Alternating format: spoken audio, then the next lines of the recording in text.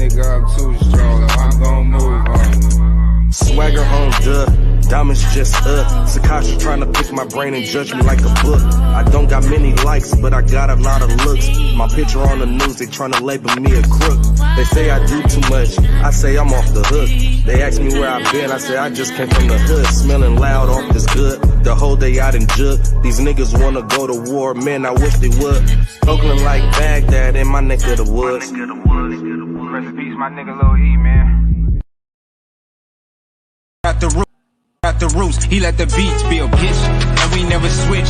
Even if I'm rich, I'll be broke like I'm Mitch. Niggas talking down, but that's headed in the wrong direction. But I knock that shit out like the boxing section. Cause they can't touch what they can't see.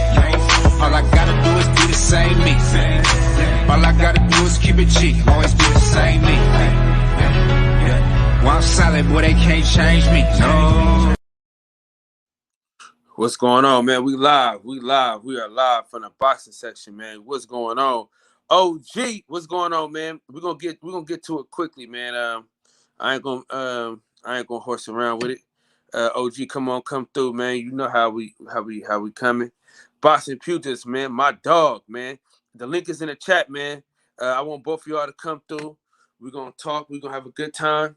Yeah. We're going to do fantasy fights tonight. I got a lot of fantasy fights, bruh, pulled up, ready to go. So we definitely going to go in. We definitely going to have a good time. We definitely going to make some shit shake. Everybody, I know a lot of people on Fred channel, so we just going to, hold it down, do what we do, man, and be consistent with it. What's going on, OG, man? How you feeling? What's the word, brother? How you, man? Man, you know me, man. Another one like the other one. Same superheated, man. Just trying yes, sir. Take. What's going down? I was just chilling, man. Was dipping around today, listening to all the chitter chatter. Yeah, man. I got that fight a draw, though. I ain't gonna lie. I think it's gonna be a draw. If Canelo wins by knockout, and I think Billy Joe Saunders can get a draw. I don't think he can beat Canelo straight out. But would I be surprised if he does? Just off of this energy, I wouldn't be mad. I think Canelo's going to start off angry. So I think he's going to start the fight off really mad. So he's going to lose a couple rounds just off the anger. You know what I'm saying? I'm just thinking, I just can't see Canelo losing the decision in Texas on Cinco de Mayo weekend when he's the draw. I think Billy Joe got to completely dominate him to get a victory or knock him out. That's the only way I see him winning. He got to completely down. He got to do the Floyd on him, or he got to knock him out. That's the only way I see him winning. What's going on, Pugilist? Hey, what's going on, bro? What's going on? What's up with you, Pugilist? What's happening, baby? I'm good. Yeah, I'm good, man. Just checking in. Yeah, as far as this fight this weekend, I guess I feel basically the same way that he feels. Unless he do something spectacular, I can't see Canelo losing this fight. The circumstances being what they are, just can't see it. Yeah, I don't know, man. Something's telling me it's gonna be, so I'm gonna put some money on that line. Hey, let me ask y'all a question though. Let me ask both of y'all a question. Yeah. How big of an upset would this be if he wins? Would this be on the lines of Douglas Tyson? Nah, hell nah.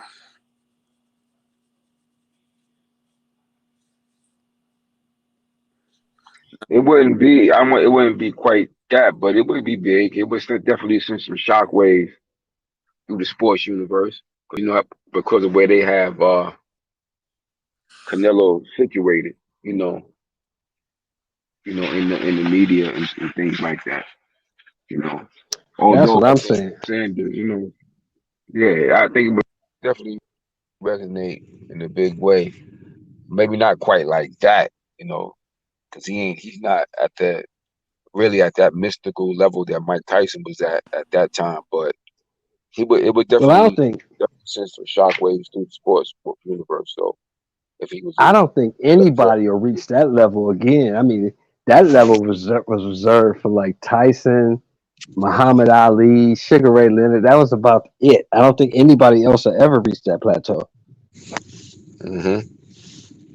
Yeah. Hold on 1 second.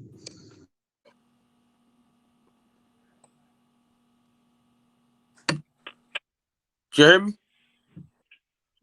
Hello? Yeah, we Yeah. got you. What's your keys to the fight, Kyle? How's Billy Joe gonna win it? I don't even know, man. I really don't know because I'm not really sold on the guy. I'm just banking on Canelo being frustrated. You know what I'm saying? I don't really have faith in these dudes, man. Hey, a matter of fact, dude, this is what I want to talk to you about, bro. I've been meaning to talk about this on the show for the last couple days, bro. Demetrius Bivol, he ass cheeks, bro. Why would you say that? That man had been in the ring since 2019, bro. Man, I don't want to hear about that, man. That dude, I didn't see nothing special about Bull. I didn't see nothing special about dude. I'm gonna keep it G. I'm gonna just keep it. I'm just keep it a buck, man. I ain't see nothing special about Bull. What's going on, JB? Pugilist, what did you see in that fight? Well, I never really been overly you know, I haven't really been overly impressed by him from the jump. I think he's good and decent, but I think that he's very beatable by the top guys in the division. Like he's okay, but I definitely see some kinks in his armor. I've never been overly impressed with him like that though. So not to the extent that Kyle might have just said, but I'm not. I'm not. I'm expecting him. If he fights somebody like, I think if he was to fight somebody like the other guy, the other Russian guy, who's the other Benavidez? champion? Benavidez. That Benavidez? Benavidez would Yeah. beat him. Yeah, that Benavidez would beat him. I think he's the better of the two. You know, but I definitely see kinks in his armor. I'm not gonna be. I'm not on his bandwagon like that. Like yo, I think Benavidez is the better of the two for sure. That I think his next fight is Zerlo Ramirez. How you see that one? Mm. Hey, listen. I'm not gonna lie to y'all, man.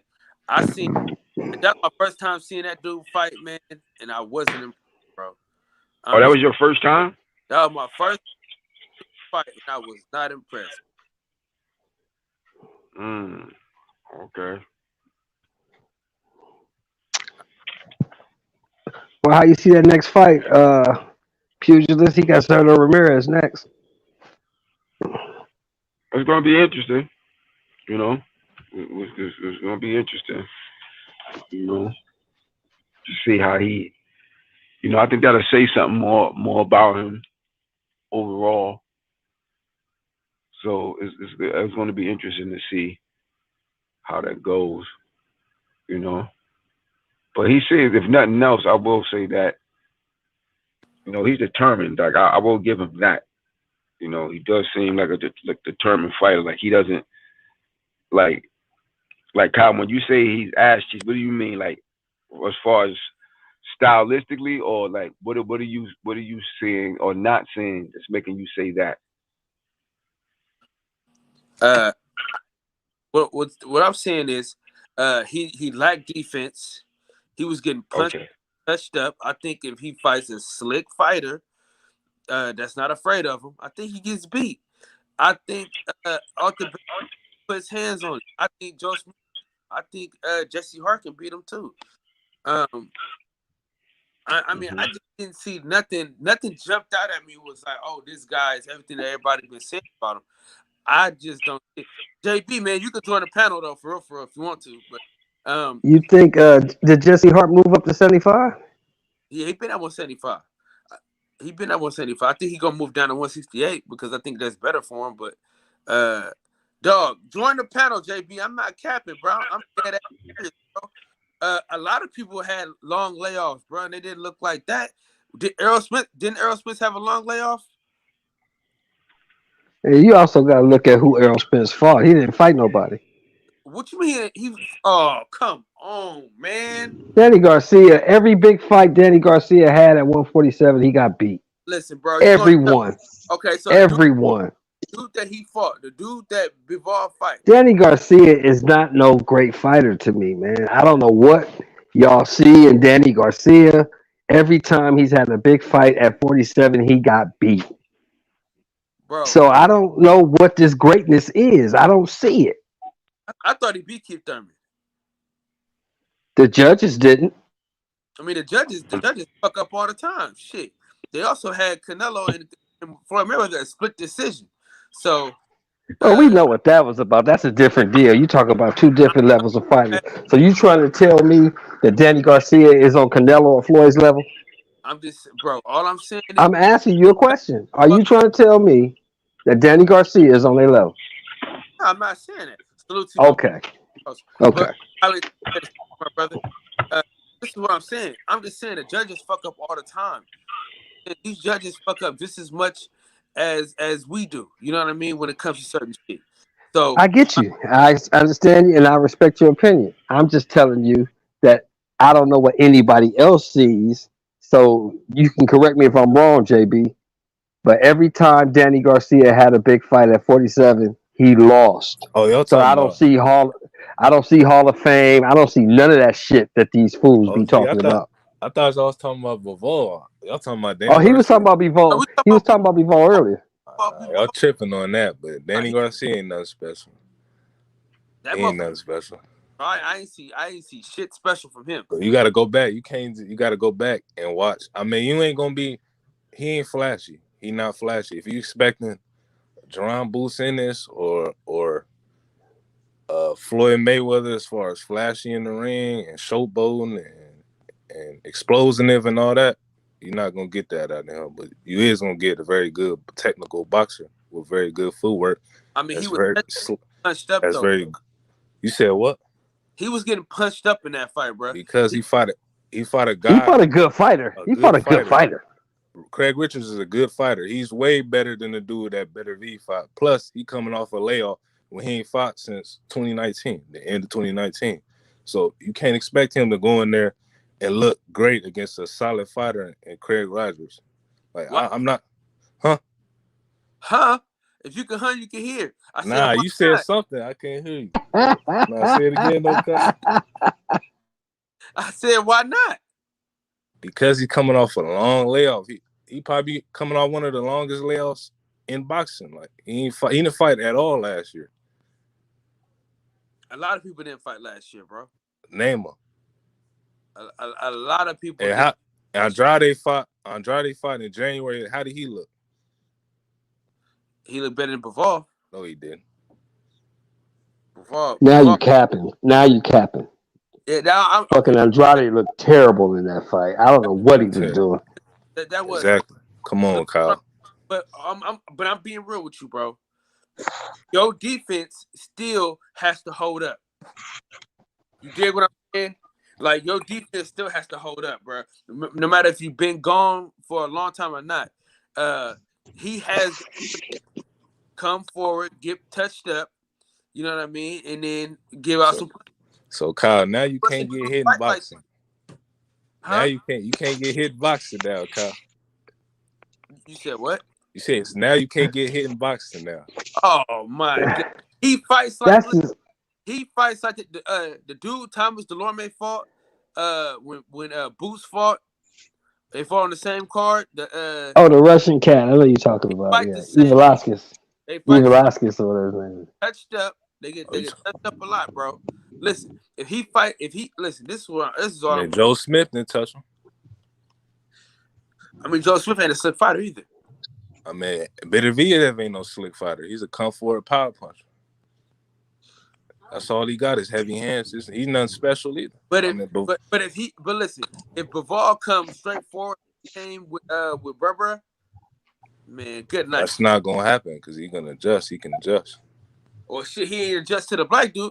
And listen, and I thought the black dude was fight to keep it G. Oh man, stop it, Kyle. I'm just saying, Bivol was best pugilist. 2 questions. Oh, you already answered the Bivol question. Best pugilist. What do you see in Danny Garcia? Tell the truth.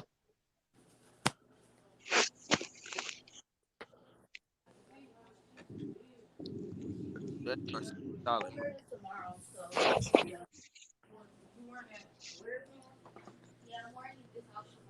Say that again. I couldn't hear you. Nah, I don't know if he said anything.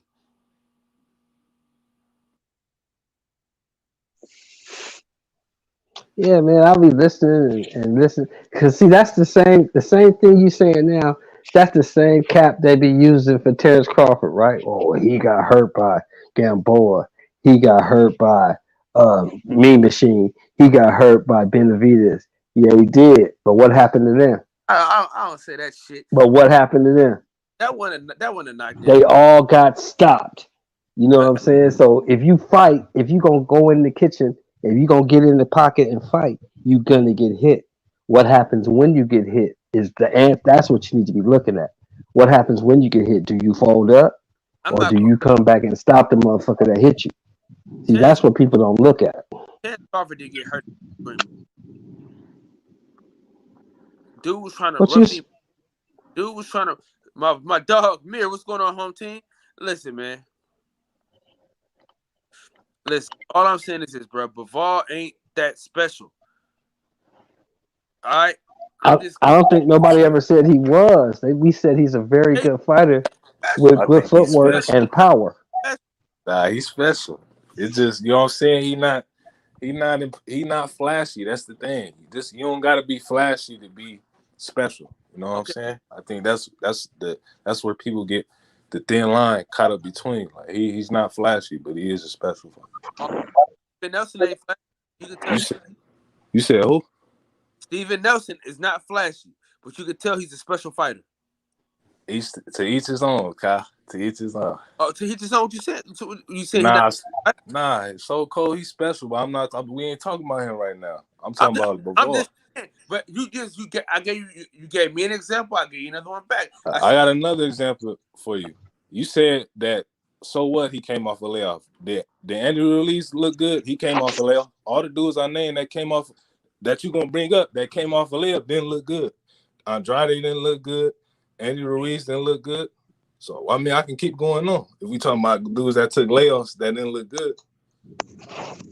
Keith Thurman didn't look good. That's what I'm saying. Kyle, come on, you can't expect Bivol to go in there against a solid opponent and just whitewash him. And he ain't fought since October 2019.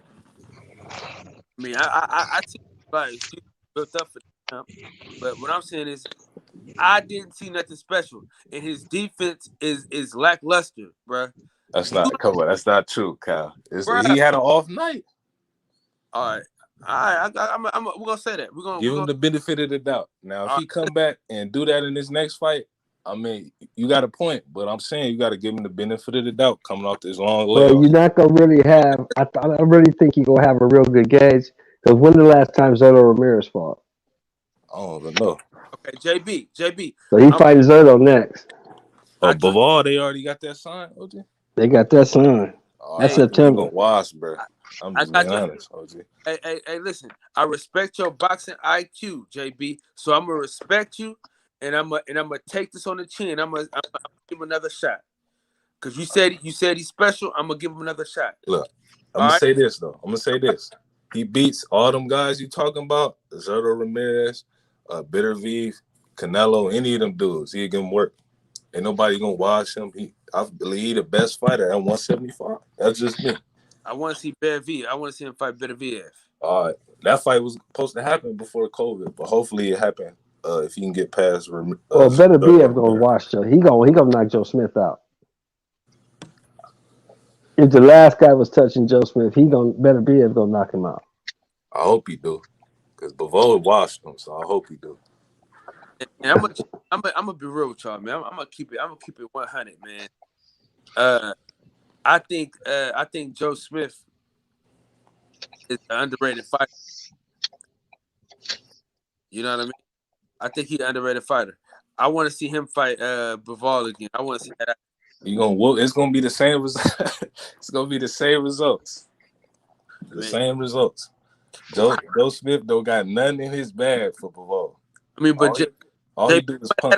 All he can do is punch. All them dudes can punch. None of them is technical. Better V, he alright. He not a bad boxer, but he just can punch. Same with Zerto Ramirez. All them dudes can punch. They don't present no problems for Bivol. Now Benavidez, that's a different story. Like somebody like him, I think he'd give Bivol a run for his money, possibly beat him. But all them other dudes y'all talking about, Joe Smith, Ramirez, Better V, them dudes don't stand a chance. That's just me though. That's how I feel. Listen, Let me say this. About the Bivol. Like I said, I agree with Kyle in this sense that he's, to me, where he is most lacking is he doesn't have the greatest defense either hit. Like I heard you say that he washed Joe Smith. He didn't wash Joe Smith. He struggled in that fight. Oh, he did. Come on, he struggled in that fight. You seen his face at the end of that fight? You seen his face in that fight? Look, he got caught with Look, I know Joe Smith personally. Joe Smith beat one of my kids Joe Smith is a determined fighter. Like he a strong kid. He determined, man. He beat one of my more that was a competitive fight. Kids. And yeah, no, I didn't say it was. You didn't hear me say it was not competitive. No, he didn't watch him. He struggled with him. That wasn't no easy fight. Was it a competitive fight? That's what I'm saying. It was competitive, but he didn't watch him like that. He struggled with him. How many rounds did Joe Smith win? That fight was very winnable for Joe Smith. Very much. But he didn't win though. Very. But that fight was very, very close. Was it? It wasn't close. It was close, man. And he can't beat Bivol. Bivol will beat him relatively easy too. Relatively easy. Bivol wasn't the elite of those guys when they was all coming up. You talking about Benavidez? Yeah, Benavidez it was the elite amongst them. He a far superior fighter than him, man. Oh, you know. And Bivol he's a newer kid to that scene, but like Benavidez, he is the superior fighter to all those dudes, man. I mean, he's the top. He'll knock out. And I ain't gonna lie, I think he'll beat Joe too, relatively easily. So that's what they're trying to avoid. That's the one out of all of them they're trying to avoid. I mean, why you think Canelo and them ain't pick him? Pick who? Benavidez. Oh, we know why he didn't. We know why he didn't pick Benavidez or Bivol. Even with the low amount of fights that he had at the time, you see they ain't pick him? No. Canelo wasn't going to pick him or Bivol. He don't want neither one of them dudes. Both of them dudes would beat Canelo. Canelo was smart to pick washed up ass Kovalev. He knew what he was doing. Mm-hmm. Of course. Well, Bivol, I give him a better chance of the two against him. Although I think Bivol would be a little competitive in that fight for a while. I think he would have the better chance of the two to beat him. But I'm telling you, pugilist, Bivol and Benavidez stop Canelo. Both of them stop him.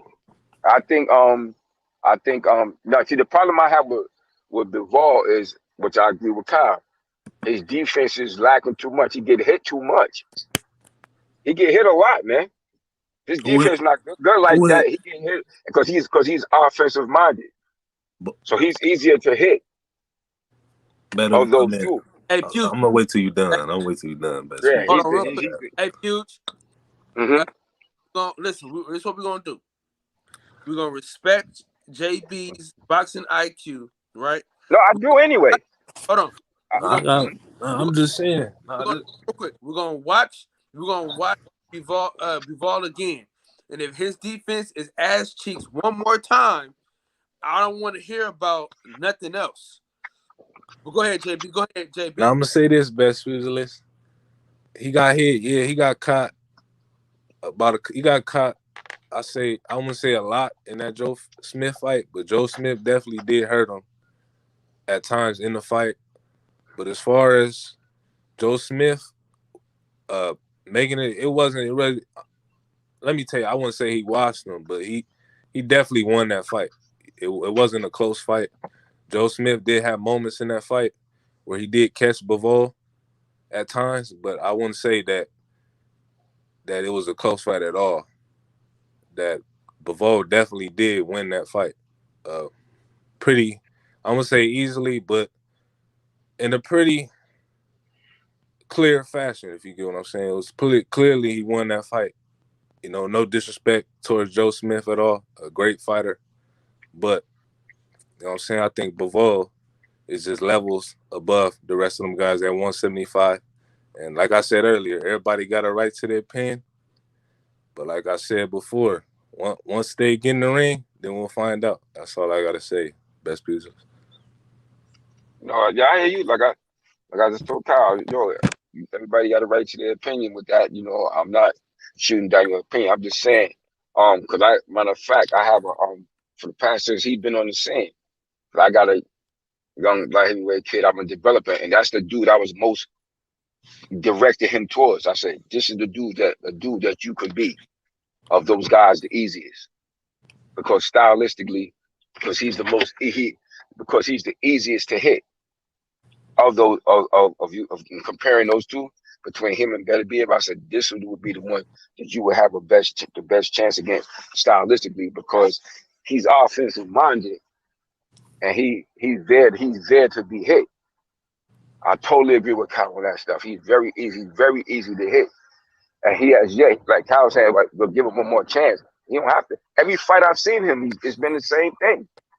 That was the thing that stood out to me, is that he's easy. He's easy to hit. You understand what I'm saying? And if you notice, like this guy he just fought, Richards. Yeah, like I said, he not blowing through these guys, destroying them.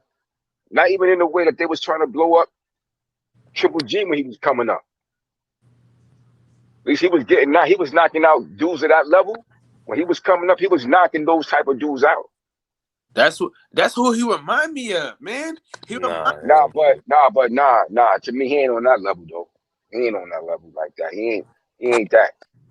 I think He's not knocking out those. That's why he's not knocking out dudes like y'all. Seriously. Hold on. Stop. Seriously, y'all really thought Triple G was special? No, that's not what I'm saying. No, I didn't say. If you don't hear those words come out of my mouth, I didn't say it. I didn't say he was special. I'm just saying, and the hype. That's why I said the hype was at least when he was the hype that they was giving him. Mm-hmm. You know, he was stopping those level of guys on the come up. Right. Those type of dudes. He was at least stopping them. Right. You know, Bivol don't stop dudes like that. You understand what I'm saying? He don't stop dudes like that. Like, for instance, like Triple G was a very good fighter for a while, and for a certain space, he was very good, because like guys that he's beating, like these are people I know, like Curtis Steve. Curtis is a talented fighter, and he whipped Curtis' ass. You understand what I'm saying? Like he whipped Curtis' ass. Curtis is a talented kid. You understand what I'm saying? So, like, I never put him on like how the media, because I don't really support so much when, particularly the media, which is the white media, jumping behind any white guy. I don't really support none of them like that. You understand what I'm saying? Like, if you take somebody like Beterbiev, he's good, right? They behind, but they not behind him the way they was behind Triple G. You understand what I'm saying? He's not getting pushed up there like that. Right. Again, you gotta remember, Triple G was a silver medalist in the Olympic too. Yeah. You understand? So he's not getting pushed like that. So I could be more inclined to get behind. In my opinion, Triple G had two fights. He fought Danny Jacobs and he fought Canelo. He lost both. And he fought Derevchenko. I'll give him that fight. He lost to Derevchenko for sure. Yeah. You know what I'm saying? So Triple G was never special, because Triple G, when he was blowing up on HBO, he wasn't fighting nobody. He was supposed to beat them dudes. But none of them dudes he fought on his level. See, I always said he was a hype job. He was one of the biggest hype jobs. Next to Lomachenko, he was one of the biggest hype jobs. Yeah, I never trusted. Oh yeah. Definitely. That's definitely next to Lomachenko, because I was day one. Anybody to tell you, I was never on the hype wagon of Lomachenko. He didn't fight nobody. He didn't fight nobody. Anybody Fight a that tell bunch you, of nobodies. everybody will tell you like that because I told y'all before.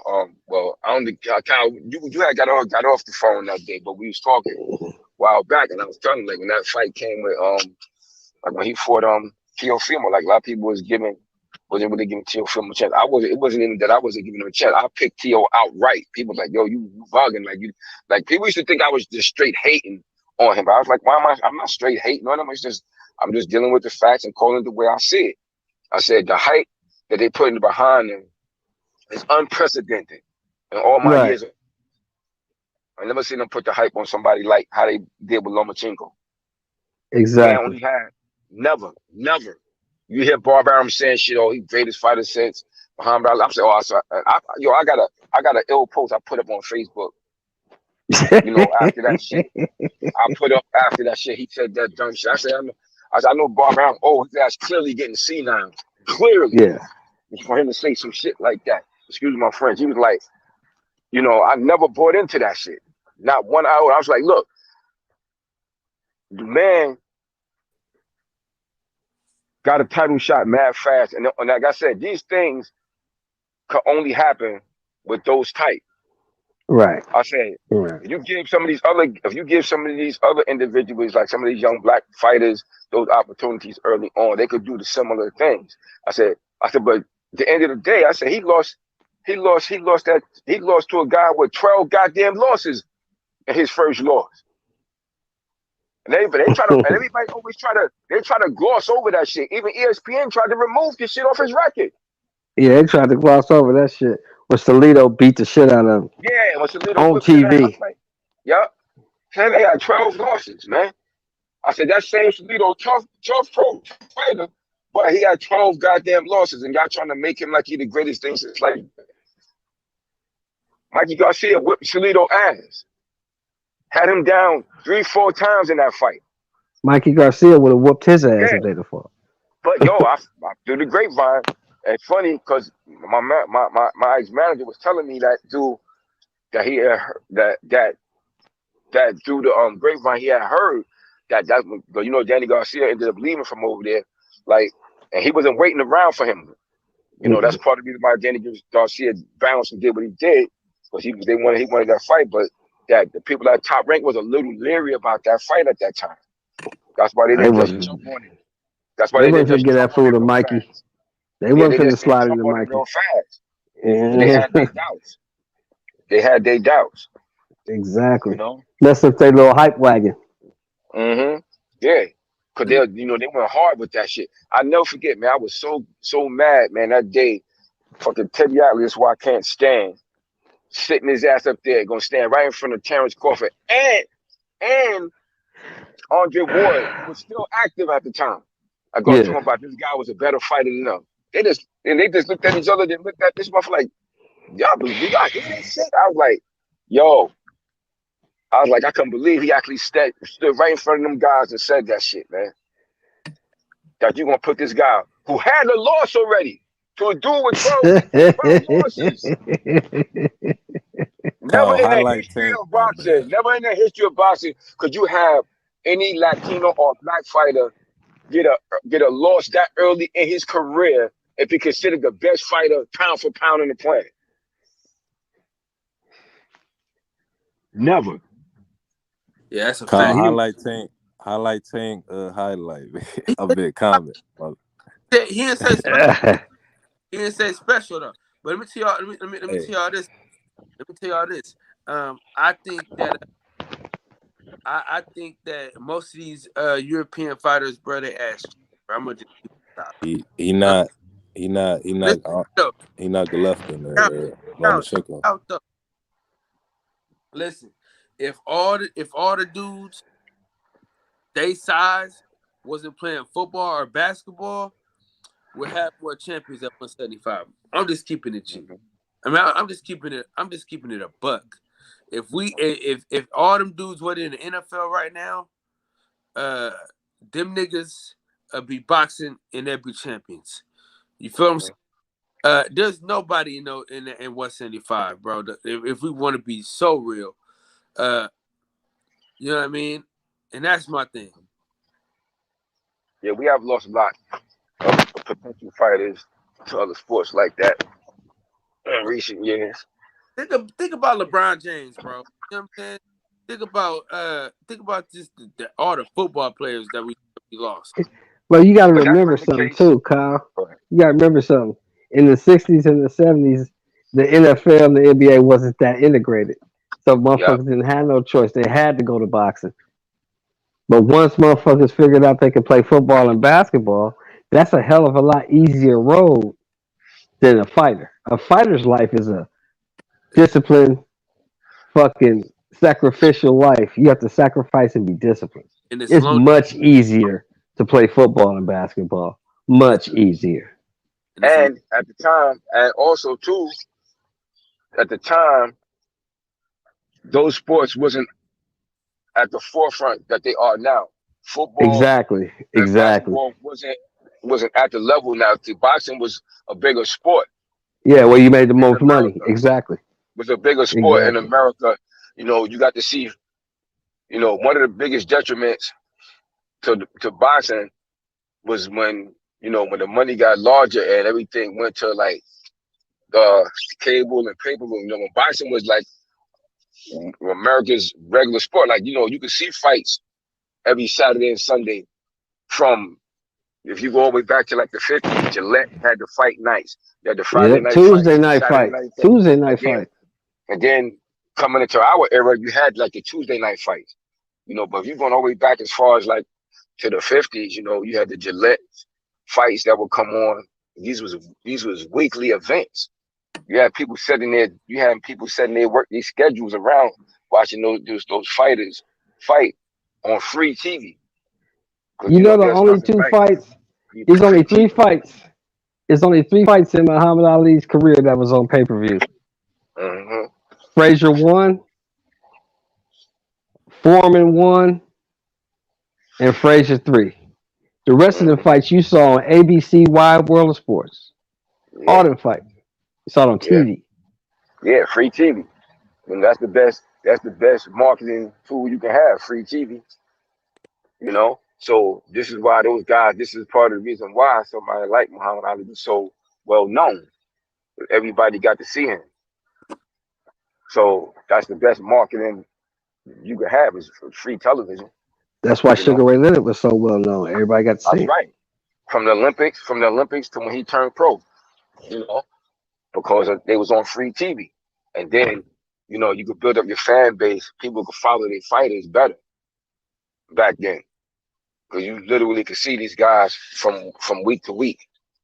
You could see the best fighters on national TV. Because despite the fact, even right now, that like I thought one of the best, smartest things they did in recent years was like with the PBC and Al Hammond and them, they start doing them fights back on Fox.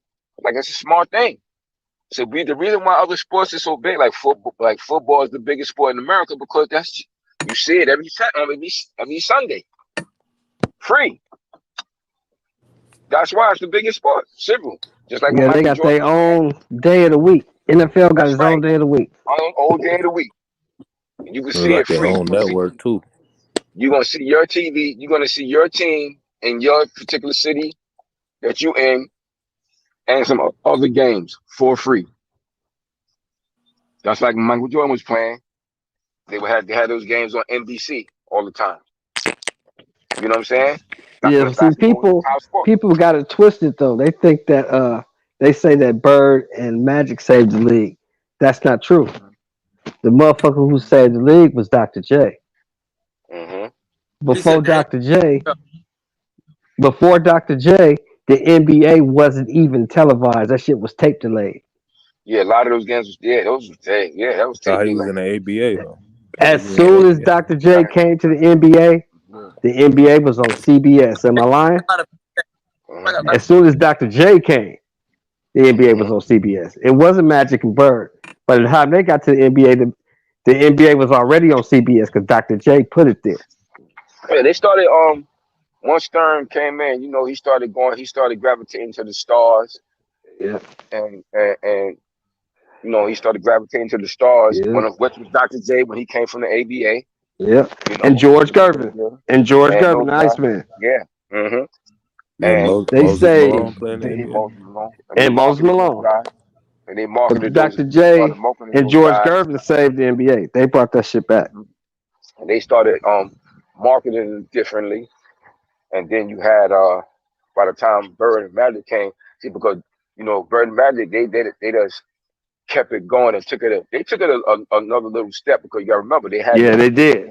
They they did. had the championship thing with the college, so they Yeah. came out of the Yeah. college, and so they Yeah. had that natural rivalry to go into the Yeah. league, you know. Exactly. And they went to the two perfect teams. One went to Boston, one went to Yep, LA.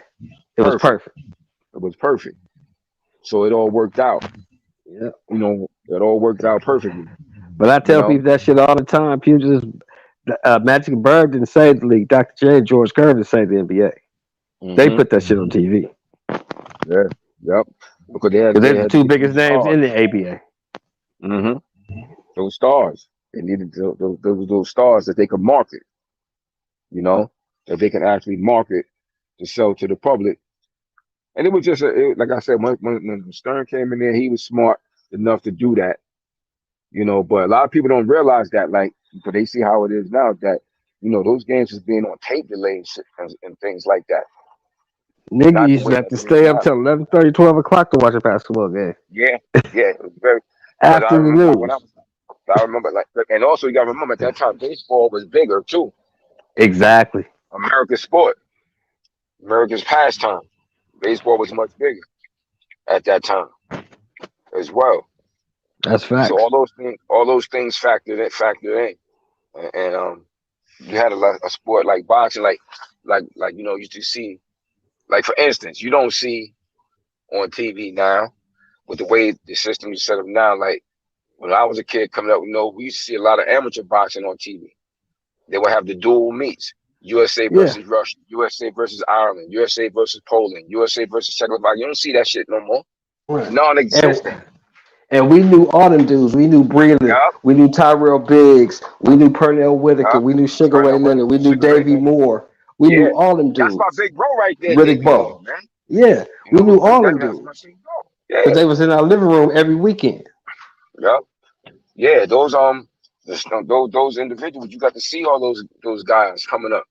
You know, you got to see Tony Tubbs. Tony Tubbs was the captain of the Muhammad Ali Boxing Club when they had to meet against the Joe Frazier Boxing Club, and they had the big match. The big match was the last fight, which was the big match, which was Marvis Frazier versus Tony Tubbs. You know, and Marvis Frazier was 42-0 at the time. And he had beat Tony Tubbs in the first fight, and Tony Tubbs beat him in a rematch. He was the first one to beat Marvis Frazier's amateur. Those was, you know, that was a regular thing. You know, when I was a kid coming up, you know, we look forward to those events. They don't do those no more. So the kids don't. So you don't really, especially in the hood, the kids don't see it like that. But you see football. You know, you see football. You see a little basketball. You know, now everybody you got to have cable. So most people got cable now. So you'll see the basketball and things See, like we that. knew people. We knew people like Greg Page in the amateurs. Oh yeah, James yeah, Quick Tillis, all them dudes in the amateurs. We knew those dudes. yep. All those guys, man, from the amateurs, and but we got to see them on a regular basis. So by the time they even got to the level to turn pro, you had an idea because you've seen these dudes already. Yeah. You know, and like I said, it was just like I said, when the kids get to see it, Right. they would more want to try to, you know, I might want to do that. Yeah. We You saw know, the Ray Mercers, the terrible Tim Witherspoons. We saw all them come up. Henry yeah, Tillman. We saw him come up. yeah, definitely. So, you know, that has definitely had effect on the game. But like I said, even with that said, you know, I still think it's enough. We still have enough of our talent to get through, you know, to still be the preeminent group in the sport, in boxing. You know, I heard Kevin Cunningham speaking like 2 weeks ago, right? And he said something that really resonated, man. He said it's a whole lot of coaches in boxing right now, but it's not a lot of teachers. Mm-hmm. He says different. Anybody can coach you up and work on the shit that you already got, but who can teach you to use your skills to the best of your ability? That's a big difference. We need more teachers in this sport, man. Teach these guys. Yeah, it's definitely I would say has been a big change in the actual teachers and trainers in the sport of boxing over the past 25 years or so, 30 years or so.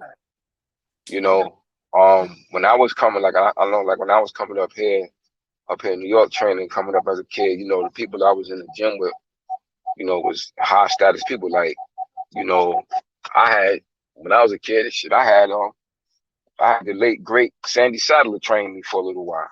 Former featherweight champion. Wow, Sandy Saddler, yeah, hell yeah. Yeah, I had Sandy. Like, these are people I was around. Like, I trained at the old Gleason's gym when it was in Manhattan before it moved to Brooklyn, where it is now. You know, I had Emil Griffin. Emil Griffin, one of my mentors. You understand what I'm saying? Like, I was around these type of individuals, like, in the gym. And, you know, and got to see a lot of these elite fighters from that era and the things that was being taught. You don't really see that quite. Matter of fact, my first trainer, you know, my first boxing trainer was Cool. Sid Martin, who was the chief assistant with Gil Clancy that trained Emil Griffin. Right. Sid Martin trained. Yo, it's crazy. I never forget. I was watching the Classic Sports Legends fights, man. They had the fight on between Smoking Joe Frazier and Oscar Bonavena from 1966. And my trainer, and I'm looking in the corner, it was my trainer. It was Sid Martin, was Oscar Bonavena trainer. And it was crazy because when I was a kid and he was training me, Sid Martin's hair was white. Right. So when I was watching the damn video, I was like, shit, his hair was white in the black and white video. I'm like, how old was that motherfucker? You know, it bugged me out because I'm like, his hair was white when he trained me. And I'm looking at the video and I'm like, yo, his fucking hair is white then. That was 1966. I was like, God damn. See, that's he the was difference. A hard trainer though. He was a hard trainer too. Like, my first trainer was Andy the Hawk Price. You know, he fought Sugar Ray, he fought all those welterweight. Fought Chandler Curry, he fought them all. Yeah, yeah. And I was telling Kyle earlier, right? I was telling Kyle earlier for my first. He beat Carlos Palomino. Yeah. Yeah. So I was telling Kyle earlier, for my first 6 months when I was training in 73, my first 6 months, all I did was calisthenics, running, and I go to the gym and I would hit the fucking heavy bag with my left jab for 6 months. That's all I could do. Couldn't do nothing. He said, once you learn this and master this, then I'll teach you something else. Yep. And it was a different you don't see that now. You don't see that now. Nope. You'll get a guy, go to the gym, work out for like 2-3 weeks, month top. Next thing you know, he not doing it anymore. He training somebody because the money is different. You know, because the money is longer. You can get you a couple of white collar girls training. Get you a couple of white collar white girls training. Teach them a few punches, make them think that they're doing something and hit the pads. Because that's another thing. Like with this pad work, like a lot of these newfangled trainers, you see everybody doing this pad work. Like when I was coming up, we didn't do a lot of pad work. You only did pad work really when only times I really used to do pad work was when I couldn't spar. Like if somebody was supposed to spar and the kid didn't show up, then my trainer would do like the pad work stuff with it. But you know, we did a lot of shadow boxing to learn your technique, which I make a lot of my kids do heavy today. I said that's how you envision the fight. Is do your shadow boxing. Right, shadow boxing. That's what you see a lot of, but I'm saying now, you know, the quick thing is putting everybody in the pad work, do the fancy pads, pad work, and all this and that, and so on and so forth. And I'm like, nah, that's not really teaching the game, man. I like that. Right. So that's not really teaching boxing. Boxing is sweet science, man. Boxing is the sweet science. That's why my company is like I got best pugilist. That's best. My company, my boxing company is best success boxing. Where boxing equals success. It's a sweet science. Like boxing is the sweet science, man. It's like when you really learning it in its proper form, it's a beautiful, beautiful thing. You know, to be able to be stand in front of your opponent, hit and don't get hit. You know, and it's not always just by using your legs either. Most people to be quick to put somebody who just use their legs as a boxer. Just because you move don't necessarily mean you're a boxer. Right. You could be a damn good boxer coming forward, stepping forward. You know, that's why Moving you your see upper somebody body, like, yeah, moving your head. you see somebody like Roberto Duran. If you see Roberto Duran over 100 wins in his career. But you know, I've had the pleasure of meeting Duran on a couple of occasions, and Roberto Duran's face is almost unmarked, man. Mm-hmm. It's literally almost unmarked. You would not even think he had that many fights. You understand what I'm saying? Right. Because he's slipping them shots. He's slipping and rolling with those punches. Very hard to hit. You know what I'm saying? When he fought, you got people don't even realize about it. When he fought Sugar Ray that first time, Roberto Duran was 72 wins and 72 and 1. Yeah. 72-1. Yeah. When he He had fought only Sugar lost one time. He lost as a lightweight. Yeah, to Esteban de Jesus, Right. which he That's the only. avenged twice after. Which he avenged twice after that shit. Right. You understand what I'm saying? So, like those little subtle little things, they're not really being taught properly. You know, as far as like their proper stance and things like that. You Right. know, I think a couple of weeks back we was me and I forget exactly who was on the show with us, but Kyle had got off and we was talking about, and they had brought up the kid Du Bois from England, a like talented kid. But like I said, what I saw when he lost that fight to Joyce, what I noticed was that Couldn't get out the way. he couldn't get out the way of the jab, and that jab was slow as molasses. Yeah. You ain't had no business getting hit with that jab. That's because you're not being taught basic boxing. Because most of the stance that they teach today is not really correct. It's Well, not look the how they hold classic their stance hands. because you don't hold Zintos. your hands properly. Zintos, what You do you don't hold think them about properly. today's state of boxing? Mhm. The state of boxing. Yeah, the young boxers coming up today. Uh, it's just different. I should have, when they were kids. I just think they moms. To me, the boxing changed where we had a lot of mama's boys coming up the last couple of decades in boxing. I mean, generations in boxing. Um, the fighters are just not what they were. The fighters were hard nosed guys, man. They didn't, they wasn't used to being baby fed and all pampered by their moms and all that. I mean, not saying that some guys are not close to their mothers. I'm just saying um, fighters were fighters back years ago. Now this just so chaotic, man. To try to figure a person out is why they're thinking the way they're thinking instead of thinking like you think a fighter should think.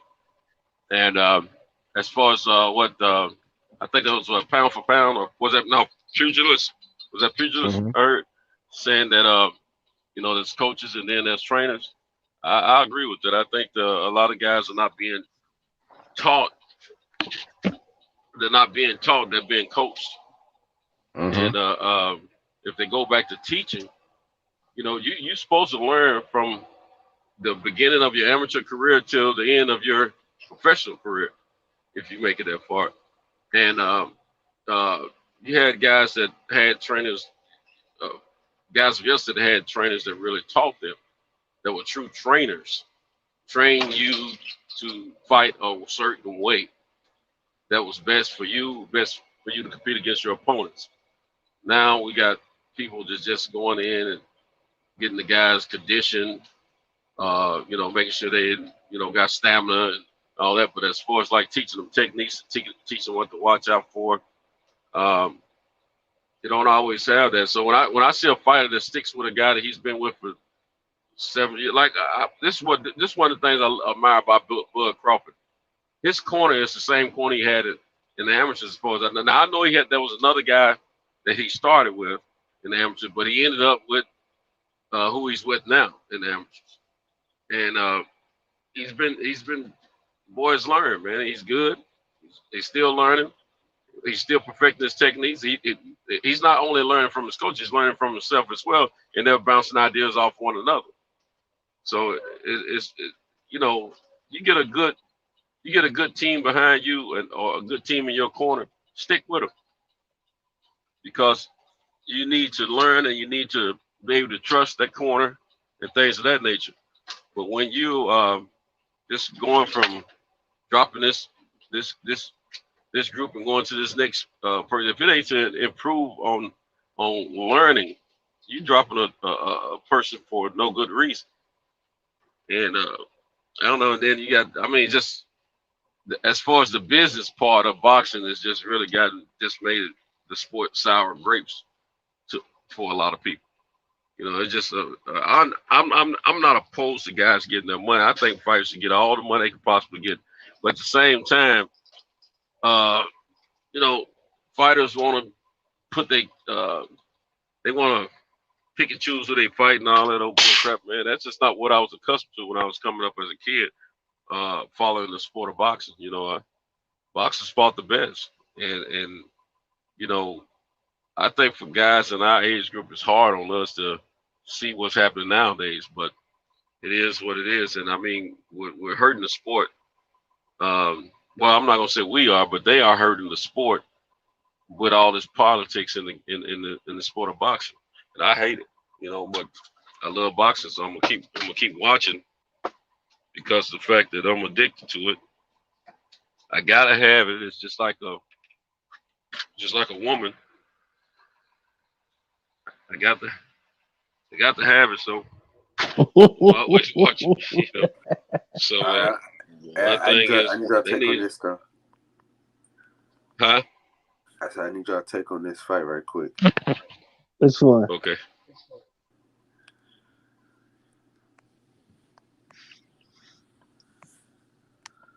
Oh man, I got to go with Larry, baby.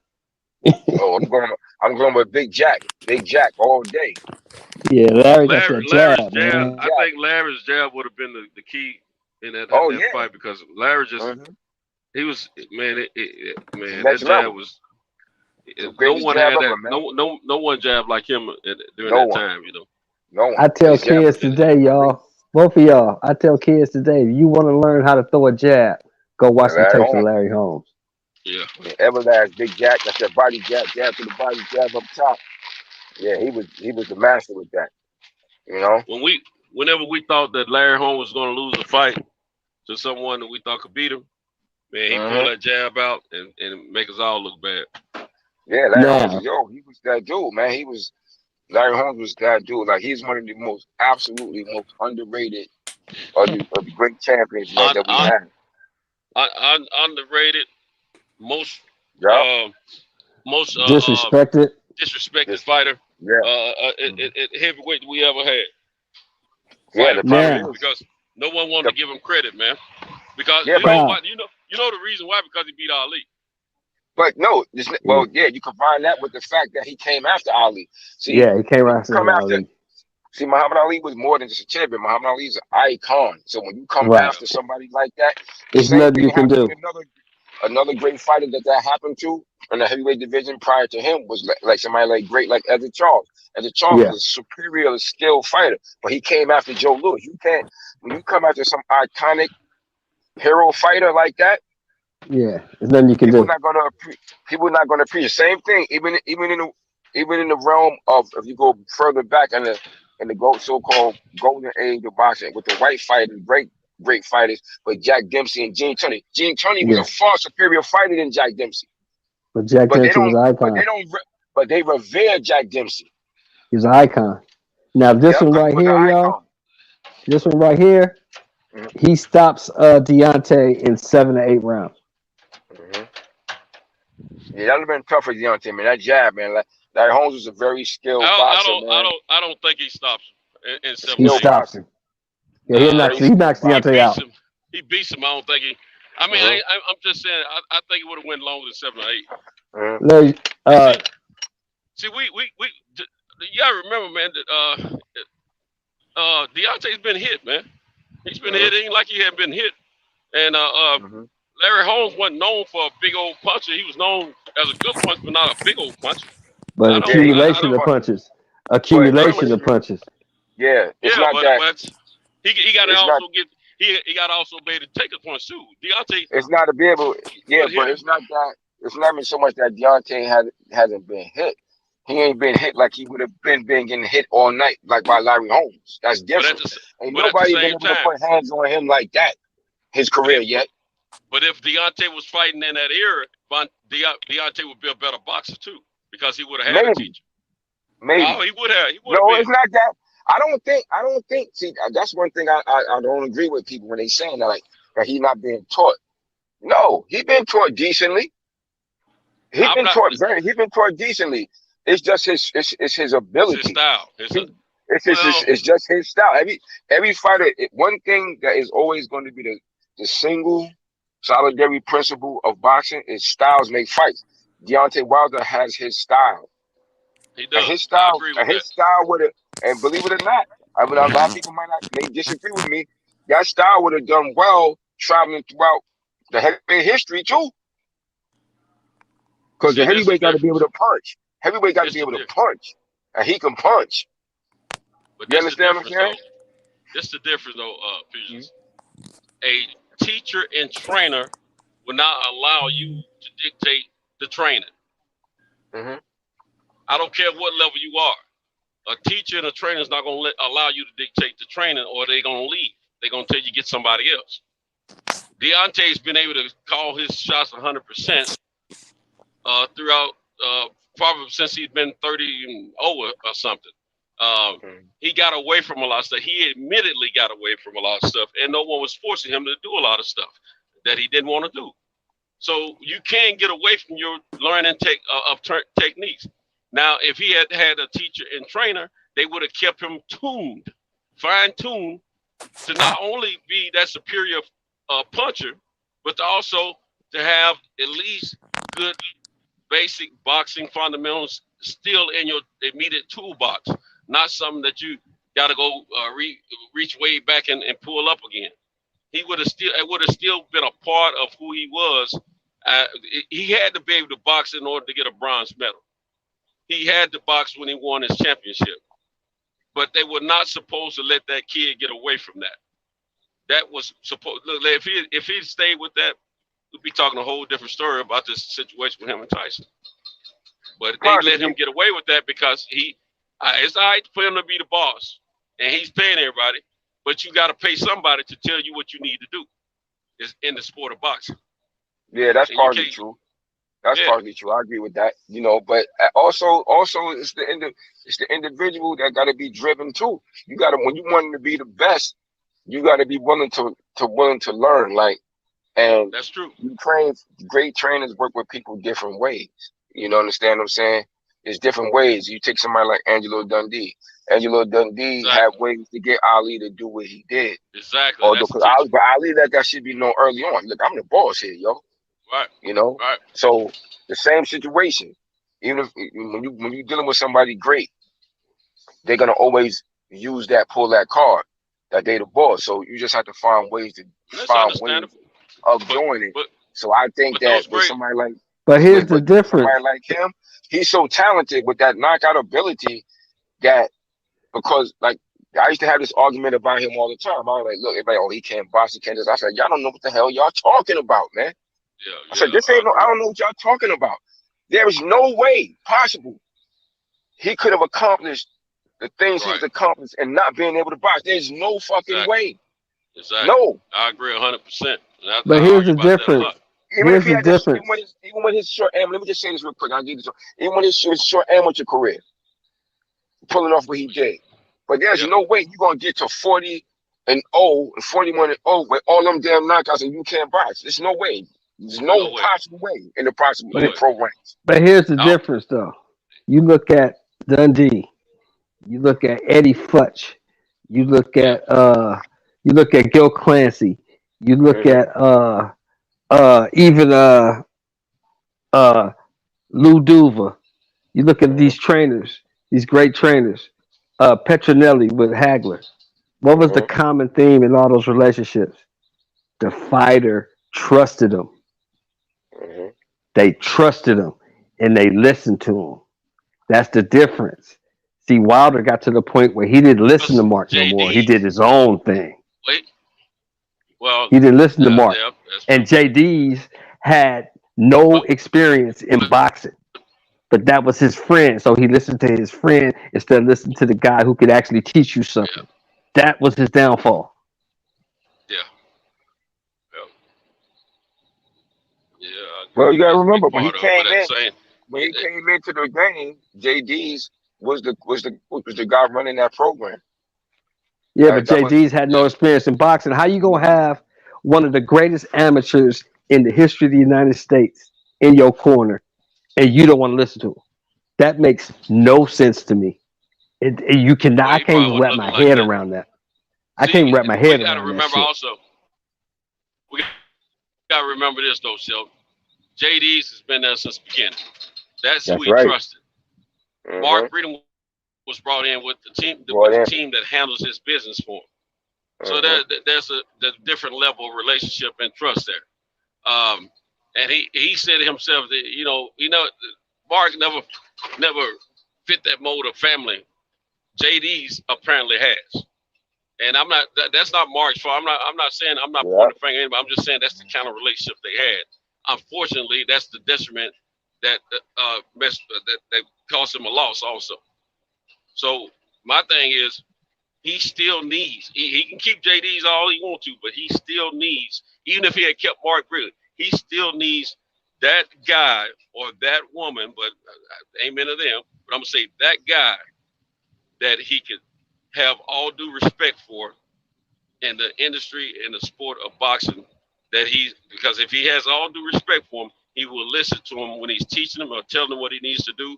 And when it comes down to the training, as far as the level of training he needs to perform, You because think he gonna what he listen to had, Malik he Scott? was not listening. You think he gonna Heck listen to no. Malik Scott? Pugilist. You think he gonna listen to Malik Scott? I know you know what I said about that. No. I don't know, man. I'm not gonna. I see a lot of people shooting down Malik Scott. Malik Scott was a fighter, man, for a long time. Malik Scott, I ain't that. I'm not. who I actually had the privilege of meeting on a couple of occasions. I remember when Malik Scott was a highly touted prospect for years. You understand what I'm saying? Coming up, he's a talented dude. He's just everything just went. I don't know, just went wrong for him. But he know boxing, man. He Like that does. man, he did his whole life. Like he know that shit. Like it ain't somebody who just walked off the street. Like he know boxing for real. So I wouldn't be surprised, man. And See, usually guys like that tend to make the better trainers. They tend to make the better trainers. Like Yeah, I like Freddie Roach. The guys who yeah, wasn't that good. Yeah, most of the guys who wasn't superstars tend to make the best trainers. Because they can internalize the sport from a different level. Because you have to. You understand what I'm saying? So he yeah. could very well be. This could be the start of him becoming that elite trainer because he definitely know the game. Right. So I'm not so fast to just down him. I'm not down on him. I'm asking you, do you think Wilder will listen to him? it Is could. that the question? Well, that's Yeah, what I'm getting ready to break it down. really Malik is definitely possible. qualified, Yeah, but and we just have to wait and see really if he's chosen this yeah, guy to be his guy. He always called him his brother, but at the yeah. same time, this is a guy he sparred with. This is the same guy he knocked out. For To me, yeah, it's kind of hard for me to say that Wilder's not going to call. They're going to call Wilder one day and say, "Man, I don't feel like training today." I can't see that not happening. That's my problem. As far as the abilities and Malik trying to show him some stuff, Malik had boxing skills. I don't have a doubt about it. And they both big guys. You know what I'm saying? I like that. I like the fact that Malik knows how to box, and they're both big guys. And I think Malik has a vast amount of boxing experience, of course, over yeah, Deontay yeah. Wilder as far as amateur and stuff like that. But my thing is like what Shelton said. Is he going to 100% listen to him? Because what if Deontay wakes up one day and says, "Man, I'm his wife laying there, and he won't dig off in her. I ain't going to training today. You know what I'm saying? Hey, Malik, man, we're gonna do this tomorrow. What is Malik gonna say? What That's can he my say? word. So that I Hey, don't know if Cam, it's you a got good choice people or in the not. back, Cam. Yeah, it's possible. But Malika also haven't been a fighter to be like, look, this is what you need to do, bro. I'm gonna just keep it, Yeah. keep it funky with you. This is what it is. On that I'm same hoping he level trusts too. Malik. If he's saying to Malik's his brother, I'm hoping he trusts him truly like a brother and he listens to him. And I'm hoping Because Malik you're is gonna have willing to tell him the truth. Yeah, because you gotta have a level. Because I will say, when fighters, when somebody has actually done it, you definitely Yeah. will have a. But I know I certainly have a different level of respect for somebody who I know who actually boxed, as opposed to someone who didn't. What did I have a Floyd different say, level of pugilist? respect. Remember what Floyd said? Mhm. Remember what Yeah, Floyd Mayweather said? If yeah, you ain't yeah. been in the ring, you can't be in my corner. So I definitely, Maybe I will two take, other. yeah, I will take advice. I would definitely be more inclined to listen to somebody who actually participated in the sport as opposed to someone who didn't. Yeah, Or you know what I'm I saying? agree. So I can see him listening to him, because that y'all have that kind of I think that for Another all sports. I don't think another. that basketball players should be basketball coaches unless they played. I don't think you should be able to coach in the NFL unless you played. I agree I with really that don't. too. I don't know how I those don't think guys you come. Yeah. Yeah, how you can have? I mean, I'm not saying it can't be done, but how can you have a great feel and a vast knowledge of the game without ever playing it? I don't get that. Yeah, I don't understand how you gonna be an NFL head coach and you never played in the NFL. How you gonna Right, be an right. NBA You head don't know coach? what You it never feels played like in to the get hit. NBA. Exactly. You don't know what it is. So I don't want to hear nothing you got to say. Because you got to be able to think like a coach and a player at the same time in those sports. You know what I'm saying? Understand what their mindset may be. The thinking of a player. What I was back to Malik. One thing I do love also is the fact that Malik is and has been a true heavyweight. They're both big guys, like I said a minute ago. And I'm wondering if I could be reaching, but I've always wondered if that could have been a problem for Wilder as well, thinking that Mark's never fought as a heavyweight. He's always fought as a lighter guy, which a true fighter, you shouldn't discount a guy's ability because he's smaller than you, because boxing skills is boxing skills. But at the same time, maybe a heavyweight is more willing to listen to another heavyweight if he's got a young trainer in his corner. You know what I'm saying? I don't know. But yeah, it's all good. Look, that's just real life, man. What happened to Deontay Wilder is what happened to anybody pursuing greatness, man. He needed that. Yeah, obviously, that loss was needed in his life, man. Yeah, it happened to big fighters, man. Cam, you got people in the back. He's probably getting ready to create a even greater legacy for himself with that one loss. Exactly. So but my fear is it was needed. My fear is would he get these big fights with these guys before they run and say I'm retired? Only time will tell. Like you said earlier, we gonna see. Yeah. Time will tell. Like if that's his fate, then so be it.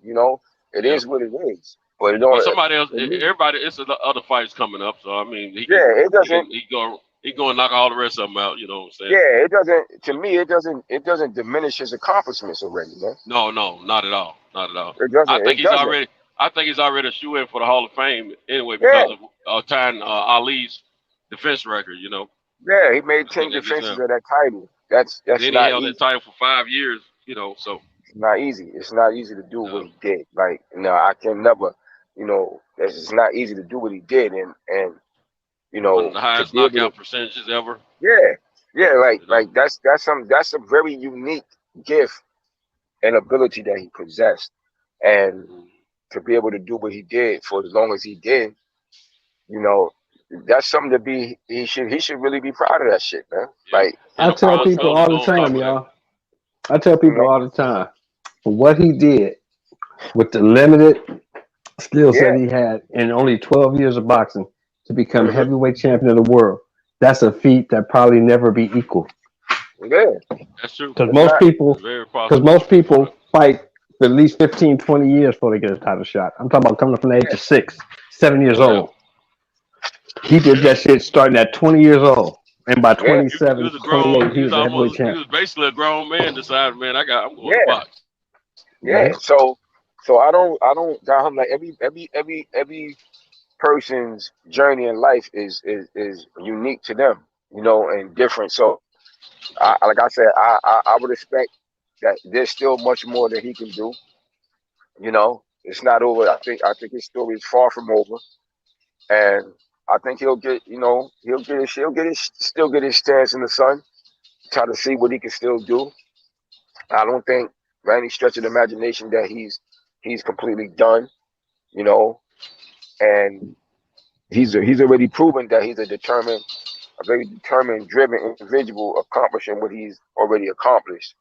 As far as I was concerned, you know, like to have accomplished what he's accomplished. So I expect, you know, he's gonna definitely make another run, another serious run at it, and you know, I look forward to it. I hope, you know, I hope he get the chance to do what he's setting out to do. You know, it should be Well, very entertaining to watch. his name is going to get him title shots. You Maybe at know, least 2 more. He may get at least 2 more title shots. Just yeah. because his name So alone. He might yeah, not need 2 more title shots. He might just need 1. I don't see. I still yeah. think he's the most dangerous guy in the heavyweight division.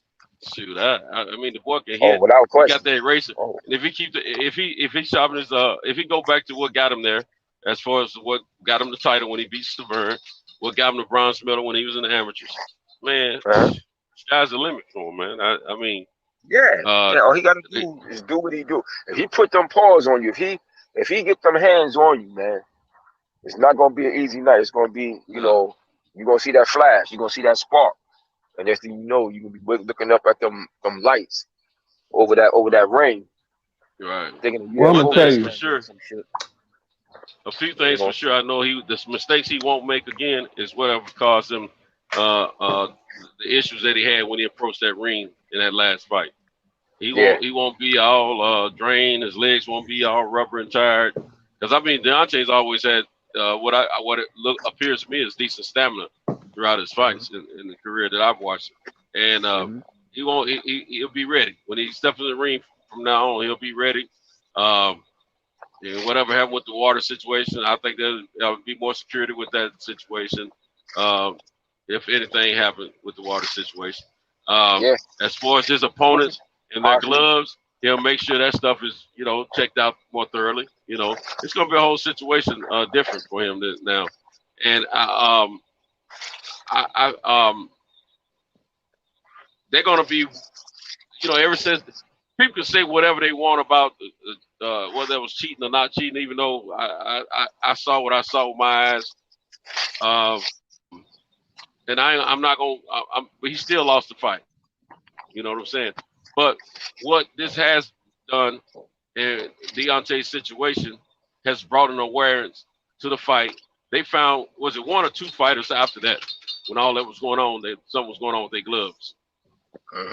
I know it was one Mexican fighter, and I think there was another one, but I know one Mexican fighter. They're going to paying attention. Let me tell you something. If the Fury AJ fight does happen before Deontay Wilder gets his chance again, you best believe that Joshua's going to make sure they taking Fury out real tight. oh yeah, definitely. He won't get a chance to do to Joshua what he pulled off with Wilder as far as the glove situation. That won't happen. But that's always been the game, though. Like I told one of my coaches that was in my program. Me and him just talking the other day. He got a talented young kid that's doing some things, amateur, right? And he was like, "Yeah, bro, I remember you used to tell me." So you used to always tell me that boxing is the red light district of sports. I was like, "Yeah," and it's always going to be. Boxing has always been the red light district of sports, man. Like them old sayings, I used to hear those old trainers saying, like, if you ain't trying to cheat, like you ain't really trying to win. Right? Yeah, that shit is embedded. You ain't trying to win. Yeah, that shit is embedded in the sport, man. It's embedded. Like they're gonna be trying to find a way to get the edge. One fighter gonna always be trying to find some kind of way to get the edge over somebody. If it's manipulating that glove, the way Tyson Fury was manipulating that glove, he ain't the first person to done that shit. No, he ain't gonna be the last either. Exactly. Yeah, and he ain't gonna be the last either. I mean, you can see that first fight where the wraps is extended up beyond the edge of the glove on his wrist and arm, opposed to the other glove. Yeah, I know. I noticed it after. I noticed it after the fact. I didn't notice it before. I noticed it then. I noticed it then when it was happening. Let me tell you something. The way he fights, he trying to do that Ali shit with that flick jab. I was like, I knew what he was doing. Well, see, I looked at those fights, the 1 or 2 fights, the same way Deontay entered those fights with the same mindset that this is, they had respect for each other.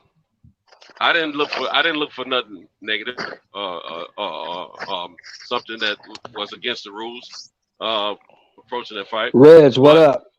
When I watched it, I saw it all. I said, man, that's obvious, man. And see, when Jack Reese tried to grab his hand, see how he postured that hand and kind of pulled it away from Jack Reese, so Jack Reese could only get like his forearm instead of his glove. And all that stuff was perfectly done, man. He's not tricking anybody, man. Everybody see what's up now. He won't be able to do that again. He won't be able to do that again. Then, as far as the second fight, what I noticed out of everything, I didn't notice what he did in the first fight. I didn't see that. I don't think he did that same thing. But the right hand, that cushion had been manipulated some type of way because you can see his knuckle print. I don't care how big your hands are. I don't care how big your hands are. Your knuckle prints are not coming through like that. And not these gloves of today. Not the gloves of today. The technology is too great, and they trying to protect fighters too much. So that ain't happening. They can kill that, but at the same time, well, I tell you something. He got the win. I tell you something that we used to do back in the day. I don't know if they still do it or if it's allowed now, but we used to do this shit called stacking the wraps. Mm-hmm. You know what I'm saying? Well, wraps supposed to be gauze and then tape. Yeah. Mm-hmm. And then another layer of gauze and another layer of tape. But if you add an extra layer of tape to that shit, it makes them fucking wraps hard as a goddamn cast. But ain't that what they did? Ain't that what your boy Dad used to do with his gloves? I mean his wrap. Trinidad. Yeah, Trinidad. I think it's Nassim Richardson caught that with him. Yeah. Mm-hmm. And then I think another fighter was caught with that not long ago. I thought I heard. Yeah, but it's what they need to do. They need to bring the fighters out a little bit early and have them put the gloves on in the ring. But see, that's the old school way. They can wrap them in the back. What was that? They can wrap them in the back, but just have them put the gloves on the ring like they used to. Yeah, but see, they changed that because they want to get straight to the fight. But that's the old school way of doing it. Yeah, I know, but I'm saying they can bring them out earlier and do all that. Yeah. So they got a show going on anyway. Yeah, they changed that because they wanted to get right to the fight and let the fighters. Television shit. I was just about to say, right to it, the television stuff. They get them in there and get them going. So let them warm up in the back, come in the ring, and get going. Which is honestly speaking, the big thing behind all this. That made so much of the change in the sport. It's pretty much with all sports. It's that money game, man. The money game. What's the money? The money. Well, you notice it changed. Like you said, if you look at the old Ali Frazier fights and all that, they put their gloves. Frazier, Foreman, they put their gloves on in the ring. Yeah, most of them. They come to the ring with their wraps on. You got too many eyes on you at that time to be trying to cheat somebody. Now, as long as you take the wraps out and the wraps are cool, they can put them on the ring, man. Because it don't take that much to lace up a pair of gloves and then tape them up. Mm-hmm. Yeah, but you're right. But you was right, though. Most of that was driven by the networks, the TV things back in the days to get straight to the fights more quicker. Mm-hmm. And that's what brought that change. Nice. And they probably started. They probably took a page from the amateurs on that one because as long as I know, when I was an amateur, we always had to put our gloves on the back. Yeah, they'll put them on the ring. That's right. That's right. Yup. Went straight to the ring. So those You know are some what, of the man? decisions. What's crazy, man? For me, the highlight of boxing was getting my hands wrapped before a fight. Yeah. That was always a highlight. You know what? I love getting my hands wrapped, and I used to love to watch my stablemates get their hands wrapped too, because it was like it's fight night, man. It's on. You know what I'm saying? Because then you felt like you was somebody at that point, man. Yep. That's when Yeah. No, I was gonna say that's when the butterflies went away. When you get your hands wrapped, that's when all the butterflies went away. Everybody gets I don't hands know, wrapped. man. You know, sometimes they start. Sometimes they don't start until you approaching that ring, man, and you get in that ring. And sometimes they end when you get that point. For me, it was different. Yeah. Everybody is different. Everybody is everybody's different. Everybody's different when it comes to that. For me, once they wrapped my hands, I was cool. Cool. You always think about killing somebody, man. That's probably why you get the hand wrap. Start shadow boxing. Start shadow boxing in the back of the mirror. Hey, Santos, I was until that night fight. That night fight changed my whole damn life. Getting my ass whooped like that. Yeah. Hey, man, I ain't gonna never forgive this dude out of Franklin, Tennessee, little small town. Franklin, Tennessee. We always, anything that was outside Nashville, brothers and sisters, I would call them country. You know what I'm saying? Man, look at man, all I talked about, I want Clay Jenkins. Man, I don't know what it wasn't hurting me, man, but he was shaking his hands. Next thing I was punched. I was hit, man, he was hitting me so quick, man. I wasn't even seeing the punch, man. I was just seeing his hands. He did a little shake move with his hand. Next thing you know, he was hitting me. And see, every time I would watch him outside the ring fight, he was swinging like a girl. I said, I'm gonna kill. I'm gonna beat the mess out of that boy. So I kept running around talking about, I want Clay G. Man, out that boy whooped my butt, man. My team wouldn't let me down from that. I want Clay G. They wore me out for months about that, man. Yeah, man. It changed my. Hey, I never. Do you still want him? Yeah. Do you still want it? Do you still want it? Yeah. You know what? I always said I still want to fight him again. I said next time I'm gonna beat him. I'm gonna beat him bad. But I never did run around and say I want Clay Jenkins. I didn't run around saying that. I didn't want to jinx myself. I just said I'm gonna beat him. Oh, yeah. I wonder what that kid's doing right. Well, he ain't no kid now. We both in our 50s. I wonder what he's doing now, man. That's some funny shit. Probably talking about how bad he whooped your ass. Breaks off. It probably is. He had 2 years on me. He had 2 years of everybody I fought had like 2 years of boxing on me already. But man, that song gone, man. I bet he said, yeah, he's that the dude who kept talking about he wanted to fight me. Man, I talk stuff. I remember one time I went to him. I said, man, after the fight, because he just looked weak to me. Plus, I grew up in the projects, man, and we always thought we were tough kids. You know what I'm saying? Mm-hmm. If you didn't grow up in the project, we discounted. You know what I'm saying? Yeah. So I always when they said Franklin, we automatically think you just country. Now they had some little housing projects in Franklin. I found out later on, but you still country in our opinion, and you just wasn't as hip as us Nashvilleians. You know what I'm saying? Man, you couldn't have told me that somebody out of Franklin, Tennessee could whoop me or any other hood person. You know what I'm saying? Shit, you couldn't have told me. You couldn't have told me that no Mexican was gonna whoop me like that. You could have told me that. Beat the shit out of me. Beat me so bad. I took that headgear off, took them gloves off, went to the locker room, changed, left that motherfucking gym, and never went back to the gym again. That was it. Went to the football field. I'm done. Hey, did you snatch the headgear off and snatch your gloves off? I wasn't in a position to snatch nothing off. I had to take some help getting that shit off. I got my ass whooped. But it's funny. I'm laughing. I listen to it. It's making me laugh because, I didn't really go through that into actually fights. But when I had issues like that, we got me for some sparring sessions a couple of times. But I remember when he said that all he saw was the shake and then the punches. I'll never forget. When I was 14, I sparred Mike McCallum, right? Mike the Body Snatcher McCallum. And Mike McCallum. Yeah.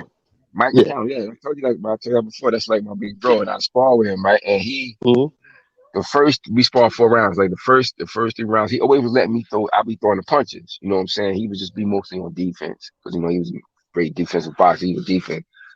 But then the last round, that's where he would let his hands go. He wasn't hitting me hard.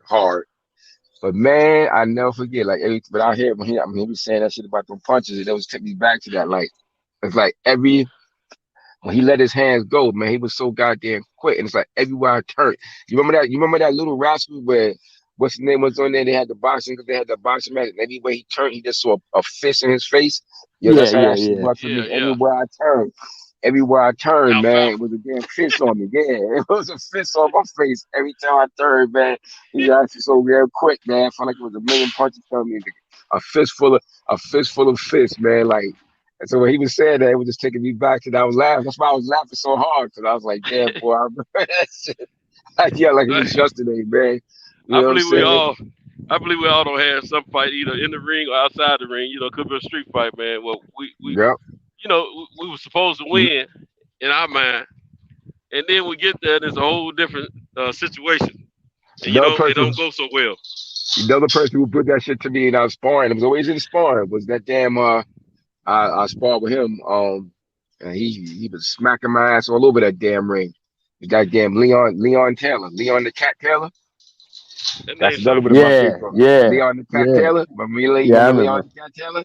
Yeah, I remember. Yeah, that's my dude. He trained out here in New York now. Shit, that motherfucker was smacking on a little post, man, with that damn jab. I was like, God damn. I remember I had a fight in high school where just got kicked out of Fremont, and I went to Dorsey for like a week before they kicked me out of that motherfucker. Mm-hmm. So I'm at Dorsey, I get into a fight with this tall dude. They call this nigga Slim. He was about like 6'2" in high school. So that's tall. I'm a little nigga. I'm like 5'7" at the time. So we get into it. We get in the hallway. We get the squabbling, right? This tall dude leaned up against the lockers. So I'm trying to get in. Every time I come in, he piecing me up. Boom, boom, boom, boom, boom. I'm, after about 5 minutes, I'm looking like a blowfish. I can't get in on this dude. I'm swole up everywhere. Finally, a girl come out the classroom. She say, "Ooh, a fight." And the nigga turned his head. He turned his head. I hit him with everything I had. Boom. Slid him down the lockers. He was gone. That was an opportunity. But I knocked him out. But I got my ass whooped. I was looking like a blowfish for like a week. Beat my ass. Yeah, that's one of them fights where everybody tell you won, but you don't want to claim the victory because you don't know how you pulled it off, but you did. You know what I'm saying? Yeah. You with the homies like level of respect for the person, like you don't want to fight him again. You know what I'm saying? Oh no, I don't want to fuck with him. I had one of them. Hey, my freshman year in high school. It was a guy. He was a junior. Now I'm 6'2.5" now, but back then I was probably about 5'8", 5'6", something, 5'6", 5'8". I still look like a little boy in high school at the time because I grew slower than a lot of my counterparts, man. And so, man, but I was always the outspoken one of my clan. And all the guys I hung with, none of them was, I'll speak up. I wasn't no chump for nobody. You know what I'm saying? I'm gonna say what's on my mind. You know what I'm saying? And this dude, man, his name was Tyrone Green, I think. Damn, he was Tyrone short. Green. He was short. I think it was his name. He was short, man. He wasn't a real tall guy or anything like that. And he played football, and I was a little bit of thin dude, man. I wasn't playing football. I'm like this dude. We always looked at football players being tough guys. You know what I'm saying? Right. But he hanged with us freshmen, so he always trying to intimidate us and whatnot. Right. I was always one that was say something. So anyway, one day, man, at lunch, we got these big old cafeterias and all that kind of stuff. And pizza and Friday, it was a big day in the lunchroom. You know what I'm saying? But if you left your tray on the table unattended, somebody might snatch it. Get some food off of it. Yeah. Right. So all my little homies that I don't went to junior high with and all that, you know, we all used to eat together. And he always come out, always made himself join us. You know, we didn't really like him, none of us. And so all of a sudden, I saw him coming. I said, darn, I left my fork. So I know I got to go back. I got to get up and leave my tray and go back and get a fork. You know what I'm saying? So I told the fellas, I said, look here, man, if anybody grabs some off my tray, y'all let me know. But try not to let nobody mess with my tray, though. You know what I'm saying? All right. Here come Tyrone. I go on by my business. As I was saying this, he's sitting down. So I go on up there. And I come back, man. My fries have been raped. I mean, I ain't have like 2 fries left. I ate one bite of my plate, man. I'm hot, So man. you mad as I was motherfucker. a thin dude. Yeah, man. I'm a thin dude, but I could eat. You know what I'm saying? And like I said, you know, this is back in the days, man. We had free lunches, and if you lose your meal ticket, you know, Yeah, lunch you tickets. just don't Lunch lost tickets. it. I remember that shit. Yeah, lunch ticket. Yeah, because if somebody found, I said, that's what we call 2 lunch tickets, but I said meal ticket. I don't know if y'all spoke proper or not. You know what I'm saying? But look, man, you lose your lunch ticket, man, and somebody find it, ain't nobody turn that crap in. They eating off of that, man. So, you know, if you had 2 or 3 lunch tickets, you would eat 2 or 3 times. You know what I'm saying? Mm-hmm. So, anyway, man, I go and oh boy, don't rate my plate, man. And no one at the table, my homies, they wouldn't do that to me. You know what I'm saying? If they were gonna do it, they'd take like one fry. They ain't gonna take all your fry, leave you 2. Man, I see dudes sitting there. So I kept asking my homie, I said, hey man, who's on my plate? Everybody's all quiet and scared acting. You know, I said, oh, okay, I see what's up. So my end joke for that dude was turtle head. That was my end joke for him. All right, so I said, man, whoever, I'm gonna tell you right now, whoever ate my fries, they don't like their grandmammy and they're a turtle head bastard. Oh. and everybody said, ooh.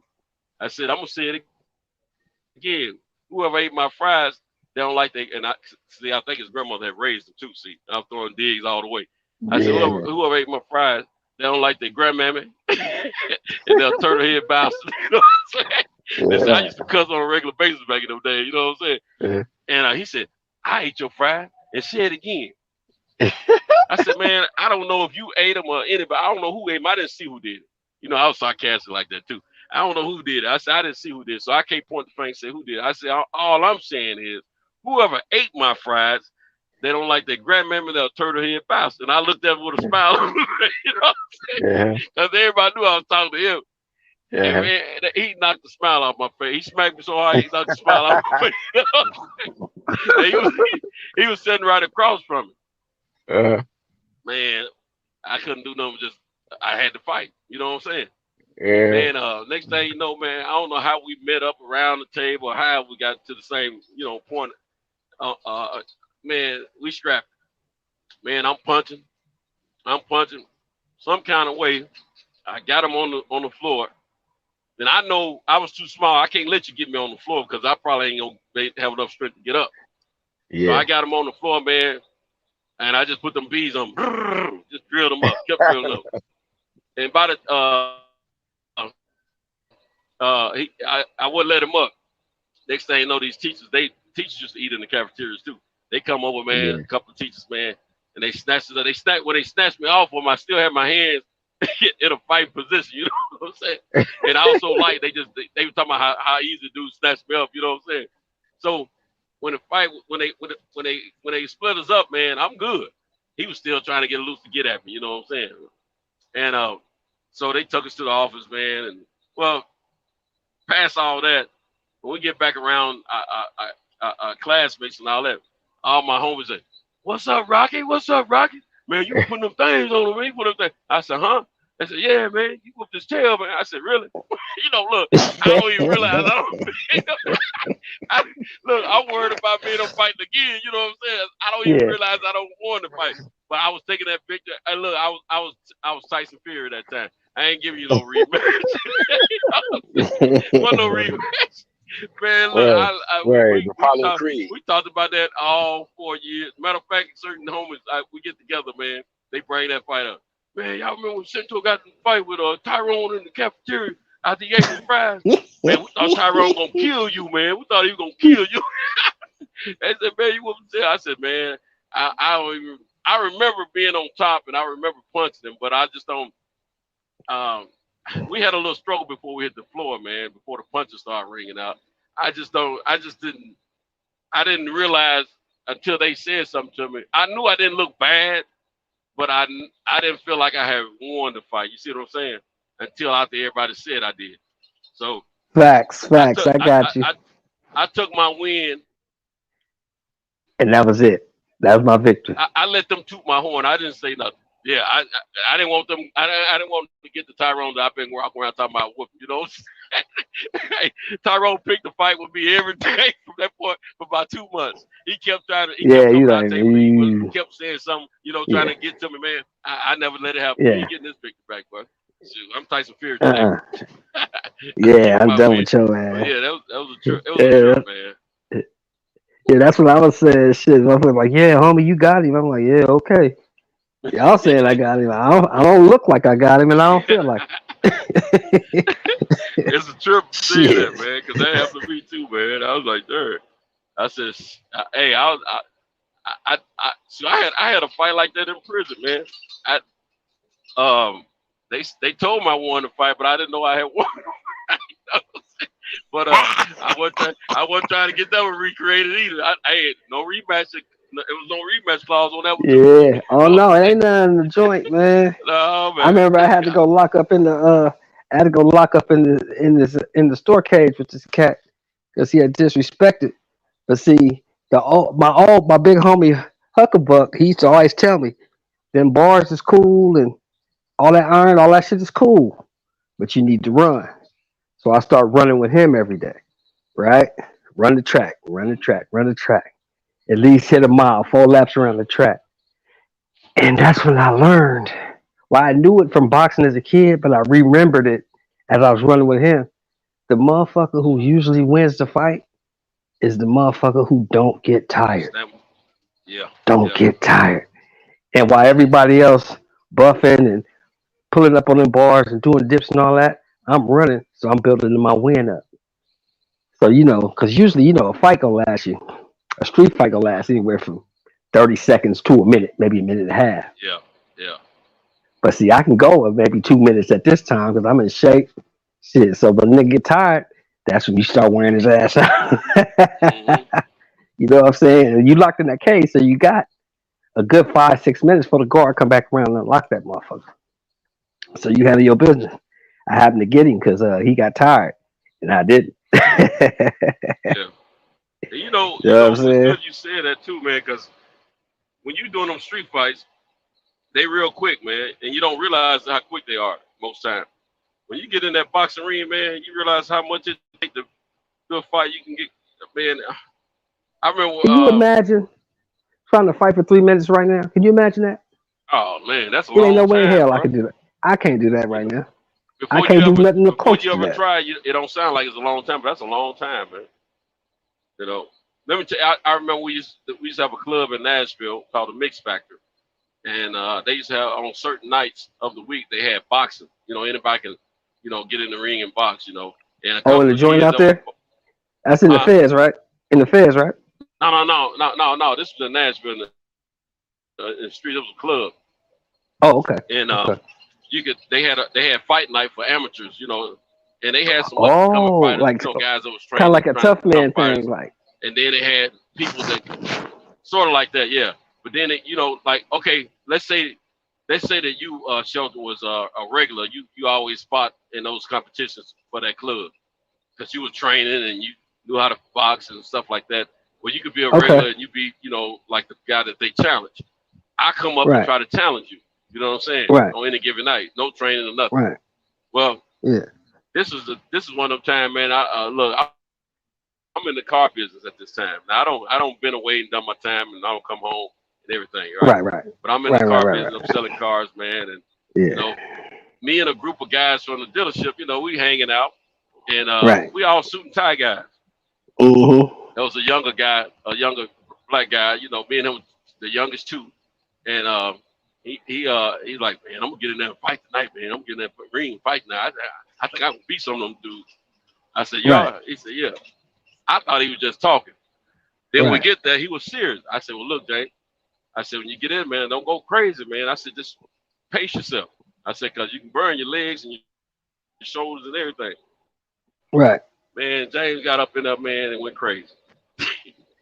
he was wearing the white dude out for the first half of the first round. Yeah. He had two He got and a tired. half more rounds to go. That white Yeah, he boy got beat tired. him from pillar to post. He was gassing for all kind of, man, it was bad. It was bad. He couldn't even lift his Yeah. arms, man. I said, James. So, I said, I told you to slow down, bro. I said, man, why? especially with them I gloves kept telling on. him The slow down, gloves man, heavy but, as shit. you know, every time he get a little burst, yeah. And every time he get a little burst, you know, a little rest, he'll go in with a little burst of flurries. That's why he Right. just let him punch himself out, man. They say, no, he's picking them apart, man. I said, man, this is bad. I was laughing my tail off, man. I said, I tried to tell him. And then he's like, once you get in there, you know, you always know about boxing. You always talking about boxing. Once you get in there, I say, ain't no shape for it. I said, I can go in there and do good. I said, but I'm going to be ready for it. I ain't just jumping up in there just because I go to the gym and work out don't mean that I'm ready for boxing. Shoot, that's a whole different training. No, I ain't ready for that, man. I think I could have won in that done better than what James did, but shoot, man. The way he was breathing, I said, man, shoot, I ain't boxing out a kid, man. I know good well I'll be tired getting in that joint. That's what I was saying. I remember somebody was telling me that I was talking on somebody, I forget who live it was, and they was telling me that oh yeah, you wouldn't say this to such and such, and you wouldn't say this. I said, man, look, ain't nobody scared of them little bitty niggas, man. 147-pound nigga can't do nothing with me. Nothing at all. Now, we in the ring, he'll beat my ass. But when we on the street, he can't fuck with me. Grab his little ass and put him somewhere. Grab his little ass and stuff him somewhere. Right. You know what I'm saying? Get in this trash can, little nigga. Yeah. What the fuck is you doing, you little tiny ass dude? Yeah, I beat your ass. Right. But in the ring, I'm not fucking with it. I'm not even trying to. I'm gonna get my ass whooped. Because I ain't got the stamina for it. You know them niggas, man, is in super shape. Them niggas is in shape, the kind of shape that you wouldn't believe. So I remember for the boxing, when I went to the service, Centos, yeah, I ran 2 miles. I ran 2 miles, right? 2 miles in 7 minutes and 43 seconds. 2 miles. Oh, that's good, man. Because I've been running. Yeah. Because I had been running. You know what I'm saying? So it wasn't that much for me. Yeah, that's excellent, man. No, but then I was 18 years old. I was 17 years old, actually. I just turned 18, so. You know, okay. I could do anything back then. When I was I a freshman or sophomore? I think I might have been a freshman. I forget. I was a freshman or sophomore in high school, man. It was one of them times in PE, man. They were checking us to see what we could do. Well, for some reason, we had to run a mile, and they were testing us. This is in PE. Mm-hmm. I can't remember if that was part of a fitness thing or whatever it was. But anyway, right. The year before, I had ran distance in junior high school. Right. I thank God for I thought I was a sprinter, but my coach said, no, you're not a sprinter. You're going to run distance. I was the only black kid that was running distance. I was running with all these white kids, you know what I'm saying? All the brothers, they were sprinters, you know what I'm saying, except me. And I was the smallest one out of everybody, too, you know. Anyway, now I wasn't as good as those white kids, you know, that I competed against. I think the best I ever done in distance running competition was like 3rd place, you know what I'm saying? Right. But when I got to high school, and this, they wanted to see how we ran. I'm like, oh, I'll do good at this. I might beat everybody. You know what I'm saying? Because these boys, they've been trained. You know what I'm saying? That's what I'm thinking. Right. Man, there was this white kid. You know, now I'm still the smallest out of all. You know, I didn't start growing until like my junior year. But I'm still the smallest in my freshman year. But there was this white kid, man. He was one of them old anarchy type white dudes, you know. Mm-hmm. He's with the black, this and all that, you know. But anyway, this white kid, man, I thought he used to skip class and all that kind of stuff, but apparently he was smarter than I thought. Right. But He out there running. he used to be smoking them cigarettes, right? Mm-hmm. And he used to skip class sometimes too. But he always came to PE, and he didn't always dress out, but he dressed out this particular day because they had been getting on to him about suspending him. Right. Man, we had to do that test, man. That son gun ran a 5:20 mile. 5:20. Now in high school? High school. This is a cigarette That's good. smoker. He wasn't on the track team. He wasn't an advocate runner or nothing that we knew of. Right. But apparently he ran outside of the school. We didn't know. Right. But he was a cigarette smoker, man. He was never on the cross country team or track team or nothing. Ran a 5:20 flat minute. Blew my mind. Because when I was in junior high, man, if you ran like anything sub of 6 minutes, that was good. Excellent for junior high. Yeah. You know, I was like, man, this thing gonna ran a 5:20. Man, it blew my mind, bro. Blew my That's mind. excellent for anybody who ran a As he mile. get older, yeah, right. And as he get older and stronger, he can run even shorter. He can run a shorter mile. Exactly. 5:20. Exactly. You know what I'm saying? So Yeah. I was just amazed with that, man. I was like, I ain't gonna. Yeah. See, because we had what's called a PT test, physical fitness Yeah, test. physical training. Yeah, physical. So you had to do at least 60 push-ups in 2 minutes. At least Military. Yeah, at least 65 sit-ups in 2 minutes, and you had to run 2 miles in under 10 minutes. Yeah. You know what I'm saying? So me running that shit in 7:41, it's like, God damn. Like, nah, I don't understand. I'm saying to myself, I don't understand. I've been running. Running ain't nothing new to me. But I knew how to pace myself. I knocked that shit out. But as I got older, that time started getting slower and slower. I think the last PT test I took before I left the service. The last PT test, I ran that shit in like 8:02, 8:03, something like that. I remember that. I was doing pretty good, but I was in the combat unit, so I stayed in shape because we ran 4 or 5 miles every morning when we wasn't, on a patrol or something like that. We ran every day, worked out every day. That was the best shape, and that's what people don't get is that you still have muscle memory from that shit. You know what I'm saying? Once you've been in shape, once you've been in supreme shape, it doesn't leave you. It's always easy to come back. You just got to work at it a little bit, but it'll come right back because you got muscle memory. Oh yeah, that's a fact. Yeah, that muscle memory, it kick in after a little while. Exactly. You got to be careful because that muscle memory start kicking in after a while quick, and your body ain't up to it with your muscles remembering. Man, do this. You got to keep yourself cool. Look, man, I've been doing this construction for a minute, right? So I get hurt, and I usually just heal pretty quick. Man, I'm in my 50s. I hurt my foot. I tore this tendon in May of last year. I'm still not cleared to go back to work. Yeah, you told us that a couple of days ago. You was like, yeah, you hurt yourself bad, like, and still ain't right. I tore a tendon. Still ain't right. I go to the doctor every time I go. He's like, nope. Write me off. Nope. You ain't ready. Give me an MRI. Nope. Wow. I can still feel it though. I can still feel the pain, but it's just a trip. How as you get older, you don't heal as fast as you used to. You just don't. Yeah. Yep. Something happened with the body, man. It just switch up on you.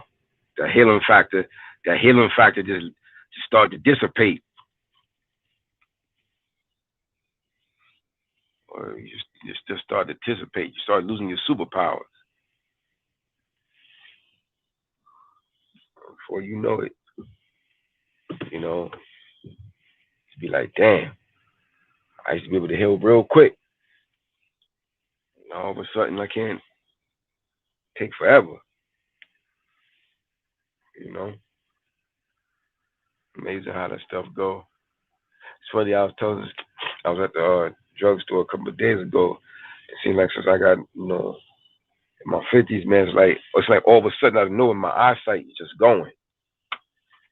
And it's funny, I was thinking back to how me and my brother used to be teasing my pop, about that when he was getting older. And I was like, shit, I'm really him now. Like I can't see worth jack no more, man, without reading glasses.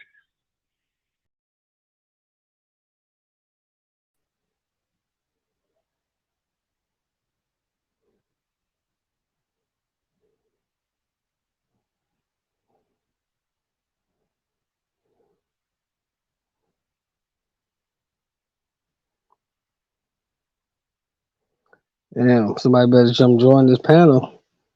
They're letting you in now, shit, because I'm here by myself right now.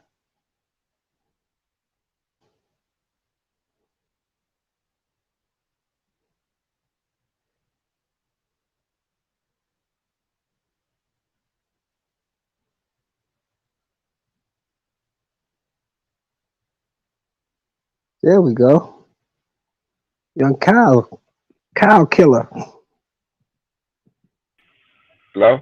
There we go. You back? On. Okay, cool, Back. cool. Hello? Yeah, we back. Now, what was you saying? You did what now? Yeah, I was saying, yeah, man, it's amazing how your body changes when you get older. Like, your stuff just stopped working the same way it used to. It just stopped working the way it used to. It do. Like my eyes right now, like I don't see as good as I used to, man. I used to reading glasses to see and stuff. And I was at the drugstore the other day, man, trying to read something, was struggling. I didn't have my reading glasses with me, and I was like, damn, I just thinking back how me and my brothers when we was young used to tease my pop about that shit. Yeah, he got a certain age, and I'm like, shit, I'm him right now for real. I'm gonna tell you what really hit me about getting old. This is when it really hit me, right? This was about, I say, 9 years ago. Mm-hmm.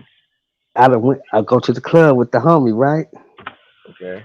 Right, I'm an old school nigga, so I got my shit starched up out the cleaners. I think I'm fresh. Got my motherfucking jeans and my goddamn I got me some motherfucking Flow Shine loafers. You know what I'm saying? Oh shit, they don't nice shirt. The Flow Shines. You know what I'm saying? I'm sharp as a motherfucker. I think I am anyway. Got his fresh cut, you know what I'm saying? I'm cool. I go to the club. We sit up in there, and at first we walk in the club, and everybody looks like my daughter. So I'm like, damn, this is kind of cool. Yeah. I'm already feeling a little bit out of my element, but I say, I'm going to chill. So we at the bar, and this little bad bro, she had to be like about 22. I mean, she was fly as a motherfucker. And you know what this broad walked up behind me and said? She said, excuse me, sir. Can I get past this? I looked at the homie. I said, let's go, man. It's time to get up out of here. I ain't been to a club since, y'all. I went one more time with my dog maybe a year and a half ago. And it fucked me up because now at the clubs, the girls don't dance with the boys, right? Mm-hmm. They dance with each other. Yeah, the girls dance with each other. And the dudes dance with each other. Doing all kinds of stuff, man. Yeah, that shit crazy, man. Yeah, that shit crazy. That little boy fucked my whole world up. She said, excuse me, sir. Hey, Crush. Hey, me and two of my homies, right? Yeah. About three years ago, we went to a nightclub, man. But they were there to talk business with the. Oh, I got some feedback. I don't know what's wrong with my thing. But anyway, they were there to talk some business. They were trying to bring in a promoter, chick to come in to the club. What do you call her? Singer or whatever. Some talent. They were trying to help promote some talent. They was joining, forces with the club on and everything. But anyway, I wasn't gonna be part of it. I was just hanging out. So while they were back there talking business, I'm out there checking all the little ladies out and everything. You know what I'm saying? I got my little hat on, man, and got my jeans on and some loafers. And You know, nice little. You show It up was as a wintertime. motherfucker. You show up as a motherfucker. Well, it was like a casual. It was like a nice casual dressy look. You know, I had my little sweater, my little sweater jacket on. You know what I'm saying? And look, I thought I was fresh to death. You know what I'm saying? And so I'm checking everything out. You know, then my partner them they come out from the back. They done right. So we get ready to leave. And there was some of the young folks standing outside when we leave. And they were already giving us little funny looks on the inside. How about one of them little young niggas out? All right, granddaddies. Yeah, y'all get home safe, granddaddies. Oh wow. Oh wow. Man, all three of us were grandfathers, man. Bust us up. I said, look, they talking to y'all, but they ain't talking to me. I said, they ain't never said that to me when I was out there by myself. I said, I believe talking about what it is. I was ahead of them walking, and them two, they were still behind me a little bit. Yeah. So I knew they were talking to all three of us, but I played it. I messed with them like they were talking to them. You know what I'm saying? They were talking to all of them. They got us all. You know. I said, shit, I don't look as old as y'all, man. I don't look That as old shit as crazy, hat on. man. I was the only one that had a hat on. You know what I'm saying? Oh man, It it was fucked so me funny, up. man.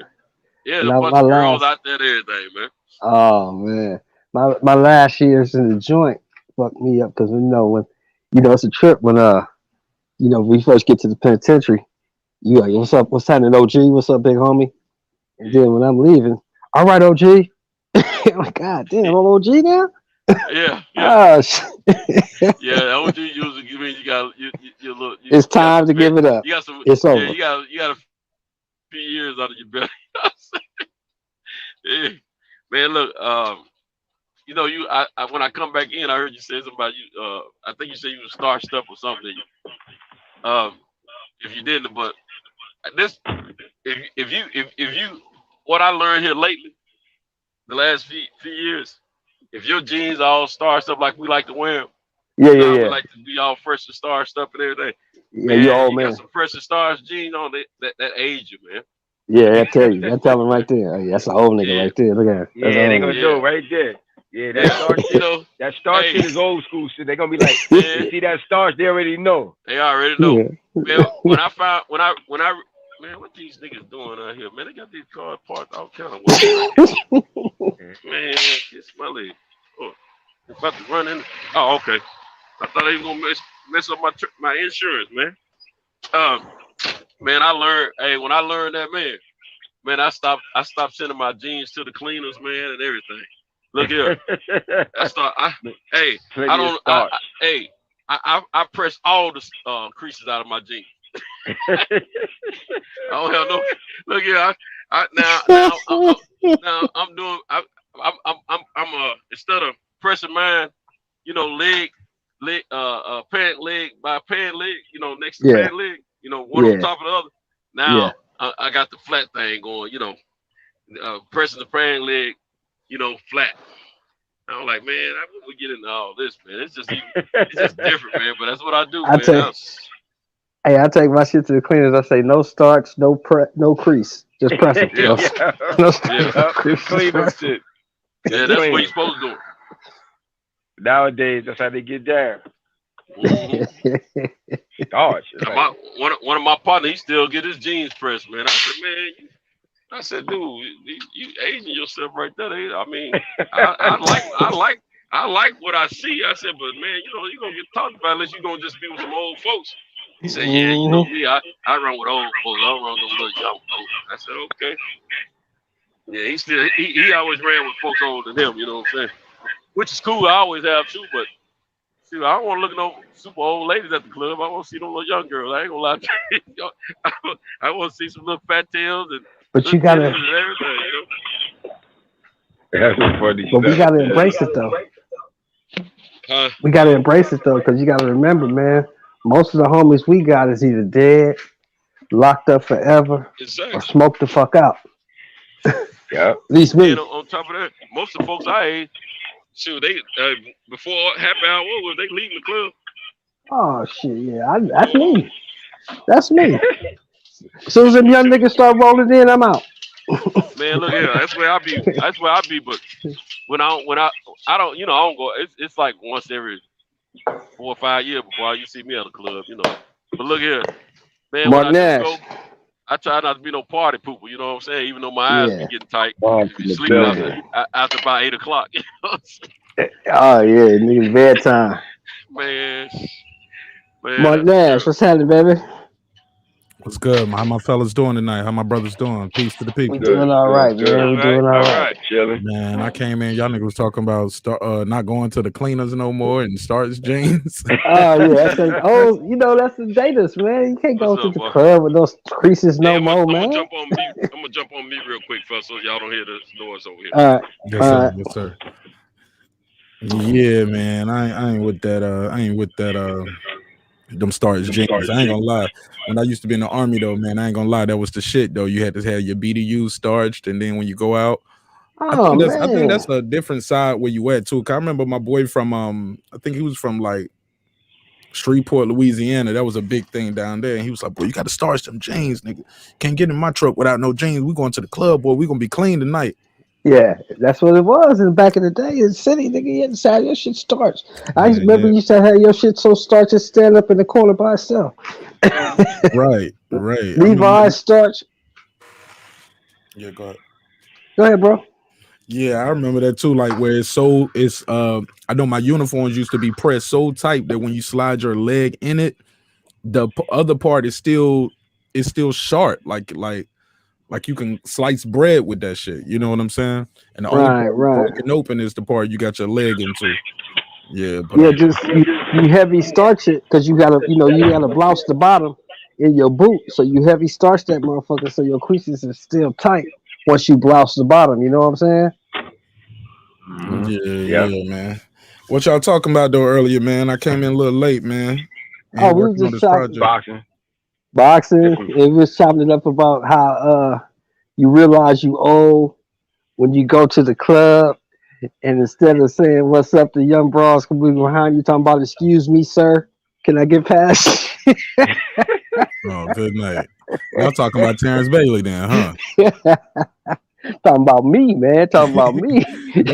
What's your pickup line? I don't have one. I'm 54 years old. He was like, your pickup line be like, "Hey, bingo night is on Thursday."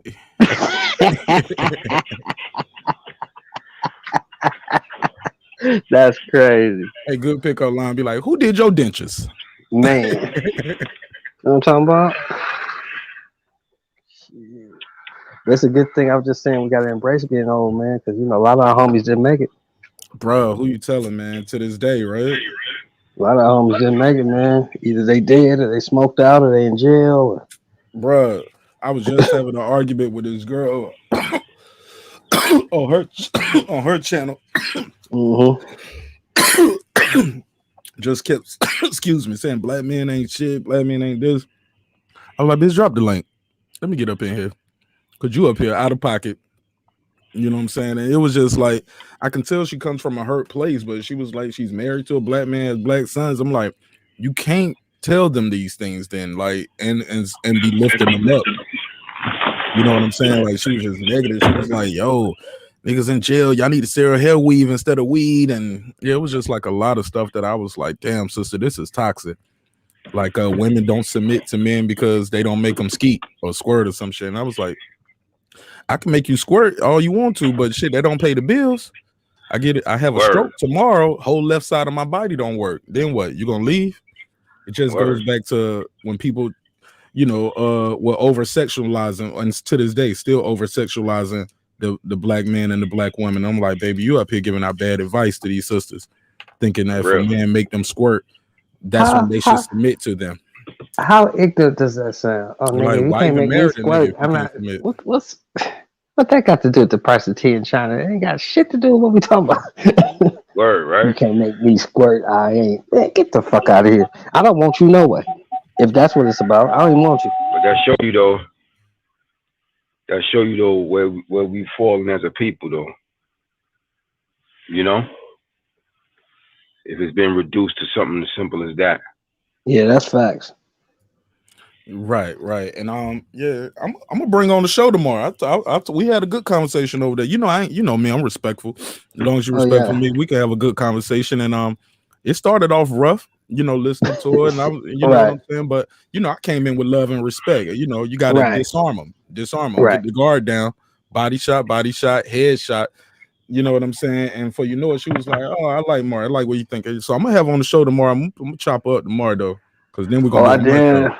We're gonna I be on damn my sure show. be there too. I would damn sure be there too. Yeah, I man. want to Because hear some this of the shit. things she was Crazy saying, ass I'm gonna bro. chop up some of the clips of. I was like, "You said this on your show," and I'm gonna have the clip ready, and I'm gonna run the clips, yo. Because some of that shit she was saying, I just think it's like toxic, and it's like misinformation for the community. It was like, "Yeah, we ain't doing this, black man. Y'all the last to get promoted. Y'all don't do this." Then later on, say, "Yeah, I'm trying to build up the community." No, you're not, sister. I'm sorry, you're not. Hey, Like check this out. you You know what repeating like Republican talking points, saying we all murderers and rapists and in jail. Like you just don't know your history, but that's okay too. We're gonna learn you though. Wow. You know what the worst thing? One of the worst things that ever happened to us though, as you know, as a people, really, to be honest, this is my opinion. Enlighten me. Was welfare. At least in my neighborhood, because they said, okay, we're gonna give you this house, we're gonna give you this amount of food stamps, we're gonna give you this amount of money, so you'll be able to take care of all these kids as long as his ass ain't here. If you let him back up in here, everything stops. Now at this time, this is late 60s, early 70s. Black man can't get no job. Ain't nobody trying to hire his ass. Jobs you can't get ain't worth shit. But she getting $800-900 a month in the 70s. She getting $500-600 in food stamps, and she got a Section 8 place where she paying like $13 a month. That's when you start hearing that shit. Well, I don't need you. Fuck, I need you for. And now, what's the first thing you can tell argument with a woman? What's the first thing she gonna say? I don't need you. I can do bad by myself. Man, that's where that shit started from. I'm telling you. But I'm gonna give you a little pushback on that. I didn't mean. Were you finished? I didn't know if I was cutting you off or not. Yeah, I'm done, bro. I think it goes back further than like the 60s and the 70s. Like and it wasn't with our community. That was just something they did. They were just starting to give us the same welfare. Like, you know, white folks have been getting welfare since the New Deal. Yeah, since the 30s. Since the 30s. Yeah, Franklin D. Roosevelt came in with the New Deal, and that's what created welfare. That's what said, hey, you got to start letting these kids go to school. They can't be working out here at 12 and 13. Let them learn something so they can help the country. Right. Also, we're gonna give you some stamps. We're gonna give you Medicaid and Medicare, like food stamps, all this shit, or give you out rations. I know I don't want to be one of those people saying, hey man, white people been fucked up. You know what I'm saying? Because we got to worry about our own shit. We can't be, you know, focused on other people's problems as a whole. Facts. But I don't ever want us to ever get caught up in saying, hey, the black people are the welfare people. You get what I'm saying? Because that's a false narrative that's been pushed since the 70s and 80s. Right, you're right. Because the white folks will have that man in the house sometime, but the black folks, they actually come into your house. They want to look in your closet for the shoes and the clothes of a man. So exactly. And you got to remember this too, Mark. That child support system fucked up the game too for just the country as a whole. Oh yeah, definitely. But you got to remember this too, Mark. Like you just stated, we didn't really start getting welfare until after 65, when we was considered a whole person. Because remember, we only been voting since 1965. We've only been considered a whole person since 1965. And even then, you wasn't considered a whole person because it really didn't take effect until 69. See, all those laws. Some people did vote. We did have Jim Crow prior to that, and people were voting. We had black elected officials before the 60s, before 1960. Yeah, they was just doing their restrictions in certain areas. In certain areas, they was doing their restrictions, and they still do gerrymandering now. Oh yeah, for sure. Look at Georgia. Yeah, so look at Arizona.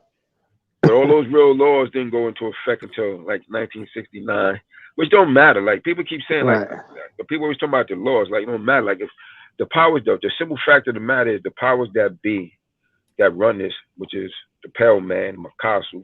Y'all don't know those words though.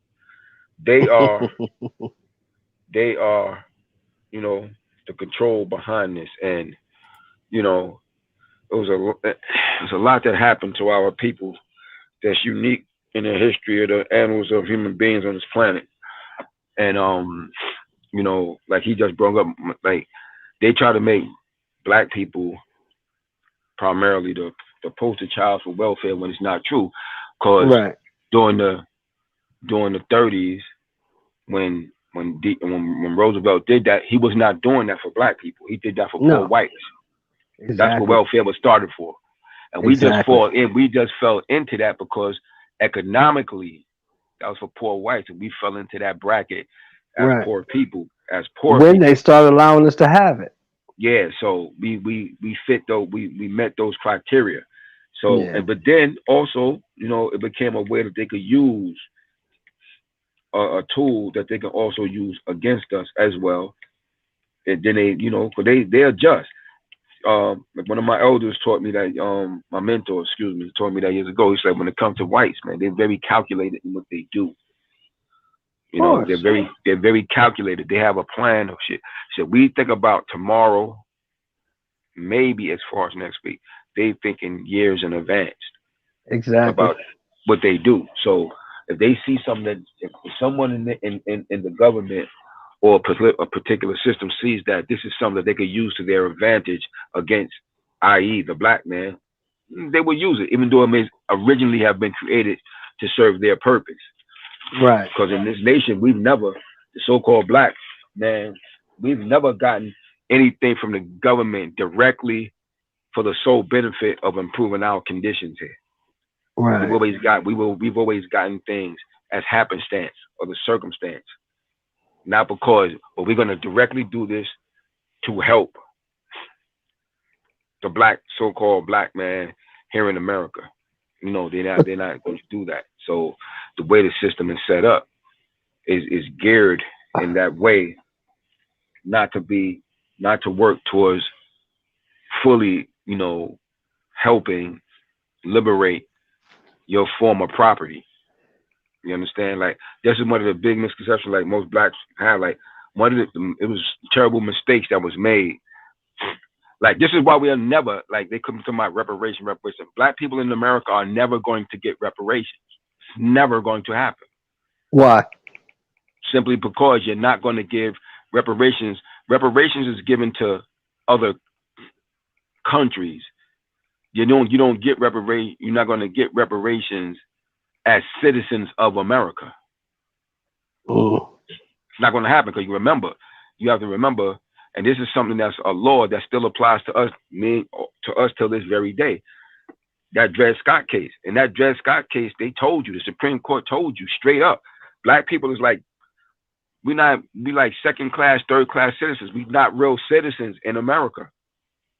They told you that shit. That's why they told you when that Dred Scott case, which is the law. Now you have amendments to the law, but that law was never abolished. That's what people don't realize. That law is still on the books. They just added amendments to it, but it was never abolished as a law. And they told you point blank, persons of African descent, Negroes or persons of African descent cannot be. And to me, the biggest part of that shit is, nor were they ever intended to be citizens under the United States Constitution. Wow. So they told you was never intended to be citizens under the United States Constitution. Thus, the plaintiff, which was Dred Scott, is not liable to file suit in the court of law. Why? Because only an American citizen can file suit in the court of law. Black people was considered property, chattel. And that's where you go, you know, you go into that further deeper into it, and you get the 3/5 and all that. So we was never considered to be true citizens here. Thus, we'll never get reparations that way. And the only way you can get true reparations, we would have had, what blacks should have did, real talk, was when slavery ended, every black person in America should have left and really went to Liberia or somewhere like that. How would they get there? Like the ones who did, the same way the ones that left, because you know many blacks left. The blacks in Liberia are African American blacks. Oh, really? Yes. the country in Africa, Liberia is Black Americans that left I'm and just started. here's my thing though. Here's the question. If I just literally all I know is this slave plantation here. I don't know how to read, drive, don't have a dollar. All I have the clothes on my back. How do I get from Savannah, Georgia or Mississippi to Liberia? Like, how did they do that? They had the same, like I just said, you had the blacks that did that, and there was No. people You out didn't here. tell me how they did it. That's what I'm saying. I'm asking, how did they do that? There were people in programs that was doing that. But as always, you have blacks that don't want to do something. They never want to do what's for their best interest.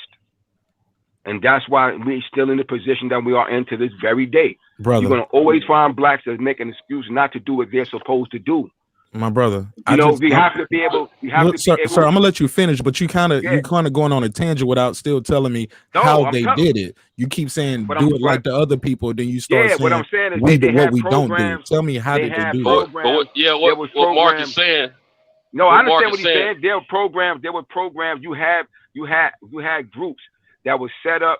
That was set up. That was having people be able to make that transition and make that move over there. That's why that nation was founded by Black Americans. That's why we look at the Liberian flag. He said take that away, take the groups away. How does an individual who can't read or write find their way? So not all, a lot of those people couldn't read or write either. But it's all about the person. It's about the person. I understand. It's about the individual. Do you want to be free or do you want to stay here? It's like my brother. I'm asking for the steps. I'm asking what was the steps. No, but what I'm saying, if you let me finish, I could get to it. Okay, how much time does it take to finish it? Because I'm sure you couldn't finish it all in one episode. I interrupted him though. Yeah, but you couldn't finish all of this in one night anyway. So just trying to because give you just got on. Because you just got on. That's first off. You just got on. Okay. Go ahead, Bruce. We've been on here for hours. We've been on here for hours talking. So the thing is, you saying, well, how are people that couldn't? There were many people. The majority of them couldn't read or write. Because I know you clearly know that about the majority of blacks at that time could not read or write. You had a small percentage who could, and those were the people who put those programs together to help the ones who couldn't read or write make that transition to get over there. And thus you had those people formulate that nation. That's why if you look at the flag of Liberia, it got the same exact colors as an American flag. Now, as I said, this is the typical thing that black people have the problem with. You either gonna have a person that's going to want to do something or those who make an excuse not to. Plain and simple. You're gonna wanna make a real change, and you're gonna stand up. Thus, you have people like Muhammad Ali, who stood up and fought to make a change when he really did not have to. And then you're gonna have those who not gonna have the courage to do it, which is the majority of our people, unfortunately. As sad as it is, they're not gonna want to, so they'll make every excuse possible. I don't want to go there. I don't want to do this out of fear. But if you really want to improve some things, so you have to have courage and the fortitude to do it. That's what it boils down to. So this is why, if you study the history of reparations and things like that was given, they've only ever been given from one nation to another nation. It's never been given from one nation to the citizens of that same nation. So that's why it's not going to happen to us. Because if we still classified as citizens here in this nation, they're not going to be obligated to do that. Even them Jews, the white Jews from Germany, how did they get that? How did they get all that money they be getting when they left from their homelands and all those European countries and took Palestine and made themselves recognized as a sovereign nation? Then they started getting all that money. Prior to that, wasn't happening. And the only way that it would happen for us, as it stands now, with the way the political system is set up in America right now. Now, if this system should suddenly change, then something could change. But as it's set up now, we will not get reparations as citizens of the United States of America. You have to be sovereign. It's not going to happen any other way.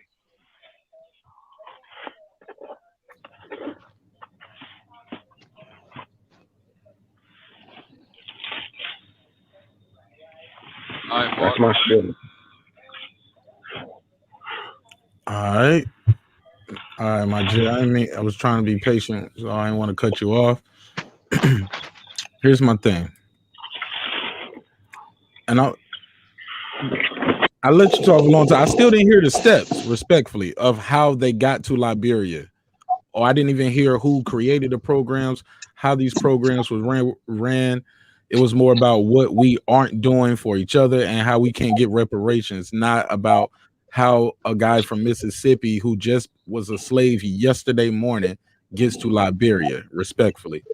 Also, I just got a question for you. If you can tell me who paid the Japanese Americans their reparations, because they got reparations, and as far as I know in history, that was paid by the United States government to Japanese Americans who put them in internment. I let you talk, brother, respectfully. That ain't me. That's me. Well, go ahead. I was just going to add that I think that has a lot to do with the bombing of how you say Hiroshima. When they bombed them years back. No. They got reparations here in America from the U.S. government because they were Japanese American citizens already.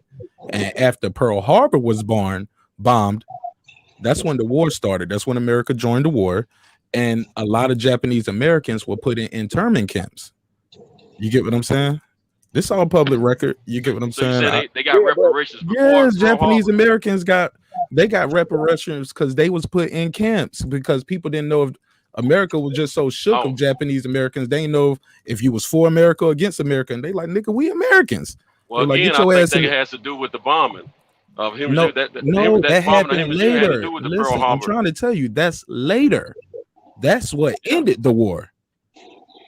The Hiroshima and Pearl Harbor ended the war. The war started with Pearl Harbor. When the war started, America was snatching up Japanese Americans off the streets and putting them in camps. That's what they got locked up for. And the reparations that the Japanese Americans get, I'm not talking about Reconstruction, what America's doing as far as what they did with the bombing. They did Reconstruction over there and stayed over there. And Japan wasn't allowed to have an army again. You get what I'm saying? Which is some wild shit. Like, we'll end the war, but you can't have an army no more. But over here, the Japanese Americans got reparations from the United States government, billions of dollars. You know what I'm saying? What would be billions now? So I'm just trying to figure out, how did they get reparations? Okay, let me get if the government don't play. And I was going to ask that to the brother. Let me get on. I can get on real quick. I got to get off because I got to get off work. Yeah. The reason why they was able to get that, because it was part of the deal that was brokered when they had to pay for what had been done to Japan. That was a part of the deal that was brokered for them to get that by way of Japan. The nation Japan helped broker that deal with them, which is, like I said, a sovereign nation. You have to have a sovereign nation in order to be able to do things like that. And it was the Japanese, the country of Japan, that helped broker that deal with the assistance of those Japanese Americans who all still had ties to Japan. That's how that happened. That's what I understood it to be also. We don't have that as African Americans, because Africa is a continent. It's not a nation. So many blacks were kidnapped from different countries on the continent of Africa. Those Japanese were still connected, still had direct connections to their homeland of Japan, and Japan helped broker that deal when America had to. Part of the reason why Japan is so large now, because America had to pay out so much money back to Japan, and that was part of the deal. That's how that happened.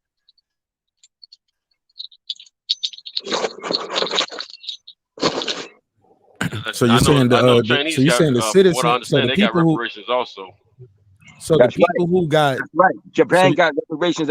They got reparations, and as a part of that deal, when it was brokered, as a part of that deal, those Japanese Americans got that reparation money as a part of that bigger deal. That's how. But it was because they was connected to an actual sovereign nation, Japan. Blacks in America, we don't have that. Because you literally have so-called Africans, Americans, or Africans was kidnapped from different West African nations. It's too intricate. They're not going to pay all these. What I'm saying is this. I'm reading this right here, right? Franklin D. Roosevelt, he signed an executive order that gave the people with Japanese descent, like that, you know, these people are still American citizens, though. They were U.S. citizens. Some it says 100,000 people, 2/3 of them were U.S. citizens, and that's who got these reparations. Some of these people, they didn't even have to be Japanese. I mean, they could just have descent.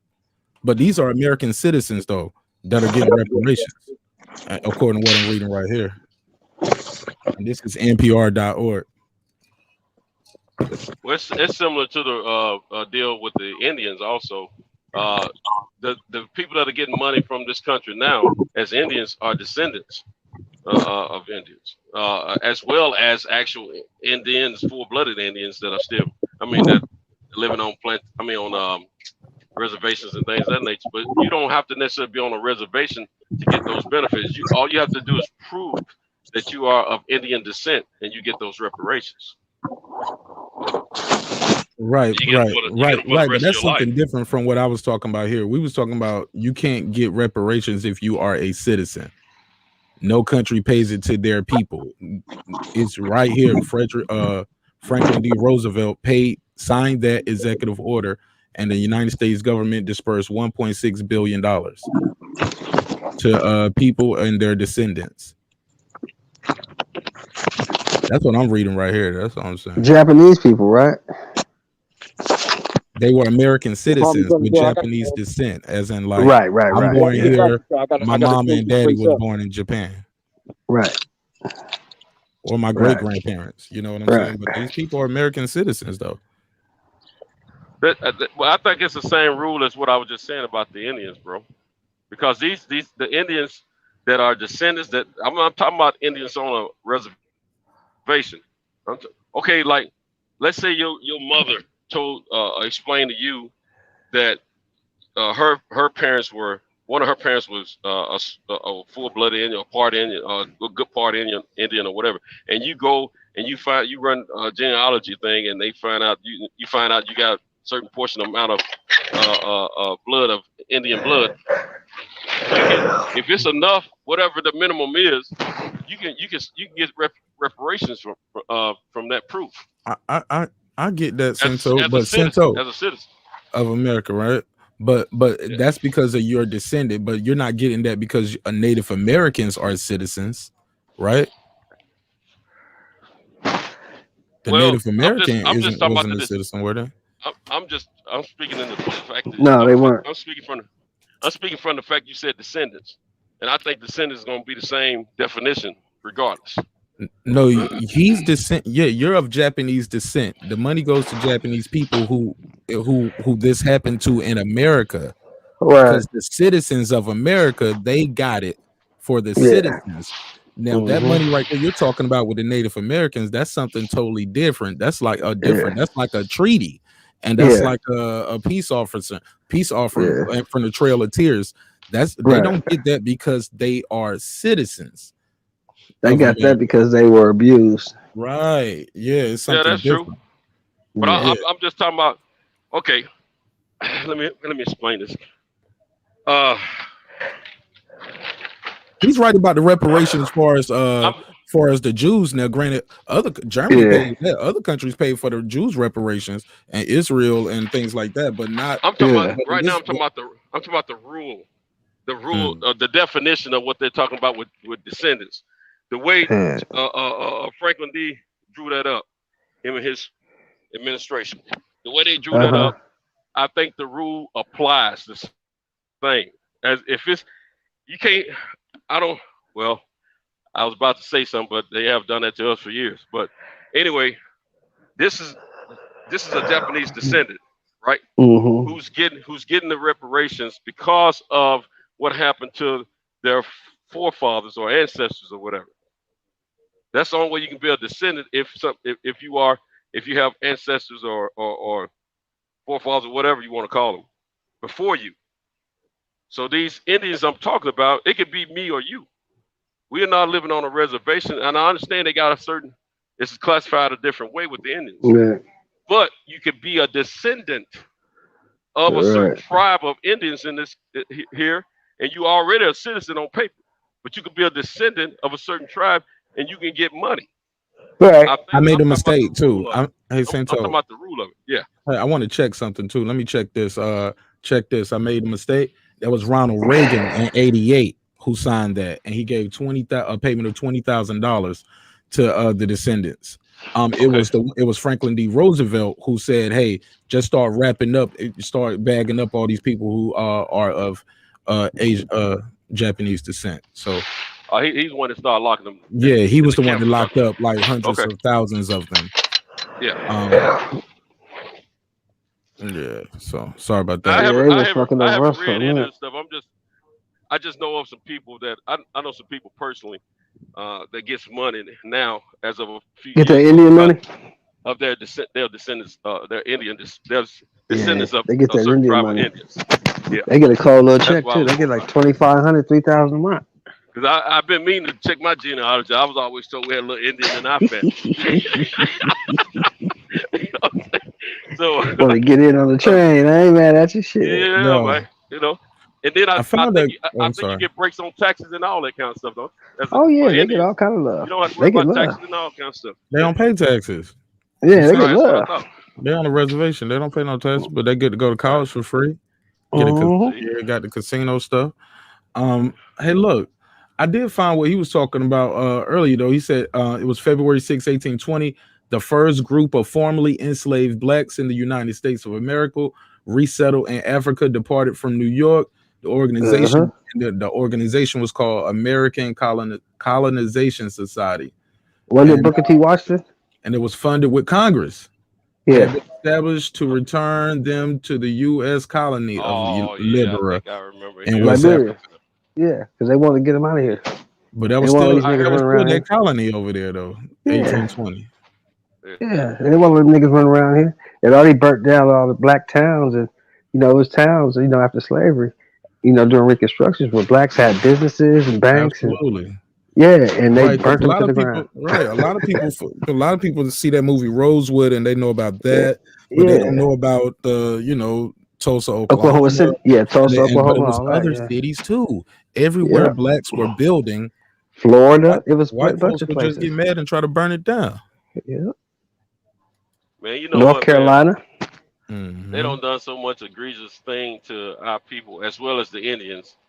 They did, of course, we know the Indians got done wrong, but the slavery that they held us under for so many years, man, and all the oppression since then, man, we our people have gone through a lot, man. Still are going through a lot, and it's sad. And then we have to have conversations like this, man, to try to figure out what we mean to the country, what's owed to us from the country, and we still probably can't get anything from this country, and it's sad, man. Just like all this stimulus money that they've sent out, because of COVID and all that, the stimulus money.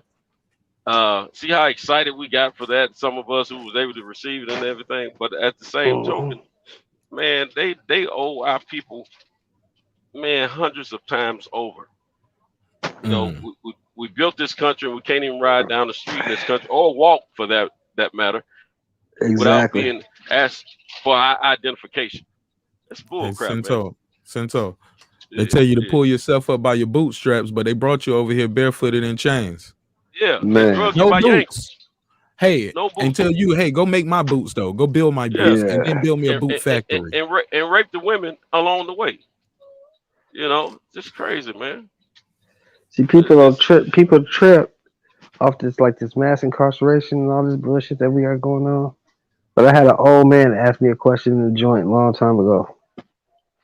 He said, "Young man, I'm gonna ask you a question." I said, "What's that?" He said, "What's the best way to keep any group of people oppressed?" And I shit, my mind was way different then. I said, "Shit, I don't know." He said, "You take away the ability to reproduce themselves." Yeah. I was gonna say take away the men, but that's the same difference, I guess. That's the thing. You take away the ability to reproduce themselves. That means you either get all the men locked up, get them on drugs, or you kill them. Yep. But you take them away. You gotta separate them from the family, man.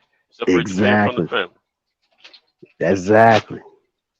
And that's why you see all this mass incarceration. That's why this shit is set up the way it's set up. Because you will never become. Why do you think they say, what did they say? Over 90 to 100 million enslaved Africans were brought over here during slavery. And we are now what? 13 to 14% of the population, which is about 25, 30 million people. So what happened to the other 75, 80 million Africans? What happened to them? Where did they go? On these islands. They're on these islands, man. These Or small dead. countries now. Or dead. Worked to death. Because it wasn't no retirement for a slave. You know that, right? No retirement for slavery? Oh, no. Yeah, but the retirement for a slave. You worked until you died. Yeah. And then they replaced you. Yes, sir. Yeah. You pray that you can die as a free person. Man. That's your biggest prayer. So. Hey, man, you know what's crazy that none of us probably even thought about over the years? We're considered 13 or 14% of the population in this country. Right. But as far as African Americans and Hispanics, we're faster in producing and multiplying. Of course. Still 13 or 14%. I got to be quiet now. I got this old man here. Hey, my man. How you doing? All right. We didn't have that much this time. Let's see. Just a few more. No, not much this time. You ever thought about that shit, Mark? Every day, man. Whatever happened to the other 75 to 80 million of us? What happened to them? Where did they go? Yeah. I appreciate you. Yeah, about got it. Numbers right there. It was man. a light night. You too. Thank you. I was just watching the show. I'll get that kid in just a second. They say during slavery, it was anywhere between 85 to 100 million enslaved Africans brought over here during slavery. From the 1600s all the way until slavery was abolished. Say that number, 80 million? 85 to 100 million. That was in population or brought over? That was brought over here during the whole period of slavery from the late 1600s to 1863 when it was abolished. From that time to that time. I mean, I'm gonna let you know, man. I got a theory about that too. About being told you're the majority. The minority when it's really is more of you. What's your theory? I want to hear this. I think that's it. Just playing out. Like I can like even the terms we use, like minority, like you're less than. It just sounds always bugged me out. I thought that shit was ill. You know what I'm saying? And I was like, I heard somebody say it, and I thought about it, and I've just always watched my surroundings everywhere I went, all over the world. I was in the army, so I've been in other states, other countries. And I see people, brown people, everywhere I go. All over the world. And the slave ship stopped everywhere, bro. Now, granted, I never been to Rhode Island though. Never been to North Dakota either, have you? Or Montana? North Dakota, South Dakota? Nah. Idaho? But I met people from there, and they was black people. I met them in the army. I met white and black people from there. So I'm like, it's just not populated that much. Exactly. But I feel like I got a subscriber that's damn near from every state in the country, and I'm like, whether they black or white, I'm just like, I just look at my surroundings, and I'll just start. That would be another ill ass trick to have people thinking you're the majority. I mean, the majority of the country is white. No, maybe not. It might not. Maybe You not. know what? Maybe they gotta tell you that. That's part of the trick of being in power too. Almost like Jesus is white and Santa Claus is white. The majority of the country is white. So I'm not gonna discount you either because you might be telling the truth, brother. Just a theory. Yeah, I'm not gonna discount it though because you might be right on something. You might be on something. And I don't have a problem with white people at all. Shoot, my aunt's white. You know what I'm saying? And she's the only aunt I ever known my uncle to be with. They was born before I was married. They still together to this day. But Right. America's so weird when they'll tell me like, no, she's not white. She's German. What's the difference? Because she's from Germany. Like almost like they don't consider her white. But when she walk in the room, you be like, okay, this is a white lady. Then when she start talking, you'll hear the accent. You be like, That's oh, always she's tripped me speaking out. English, but she got a little accent. Oh, she's German. She ain't white. Well, you know, it's like And that basically, what because they need to be saying is that she's not. They need to just be saying she's not white American or he's not white American. So his mind, she is a his mind Caucasian. says a little different. Exactly, she's Right. Caucasian for sure, but her mind says a little different. That's what they're trying to indicate because she didn't come from the racist country that we came from. So her mind, Right. But her country had racism in it too. Absolutely. Yeah, Germany Against got their racism. own. Yeah. That's it. And it's a trip because when I was in Germany, when I was in Mannheim and Frankfurt and Wiesbaden and Grafenwehr, man, they love us over there. Yeah, man, just love us over there. Yeah, he stayed, man. My uncle, Yeah. he went over there. A lot of brothers stayed. A lot of He brothers stayed. I brought my black he only- ass home. Yeah, he only came home to visit, man. And once my grandmother passed, he hasn't been back since because he had some kidney issues. And I don't know how Yeah. that works with the VA because he is a soldier, but I don't know how that Right. works with the VA in Germany. I'm sure he can go to the VA over there though. I Is know he they still got. active or he retired? Nah, he out. He been out. Oh, He was okay. out. He been out since I was a baby. You know what I'm saying? But Oh, okay, okay. he's actually retired from Honeywell over there and shit like that. But made damn good money. Damn good money. Yeah. But I know they got a better retirement in Europe than they do healthcare here. because when he came over here, I'll wrap it up. When he came over for my grandmother's funeral, he had to pay for dialysis out of pocket. Wow, that's it was expensive. like $1,000 damn near every time, yo. Yeah, that's expensive. He needed bro. that every day, and he's just like America's health system is crazy too. You know what I'm saying? The same healthcare they don't want us to have, they say we can't afford to have it. Right. We can afford to have it now when it's vac time. But that would or your health, you know, get what I'm saying? Yeah, but that would kill Go ahead, I'm sorry. That would kill the pharmaceutical companies and the insurance companies. You know, that's big billion-dollar business. Pharmaceuticals and insurance. It won't That's kill it. billions It of just dollars. reshape the business. $1 trillion. Because you know they got medicine and pharmaceutical companies in other countries. And Yeah. they're very successful. The euro is still going up. The euro is worth more than that dollar right now. So Exactly. obviously something is working. But see, what they've done in other countries, outside the fact that some countries may be socialism compared to our country being capitalism, but what they've done in other countries when it comes to medical is you can be looked at as a prestigious person, as a physician, or some kind of medical field of some kind of medical profession.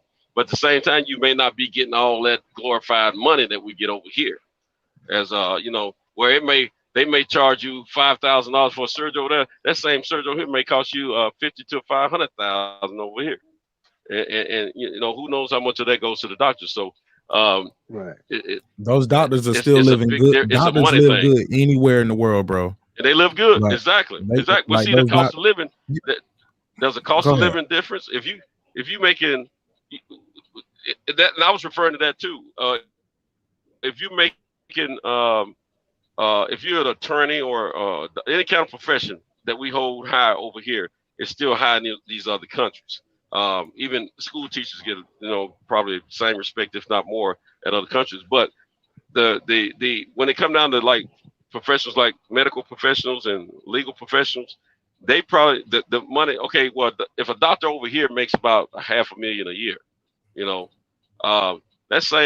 the same doctor with the same credentials in another country, that $500,000 may equate to maybe $200,000 to $300,000.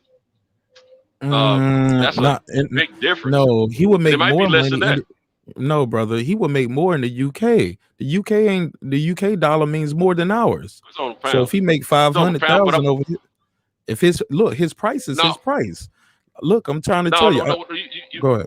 Maybe I misexplained. What I'm saying is the earnings, not the dollar versus the pound, not the dollar versus the euro, but what I'm saying, the earnings, the way they have set the system up in other countries. Now, I'm not using the UK because I think they capitalism too. I'm saying like a lot of these socialistic countries. Let's use the UK and Canada as the example, because I don't want to use a country that. Too. Okay. Yeah, okay. I don't want to use a country like Indonesia, you're right. You know what I'm saying, with some third world shit. I don't know what the cost of living is in Canada, but a friend of mine, he used to live in Canada, and he said things were a lot nicer up there for him financially than here in the States. But that's been many years ago when he lived there. But I'm saying, I think what happened. I know some countries I've been told. The reason I'm saying I think now because we're throwing Canada or UK, and I don't know, is UK medical free, or how does theirs work? Yep, it is. Okay. Well, it's not free. It's a part of your taxes. You've already paid for it. Okay. Like, because think about it. Our money should go for more than just war. Right. Absolutely. Because really, that's 100%. Really what we get it for. That's why we paying for security and government shit like lights and shit. But you pay for the lights. What the crap am I doing, man? I wasn't supposed to pull over here. But so Canada versus US, the cost of living over there is 36,000 per year. The US sits at about 35.3 thousand. So it's about the same. About the same. We can afford it. We can afford to take care of our people with the college and afford to do take care of the people with the healthcare situation. Like Germany. Look, we're the only modern country in the world that don't do it. We hustle at the hospital in America. You have a baby and you leave with a bill. Other countries, that's almost laughable to them. Like, hold up. So if you get a headache or you sick, they do that. Like, it's almost weird to them. You get what I'm saying? Mm-hmm. But there are some countries. What I'm gonna explain is so people know what I was thinking. I was thinking that the earning because of the value of money in some countries, not the value of money, but the earnings are not as high. Even in the let me get this. Hold on, I'm trying to get this track. Okay, the earnings possibilities for this particular job may not pay on the level of what a professional would make over here in this country, the same profession. And I could be totally wrong. It may be based on economics, but I was thinking it was based on the fact that they're not trying to pillage their citizens.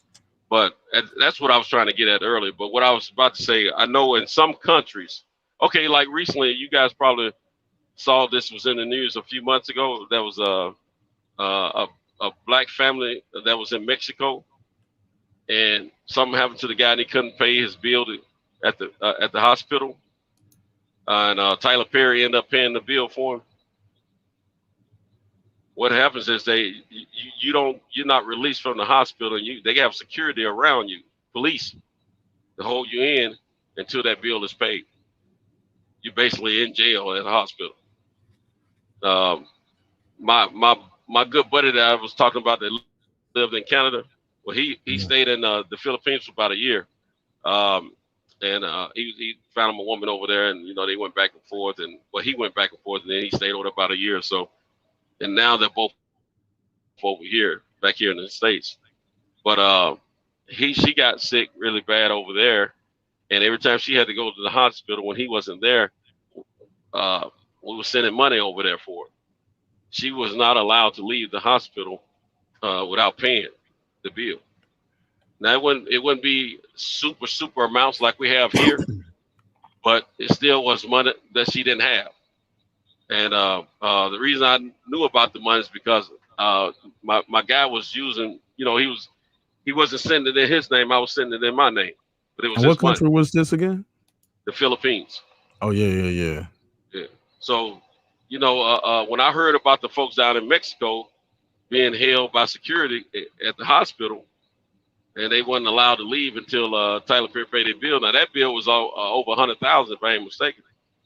It was either 15,000 over 100,000, something like that. I can't remember exactly what it was, but that right there told me that this is serious business, and this happens in multiple countries. But still, those are third world countries that you're naming right there too. You're not. I'm talking about modern countries like. I don't really consider Mexico third world though. I'm telling you. Have you been to Mexico? If so, what part? Yeah. Most of Mexico is very poor. You know how much a peso is worth compared to a dollar? Yeah. That's why it's third world. That's why it's third world. Your penny Let is me ask you this: 10 or 20. But I didn't see nobody running around there like they were just starved out. And where were you at? Were you at a resort? But I'm just telling you, like you can tell. I went to a couple of locations on a cruise the first time, but the last time I was in Cancun, and I understand that's a tourist area. Yeah, but, they keep the people like that away from there. The government does because it's a tourist. I'm here to tell you, Mexico is a poor country, bro. I know it's. Let me finish, please, I was trying to let you talk. Drugs down there. Yeah, I was trying real hard not to cut you off with some of that. Go ahead. No, you good. Yeah, but it's a poor country, bro. It's third world. That's why their people are leaving there, coming here by the droves. And it's no disrespect to them, to the Mexican brothers and sisters out there. It's not your fault. You can tell how much the peso is worth compared to a penny and a dollar. That's how you know what it is. But to answer something you said earlier, you were right about the salaries. I looked this up. The doctor starting salary in the US is 68,000. In the UK is 28,000. Right. Even though that 28, that's 28 euros. Yeah, that makes a difference. But here's the thing. Hold on, Cinto, please, brother, please, let me land the plane. I was just going to what it equate to in money, man. That's all. That's what I'm trying. That's all I'm asking. I'm getting to it. But here's the thing: that 68K versus that 28K. It's already okay. So they already don't did it in thousands for you. So that 28K and 68K, that's American dollars. However, that 68,000. You lose a lot of that due to other living expenses and inflated things like $3,000 a month in rent and a lot of student debt. Right. Versus that 28,000, you straight out of college, you don't have all that student debt, and your living expenses are lower. We're not charging you $3 for a Coca-Cola. So that refers to the cost of living. So you was right about that. I just wanted to give you flowers on that. I couldn't even give them to you quick enough. My man was like, "Yo, let me ask you a question. Mark. Yes, sir. No, I wasn't contesting. I'm teasing. I'm teasing you. Do you consider Italy a developed country? Go ahead, bro. Yeah, I'm good. I can just look it up and see right there. I never been to Italy. I would assume they're developed. But I need to see what. But you wouldn't consider it third world, is what I'm saying. I got to see the developments and do some quick research. Like I said, I never even been to Italy or thought about going. All I know about Italy is what I've seen in movies and on TV. I've been there. It doesn't look third world. But what I'm saying is, my point is this: why is it here? You work a job, you working. You get 2 weeks vacation a year. And over there in Italy, okay, according to this, Italy is though it's culturally rich, the country is plagued with problems economically, educationally, domestic, infrastructure, etc. Italy might be right there on the edge. To answer that question. Well, my question is this: why is it that over here in America, right, you work a job, you get 2 weeks vacation if you're lucky, right? Mm-hmm. Over there, they get something like 3 months of vacation. Why is it like that? Why is that different? Why is that? And they still able to eat and work and do what they need to do. I heard the 2 weeks vacation in America, but what was the other part you said? In Italy, they get 3 months of vacation. 3 months. Oh, okay. Yeah. 90 days of vacation. Yeah, everywhere I'm looking is saying it's cheaper to live there. It's more expensive to live in America, but we have higher salaries, but it is more expensive to live here as well. Right. So it all evens out. Yeah, I know in Germany, my uncle told me something like that. He was like, I don't care if you the guy to work at McDonald's, you get 30 days off. Exactly. every year. And some country, I Exactly. forgot who it was, not too long ago, they switched to a 4-day work week. Yeah, Italy, France. That's France, that France. was France. Switched to a 4-day work week, bro. Yeah. For the Yeah, better I've life heard. for the people. Like, this pandemic showed me the government can help their citizens a lot more if they wanted to. Like, we was running around here happy about the $600 stimmy check, then you got the 14.6, then you got a 14. Yeah. Like, whoa, Yeah. man, we got $2,600. Man, some of these people been getting $2,600 a month since March last year. You know what I'm saying? Did you know that in Italy, all of their mortgages were forgiven? France also forgiven. Right. We put this Forgiven. They got to pay nothing. Yeah. And these people gonna lose their homes when this shit is over. And the government ain't gonna do shit. Because the politicians over here gonna be able to buy the homes. Our country's so crooked. These people are gambling on the pandemic. Facts. We shouldn't have a country where the politicians can go into a meeting, find out things about the stocks. Find out things about what we need to do to fix the country during the pandemic, and then go out there and buy stocks in the companies that they just made deals with that gave government contracts to. So Did you know Johnson and Pfizer was going to get this? So you went and bought stock in that. Did you know that the top 2% of the United States population, the richest top 2%, increased their net worth during the pandemic? Triple-fold.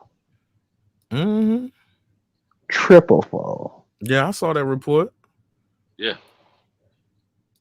Why do you think Bill Gates sold all his stocks and stole all his shares in Microsoft? And also during And the threw that recession, shit into Johnson & Johnson and Pfizer. they came up Just in the like you recession. said, Mark. He did exactly what you said. Sold all of his shares of Microsoft and put that shit into Pfizer and Johnson & Johnson.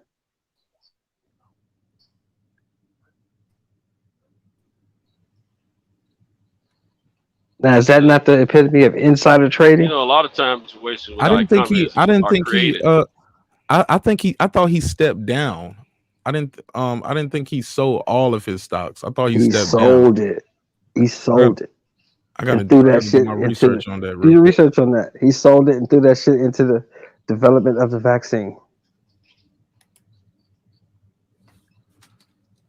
That's crazy. Who you talking about, Shelton? Bill Gates.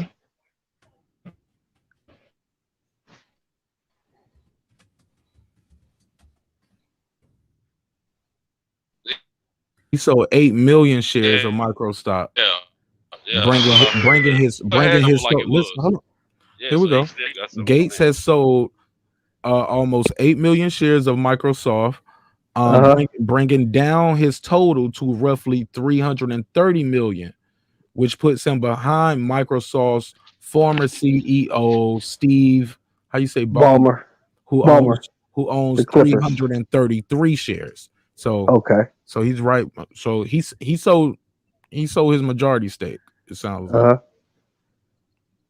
That's crazy. So is that not the epitome of insider trading to you? I mean, he got the government did they did a contract with him. His stock, the price went up on Microsoft though. The Microsoft shares went up. Yeah. He might have sold some of his shares, but shit, Nancy He Pelosi ain't lost shit. Like, look, Nancy Pelosi bought him. You get what I'm saying? She bought her husband. I think they bought like 10 million in shares. Yeah. I did a whole story about it on my channel. She wilding, bro. That shit is crazy. That's why. Look, that's why they didn't do shit when the Go ahead. What'd you about to say? No, I just said that shit is crazy. I was just gonna ask you if when you get you breaking Mark, up. when you get a chance, see what a doctor's You breaking up. Oh, you in a bad area. Yeah, you in a bad area, Cento. Yeah, I be doing the fact checking for Cento when I be pulling up. Yeah. He had me sitting up here counting every fight one night. He said, count all the fights from PBC, all the fights from Top Rank, and all the fights for the Zone. Who had the most fights? And I was like, can you hear me? This dude, Centos boxing. Go ahead, Centos. Let me hear how you sound now. Can you hear me now? Yeah, you good. Yeah. Go ahead. All right. Hey, can you check what those starting salaries are for medicals? Well, doctors, as well. You already got the U.S., but Mexico. Oh, I'm they just probably make $12 a curious month. since they lock people up if you don't pay your bill. I'm just curious what it is down there. $100 a day or something, probably. Hey, look, why you bullshitting? I found that out in Mexico. I mean, when I was in Jamaica, the dude told me that's how they get paid over there. They got paid daily. Yeah. Like for the job. Like, okay, I'm here to DJ. They're gonna give me $30 for the day. Yeah. Or something like that. It was something low too. What he said, and I was like, that ain't a lot of money, man. He was like, I know. He said that's why we like these American tips that y'all give out. Right. And I was like, oh, okay. And all I was thinking was, so how much does you know, he was like, yeah, man, good job over here. The resort over here pay about $35, $40 a day. You got a good job right there, man. I said $35, $40 a day. Yeah, that's cost of living. You gotta see where they live. Man, I took advantage. I started telling the DJ, look, I give you $20 every time you play my song up here. I had to tell him to slow down. I said, I'm running out of money, nigga. He's playing that nigga played that shit like 10 times one day. I was like, hey. I called his phone. I said, DJ Quan, don't play that shit no more. I'm at $200 already, nigga. Hey, look, you gotta think. You go look at your worst ghetto in Atlanta, right? Where it's just fucked up at, right? Now you multiply that by 1,000. That's the ghettos of Kingston. Where half of them cats that's working at the resort actually live.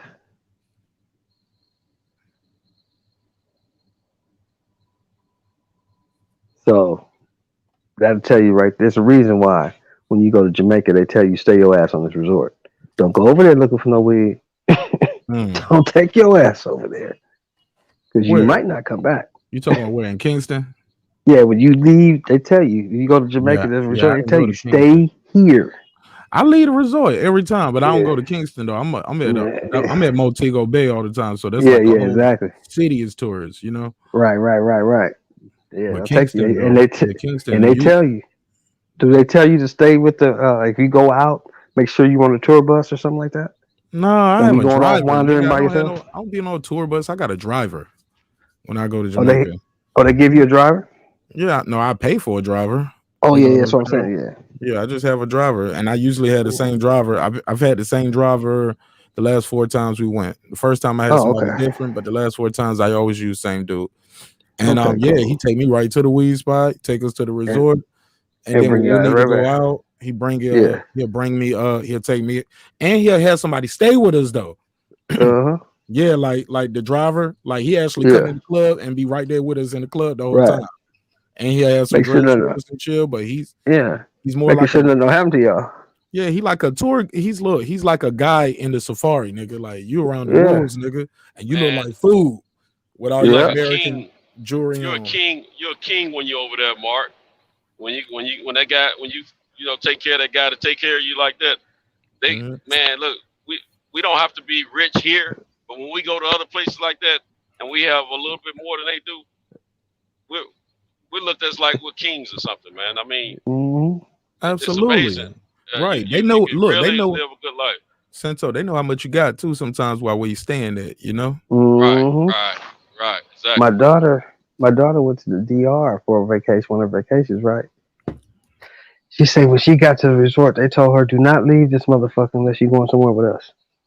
Do not go into the city. Do not. Yeah, they tell you that every time. I was in Mexico, they told us the same thing. Man, do not wander your ass off thinking it's cool. Because it ain't. Hey, man, when I was down there in Mexico a couple of years ago, I have a timeshare in Vegas, right? Mm-hmm. And then we would use the benefits because we got a couple of timeshare, but we would use the benefits, the points from that timeshare. So we were down in Mexico, and I had my best friend and his wife with us, right? They don't told us, first they constantly telling us don't leave the resort. It's safer to stay on this, that, and the third. We niggas. We want to go see some stuff. You know what I'm saying? But anyway, man, the first day we tried to get off the resort, man, it was like we were captured, like it was like we were locked up or something, man. Look here, man, we couldn't go off the compound, Shelton.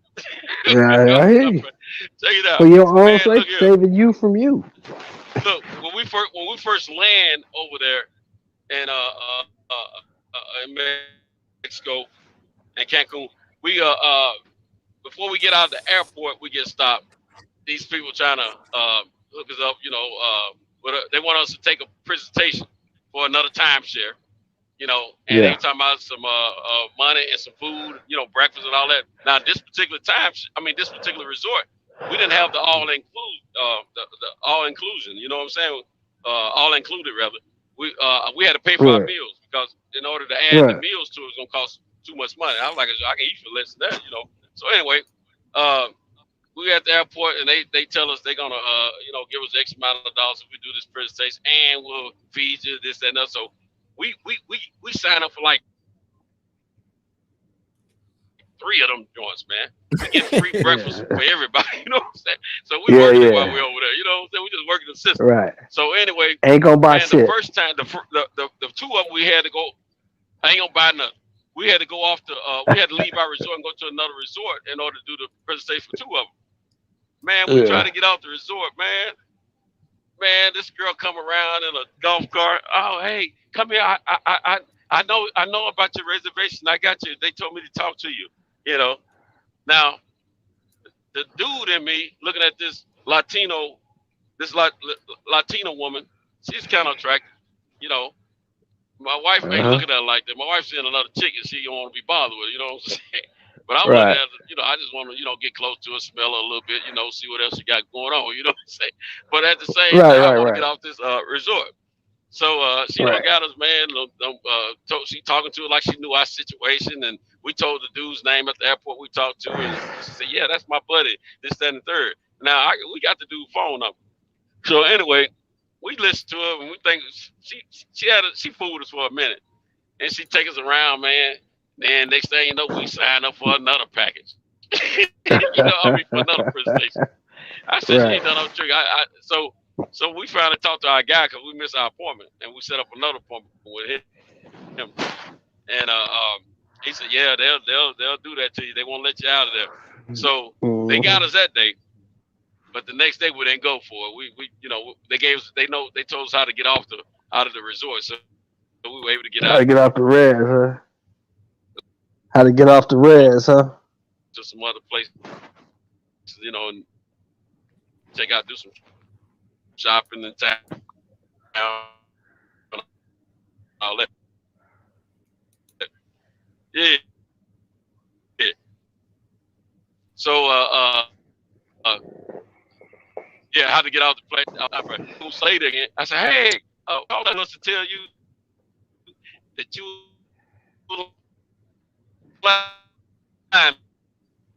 You break it up.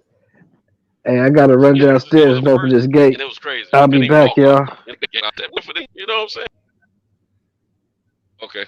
I gotta run downstairs and open this gate. I'll be back. back. Get on and off every day after that. All right. But yeah, man. Hey.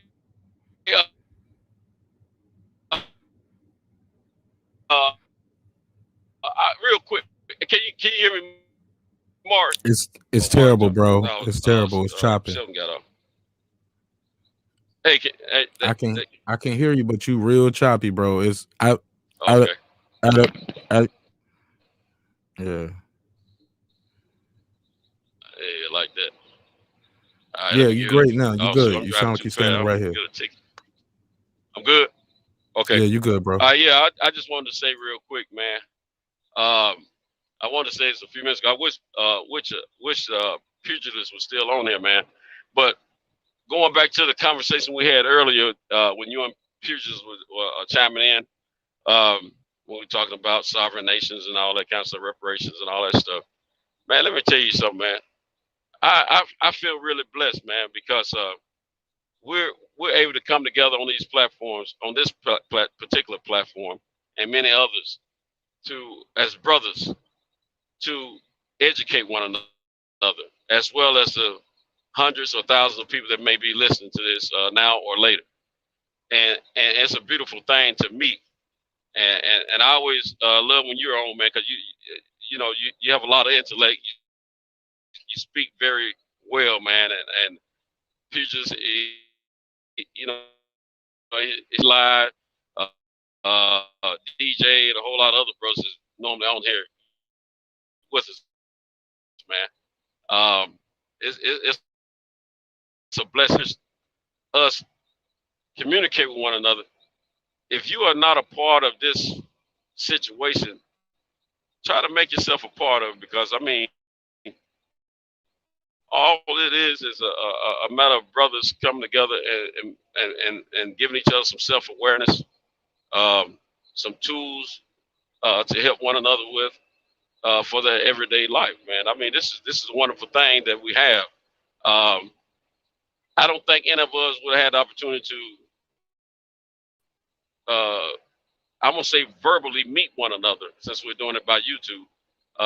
If it wasn't for platforms and technology like YouTube, we probably never would have met each other. We never know. But it's a wonderful thing to me, and I just want to let you know, Mark, I appreciate you, brother. I appreciate Cal, and I definitely appreciate Cam.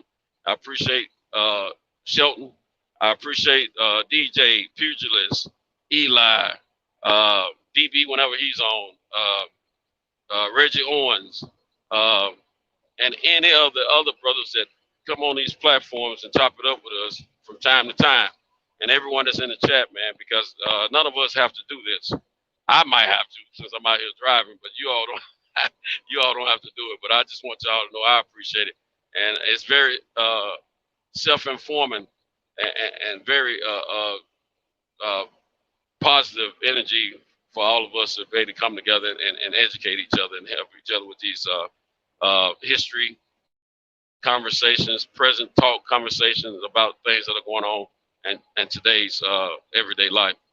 I just wanted to get that. I wanted to say that 20, 30 minutes ago, man, but just wanted to get that out, man. But we can go back to the regular programming station. I mean, regular program. If you want to, man. So I just wanted to get that out. I appreciate you guys too, man, in a major way. I really do, man. I appreciate you guys allowing me to come up here and speak so candidly, so freely. Sometimes I can get real serious and we can have a good serious conversation. Then sometimes I come here, we have a bunch of jokes. So I appreciate you guys allowing me to be myself in rare form too. So I appreciate it. I don't take the opportunity for granted neither.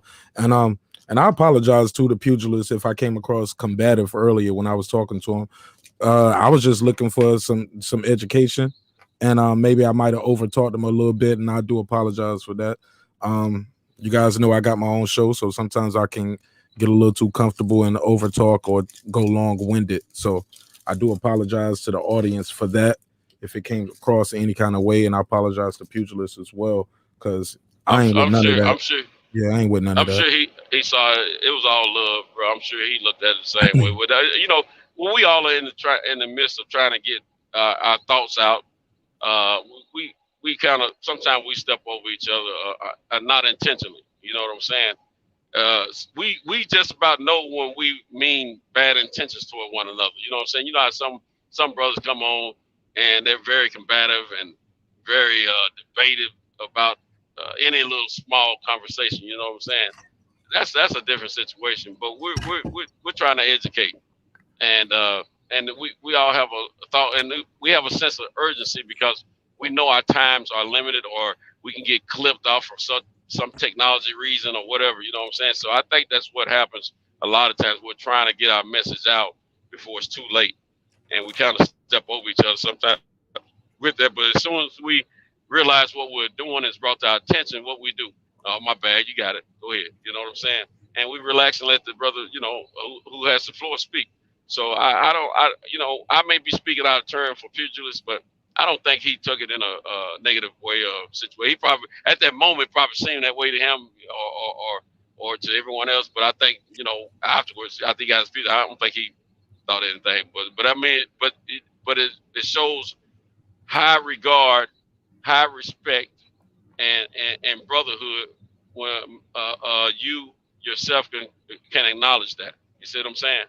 So I'm sure he's all good with what you just said, because it lets the people that are listening in know that we have love for one another. You know what I'm saying? We ain't on here trying to disrespect each other. You know what I'm saying? Absolutely, in a major way, bro. Like I said, man, because sometimes when you challenge someone or challenge a statement that they said, they can get offended by it. They can be like, "Oh, well, you trying to say I don't know that?" I'm like, "No, I'm just saying I'm at the computer. I'm Googling right now while you're talking, and this is what I'm saying." I love that you was on that too. You know what I'm saying? Yeah, I like to do that kind of stuff. Yeah, that's cool, man. You know, just like last week, me, you, and I forget who was online with us. You know, and I said something about the promoters, Al Heyman and Matchroom and Bob Aaron, you know, Top Rank, and you were on your desktop at the time. You were able to pull the information up. You know what I'm saying? Got to fact check. Look, we don't want to misinform people, and I like the fact you're so humble by it. You'll be like, "Hey, well, check this out too. Give me the numbers for this." Yeah, because I'm like a clock, man. I might only be right twice a day. You know what I'm saying? But the rest of the time, I may be wrong or something with my opinion and thoughts. You know what I'm saying? And I'm quick to let a person know if I'm speaking from opinion or facts. You know, when we were speaking about the economy and all that, all I had to go, it wasn't something I read about. I was going by what I've learned through either experience or individuals that I'm close to. You know what I'm saying? You was dead like on, I said, though.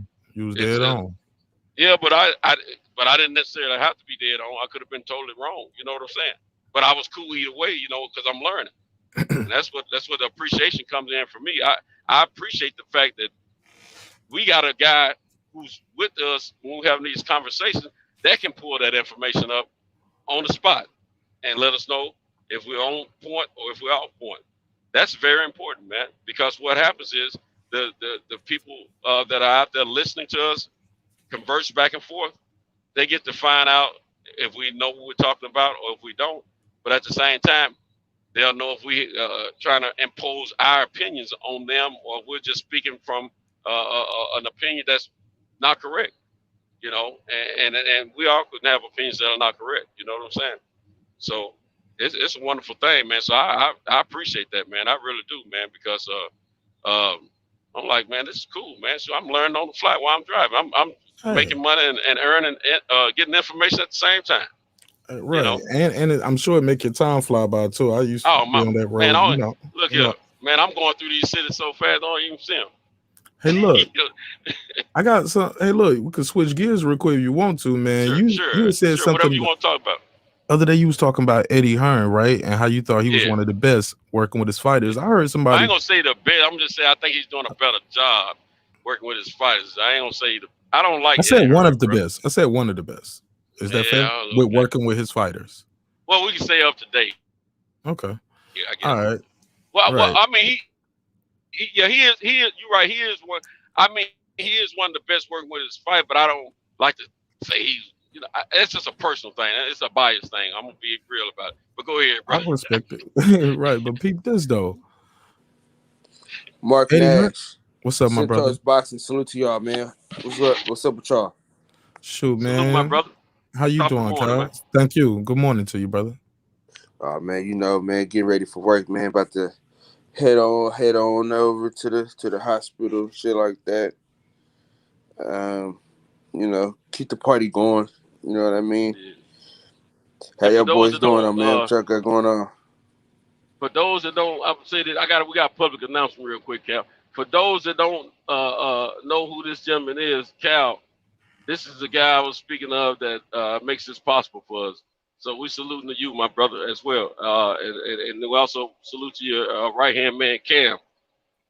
Get the cuss out your eyes, nigga. Wake up.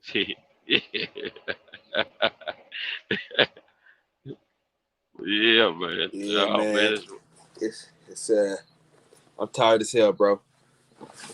But tired, bro. I gotta get this 5-hour energy, man. I gotta go get me one of them 5-hour energy Johns.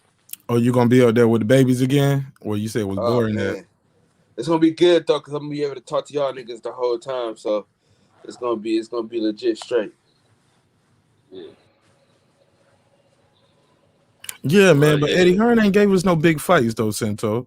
Like we never got the No, Wilder. We probably won't that's get the true. Fury. We didn't get the Haney. We didn't get none of the fights. He got all those people over there. Just thought they Yeah, was he gonna do. fight Canelo at 160. Canelo was like, nah, I ain't fighting Andrade. He said, I ain't Yeah, that's fighting true. Triple G. Right. And, That was and messed up. he fought. He fought. It took him a minute, but he did fight Jacobs. But it was after Jacobs looked vulnerable. You get what I'm saying? Yeah, exactly. I But said the same thing, bro. You know. but the marquee guys that you wanted to see him fight, you didn't see him fight. Even Yeah. Billy Joe didn't look as good his last fight, and then Canelo's fighting him. But before he fought him, he fought again. So Canelo's gonna be super fresh fighting Billy Joe.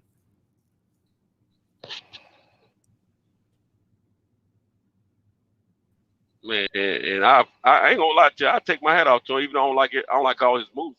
But anytime, I'm a big proponent of a man making his own way. You know what I'm saying?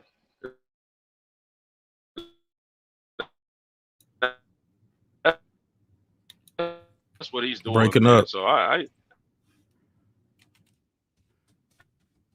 But ain't Eddie Hearn a rich kid? man, Didn't want his dad like a famous dude, rich dude already, right?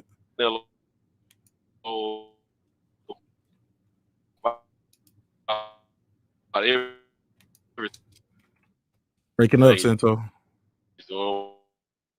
Breaking up. You chopping. You chopping up. That shit is terrible. Santo, you chopping up, bro. You gonna have to Santo. Brother, my G. Can you hear me? Can you hear me?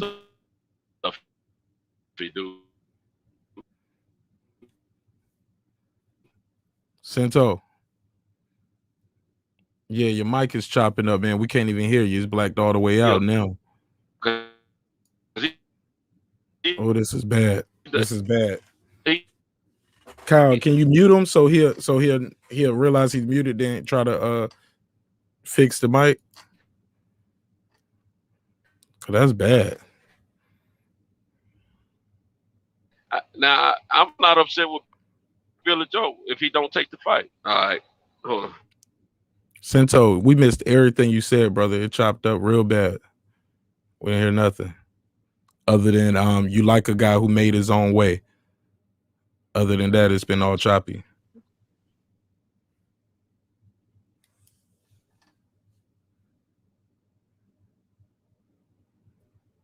Did you hear me, bro? I'm gonna mute my. Okay, yeah, but all right, my brother. But yeah, to that what I was saying, man. Eddie Hearn kind of didn't. I don't say it again.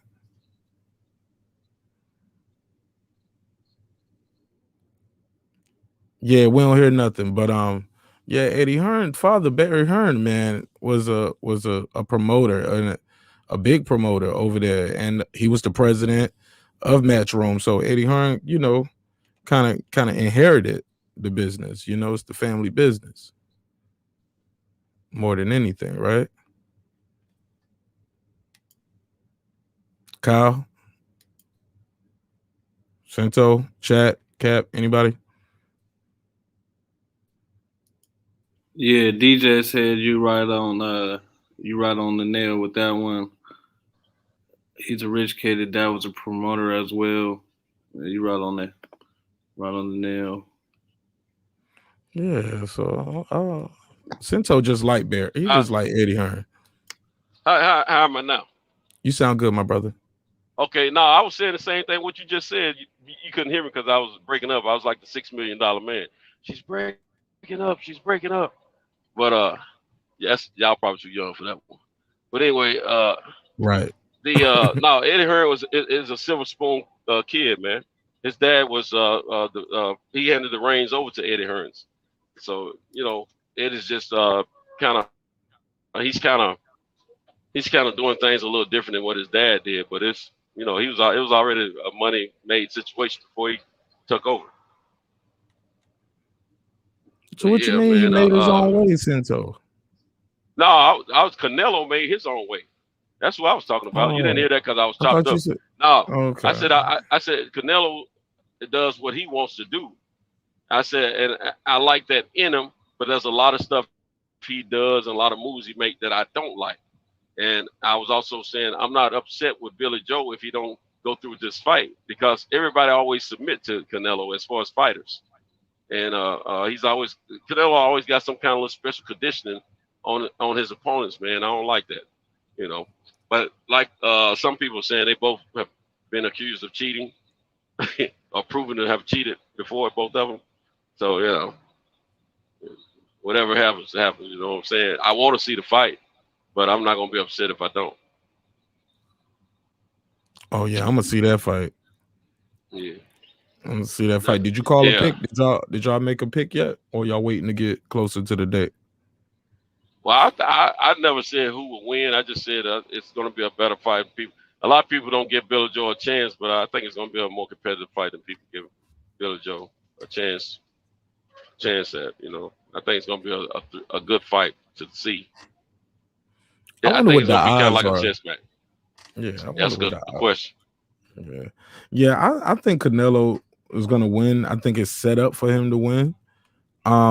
It's all rolled out for him, even with him having another fight in between his last fight and this fight.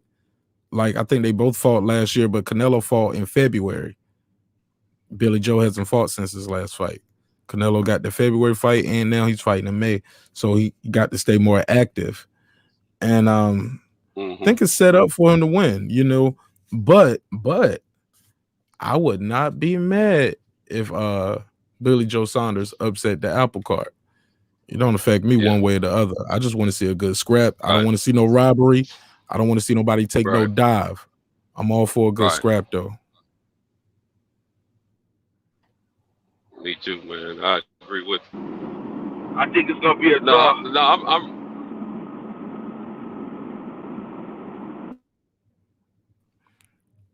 He said he think it's gonna be a draw.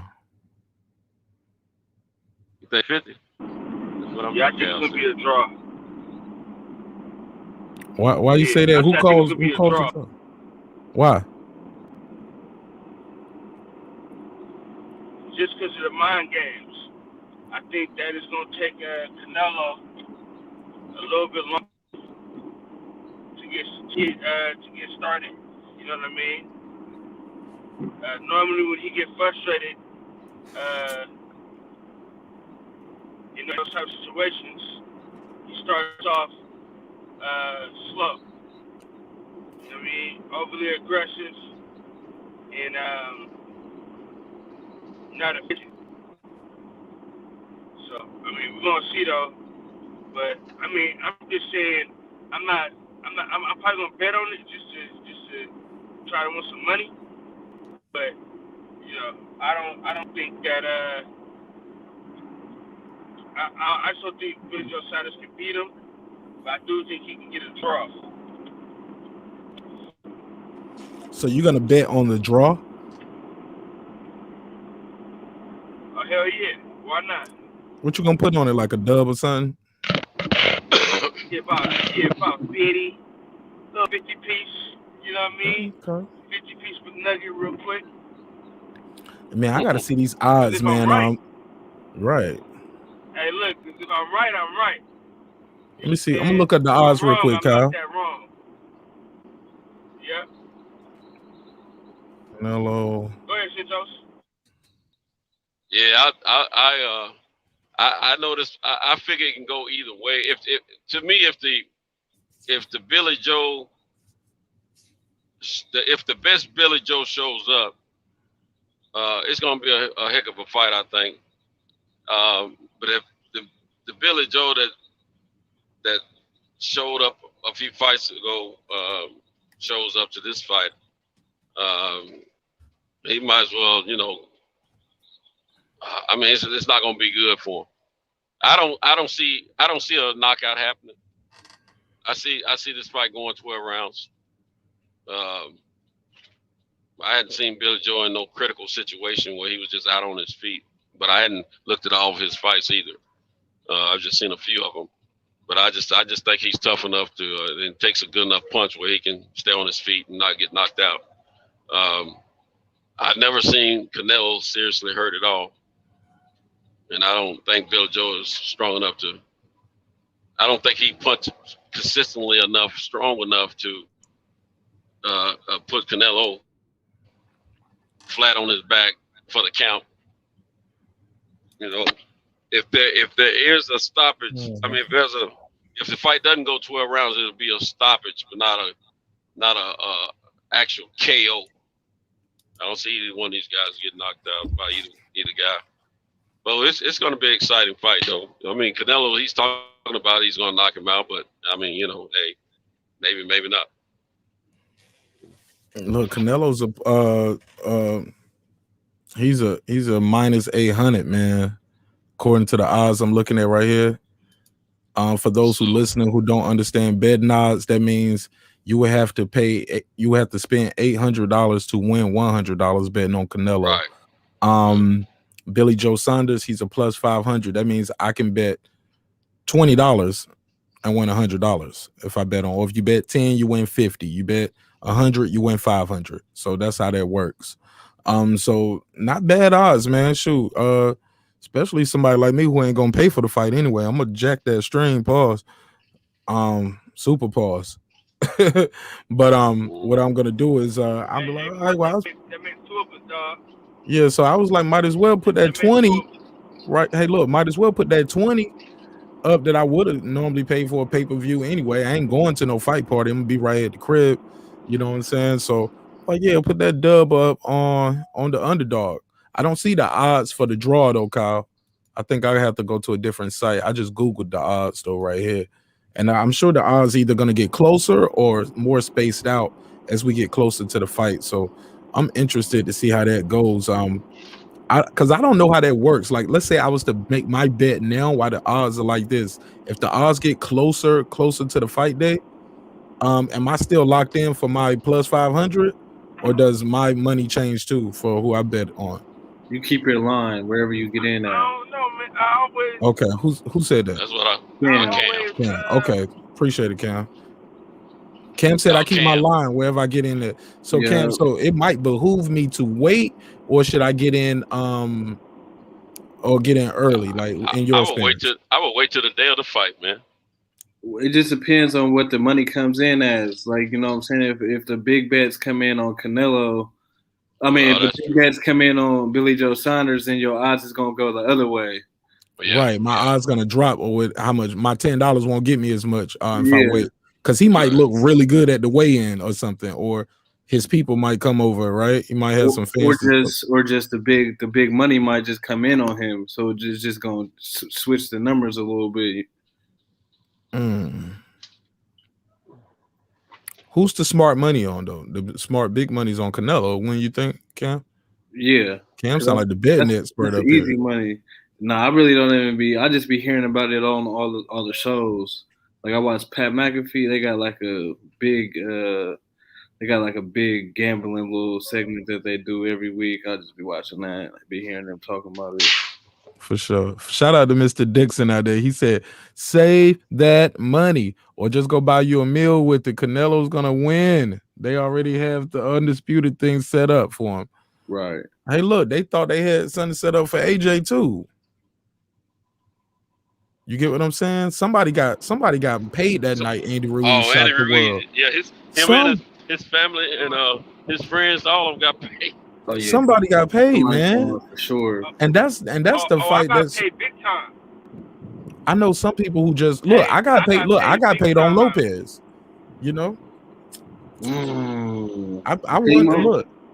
Go ahead. I'm sorry. My bad. I got paid on Teofimo Lopez.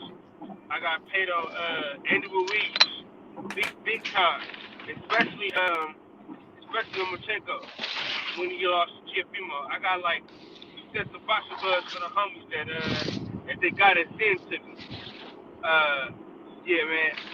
So, but I think I don't know, man. I think it's gonna be a draw, bro. I got a feeling, man. I got a sneaky suspicion. You know what I'm saying? That it's gonna be a draw. I'm getting Bob Arum, Manny Pacquiao versus Timothy Bradley 1 vibes. Tim Bradley won that fight.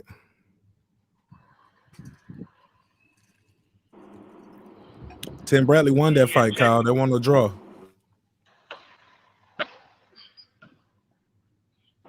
No, and he didn't really win that fight, but like, you know, he did what I'm saying. Nah, he won that fight, man. He beat that man. He beat that boy. He beat him. He beat him. He beat that boy. Hey, look, but look. We need to do that show one day, Kyle. We need to do that robbery or good scrap. That's gonna be the topic, and we're gonna break down the fight. Like, was this a robbery or was it a good scrap? Because that's another word that's overused too much in the box community. We call people bums. We call something a robbery. We say somebody overrated. We saying somebody ducking, and we use some of these terms a little too loosely. Like the Derek Chiroza. I'm sorry. Go ahead. That is used way too loose. That's the major word that's used way too loose. What? Which one? Okay, my bad. What you say? What was the word? Robbery? No. Right. Oh, ducking. Oh, yeah, that's another one too. Yeah, man. Sometimes these dudes growing out of weight classes, man. You know what I'm saying? Or hey, imagine being a grown man your whole life. You got to weigh 126. No, man, I want to eat this burger. I'm going to 130.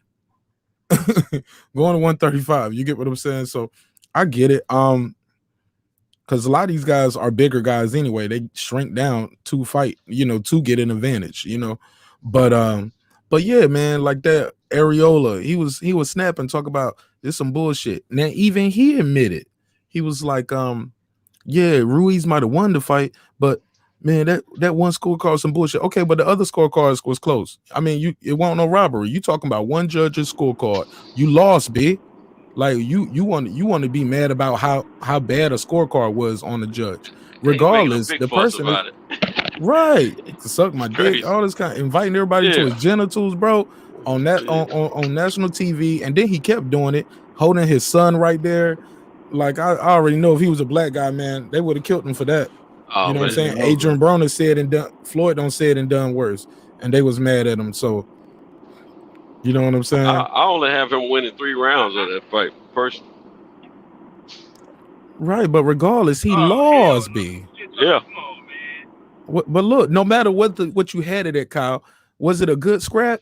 Yeah. Was it competitive? All right, at times, but he lost, especially after he got hit in the wing right there. So what are we talking about? It's a robbery. No, it's not a robbery.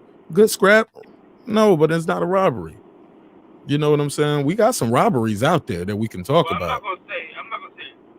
Listen, that 118 scorecard was out of whack, though. You know what I mean? And you got to think, bro.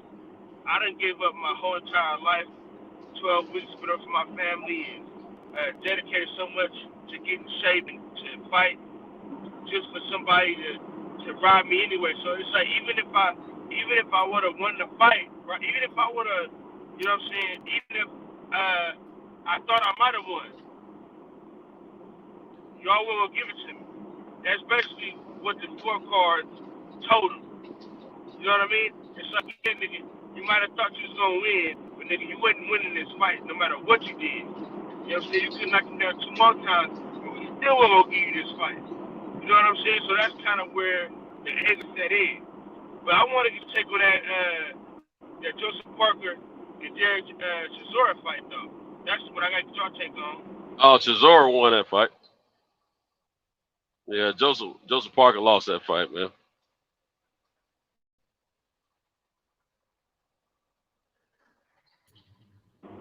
What you got, Mark? You said Parker or Chiroza? Yeah, Chiroza gassed out. He was gassing out, man. He lost. Nah. He lost. Draw at best. Yeah, he lost. Draw at best. Yeah, he lost, man. He would throw some punches, but there was a lot of arm punches. Parker looked fresher, man, to me. And I like to go with that old rule at the end of the round. Which guy would I rather be? Chiroza sounded like he was over there about to have an asthma attack, bro. But he lost the first half of that fight, before he started fighting, and then he lost the last round. So what I saw, my eyes tell me different. I didn't see Parker win that fight. No matter if a man gassed out or not, if a man getting the best of the punches and the more effective punches, that's what I go with. I don't go by, I've seen a lot of dudes look like they were more tired than other dudes, but they putting them things on them. Hey, I got to give it to them. And look, good scrap though. It could go either way. I'm not mad. Look, I feel like it could go either way. I didn't care nothing about either one of them cats. I'm not mad about it. I just think Chisora, he said that ain't the first time that's happened to him. Now he's not the best looking fighter, but he fights his heart out, man. Every time I see him fight, he goes all out, man. He gives the people their money's worth. And he said, y'all trying to get me out of the box, but I ain't quitting. The speech he gave, I respect. The speech that Chris Arreola gave, he needed to chill. No class, and that was pay-per-view. Total disrespect. No class, man. Yeah. Now, Dr. Dre out of it. Hey, look, Dr. Dre ain't had nothing to do with that, man. Keep Dr. Dre out of it. He got enough problems. Right. Like, in the words of Dr. Dre, you can suck my mother. And I'm like, Dr. Dre probably at home watching the fight. Like, I didn't approve this shit. I ain't never gave you no beats by Dre. Dre got to worry about his divorce, man. Yeah.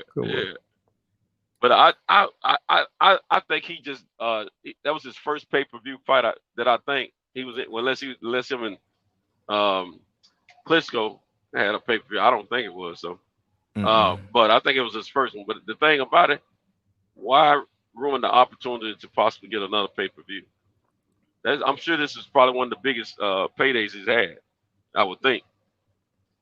So know how much you got paid to fight Wilder, because that was a chance for a title. So I don't know. He might have got, but that wasn't pay-per-view neither. But it was a title shot. It wasn't pay-per-view though. Yeah, that's what I'm saying. So they did this around the Cinco de Mayo and all that. So I don't know. I'm just speaking out of this is my opinion again, Mark. I could be totally wrong. You know what I'm saying? But I'm just assuming that since it's pay-per-view and it was a holiday, the Latin holiday, that's highly celebrated. It was a kickoff for it anyway. That it may have made some decent, money on that fight. And I'm gonna tell you something. That was a good fight card. That was a good fight card, man. The free fights on Fox were good, and the rest of the card was good, man. I enjoyed it, and it was basically what I thought it would be. It was enough action for me, just like I thought it would be. Okay, I'm pulling up the purses, Cento. Non-competitive fights. Those them fights weren't competitive, man. You had one good competitive fight the whole night, and that was Chris Arreola and Andy Ruiz. Man, mother fight. You didn't see it all, man. Apparently. Did you see what's the kid name that the Hispanic kid out of Chicago, the Mexican guy? You didn't see his fight? They called a draw, and that he got cheated. But it was a good scrap. He was fighting another Mexican kid out of Albuquerque. You see that fight on Fox? It was part of the card that was on the Lara card. The free part. Oh yeah. On Fox. And all that was action, man. Okay, I got the purses for you, Cento. Okay. Andy Ruiz made $1 million. Chris Arreola made $300,000. Oh, okay. And for his Wilder fight, Wilder got $1.4 million, and Chris Arreola got $150,000. So this probably is one of his biggest purses. Biggest fight is. Well, see what he did with Klitschko. Okay. Which Klitschko did he fight? The last one that had the belt that Vladimir? Vladimir, yeah, Vladimir. Vital is the tough one. Yeah, one I consider more tough than that Sogan was a glad Sogan. He's a robot, monster. Yeah, man, he a beast. Damn. While you looking for that, what y'all got on the Tony Harrison and Charlo one? Robbery or a good fight? Which one? Tony Harrison and Charlo. That's a robbery. I thought it was a close fight. I don't know. I got to go back. I honestly got to go back and watch that fight and score. I thought it was a close fight, but I was shocked at the them giving Harris the nod on that one. He But didn't like I drop said, Harris in the first fight, did he? No, it Okay. didn't drop in the first fight. That was- I got to go back and watch it. But I thought there was a lot of time Harrison was beating him on connections. You know, but I gotta go back and watch that. That's one I never did go back and watch the second time. But that second time, Harrison putting them things on. Then he got knocked. First he got knocked down early. And he put the things on him, took over the fight. And that last time he got knocked down, he didn't recover good, man. But he dominated that fight after that knockdown. Yeah, man. I feel like that first fight. I remember being at a Christmas party with my wife. And we was at a Christmas party, and she was so mad at me because she was like, "You are like the guys that we see on TV. You are at the party watching a fight on your phone with an earpiece in, listening to the fight." And I was like, "Yeah, I want to see this one, yo." I said, "I came to this pussy ass party, but look, I'm gonna watch this damn fight." Right. So I'm sitting there watching the fight, and I remember watching it, and we're going about it, and we getting in the car on the way back home, and I'm like, "What?" Listening to the scorecards. I remember he broke his glasses and everything. I'm like, I had to watch that fight again instantly. So I come home, watch the fight again. And yes, it was a good scrap. It was times where Harrison was beating him to the punch with the jab, and he made his head pop. And Mel would be like, "Man, whatever, nigga. Like, show what?" And still hunting him down, but still would get popped a little bit. And then he'll hold him and grab him. So I can see how the judges can have it, some rounds going to Harrison. But I think Mel landed the hardest shots. I think Mel controlled the fight. He was the hunter the whole time. It was times he had Harrison looking hurt on the ropes in several rounds, at least 2 rounds. I remember Harrison looking like he was getting hurt. And yeah, man, I might have to call the police on that one. That was a robbery. Yeah, might have to call robbery on that one. But I respect Harrison now, and I gotta look at it again, man. Damn, I gotta look at that one because that might be a good scrap because those scorecards were still close. I mean, I didn't have Mel blowing him out. You know what I'm saying? I could see 7-5. Shit, I could see 8-4. But I don't see it being a draw, and I don't see Harrison doing enough to take the title from Mel. I seen Floyd Mayweather go in there and take titles off of dudes. I seen Bud do it. I seen Spence do it. You know what I'm saying? I seen a guy come in there and take that belt from you. You know what I'm saying? I seen Pacquiao do it. Oscar too. Some guys come in there and they take that belt. Harrison didn't go in there and take that belt from that man. Right. That's why he cried at the end. He was sad. He ain't gonna never live that down, bro. That nigga said, "That's why I don't even like to play video games, cause I don't like to lose." I'm like, bro, we can see you still, right? The cameras are rolling. You could have said that to your brother when y'all got home to the mansion. You are at the post-fight crying, saying, "That's why I don't even like to play video games." Bro's like, "It's all right, bro. You ain't lose. You ain't lose. It's okay." You know what?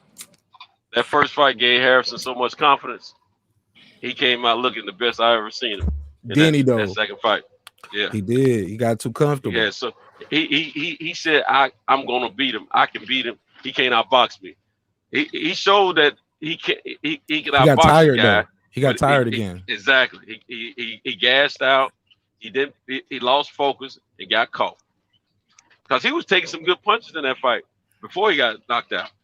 But that's so he looked like I thought he was gonna knock Jamel out for a minute. The way he was hitting him early in the fight. I said, Jamel, he took some hell of a punches, man. I mean, Harrison was hitting him. Now that Harris right there need to show up every fight. Win, lose, or draw. He needs to show up every fight. Because that last fight, I know it was ring rust. He lost his dad and everything. But he didn't look good at all in this last fight, man. What's going on, fellas? How everybody feeling this morning? Good morning to you, brother. What's going down, DJ? What's up, man? I was trying to get in here last night while y'all was talking about that Wilder and Fury. I was sitting there watching that Wilder Fury 2 fight while y'all was talking, man. Knowing everything I know now, I see it clear. I see it even clearer now. Yeah, Wilder wasn't gonna win that fight, man. The way he entered the ring, the way he walked to the ring, he had no legs from the time that fight started. And I'm sitting here and hearing everything he said about the suit, like it may be an excuse, but it's true. I was watching them. I was like, wait, this suit got snaps and buckles on it. What are they doing? Yeah, it was too much, man. That It shit was had too much, LED lights. but it was his own. It was his own dude, Yeah, man. it was That his nigga choice. had LED Christmas lights going around the But eyes see, and the mouth. Facts, nigga, facts. I'm gonna give He was y'all a like, little man, something yeah, that I I noticed. believe it. That was too much. Yeah, you know them red LED lights he had on in that mask. Now y'all gonna laugh a little bit, but I'm telling you some real facts, man. I got a mask that's got LED lights in it. It's for women though, to help their skin and their face. I was trying to get pretty last year, you know. But look, but this mask, when I used it, I hadn't used it in over a year. I actually got it in 2019 when I went to I went to LA and I got educated on some stuff out there about my skin and my face and all that. Then I come back home to Nashville and I bought it because they didn't have what I wanted at Nordstrom's It out don't there. matter So where I you bought bought it it in at. Nashville. Anyway, yeah, you're right. But look here, those LED lights, man. When I take that mask off, man, after a few minutes of having it on, my eyes are tricked out, man. They are tricked Yeah, out. and that's something I else saw I that noticed, same man. look in his face Mm-hmm. when he took the mask.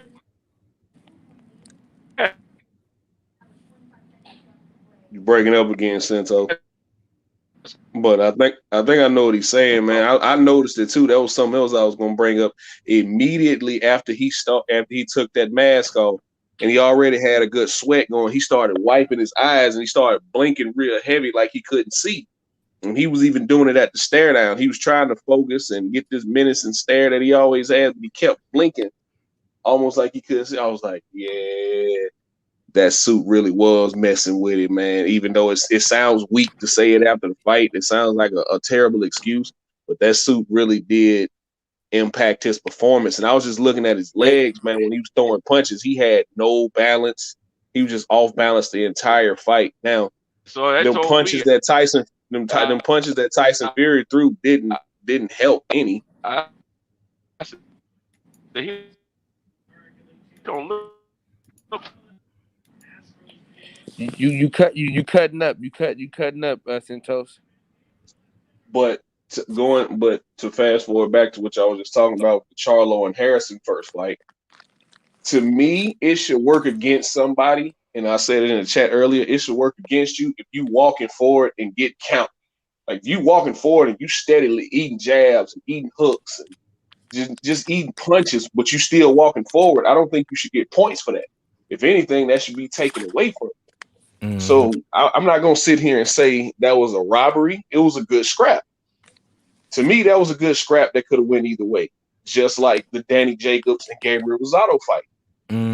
Some people were saying that was a robbery. I thought that was just a good scrap. I thought Danny Jacobs came in and thought he was just gonna walk through Gabriel Rosado, and Gabriel Rosado had something else for him that night. He showed up to win. And I think that shocked Danny Jacobs in that fight. But a robbery for me would be that first Triple G and Canelo fight. I thought Triple G won that fight. Good scrap. I thought Triple G won that fight, man. It was a good scrap, but I thought how many rounds though, DJ? Hold on, DJ, you go there, Mark. You got to rebuttal that, John. Go ahead.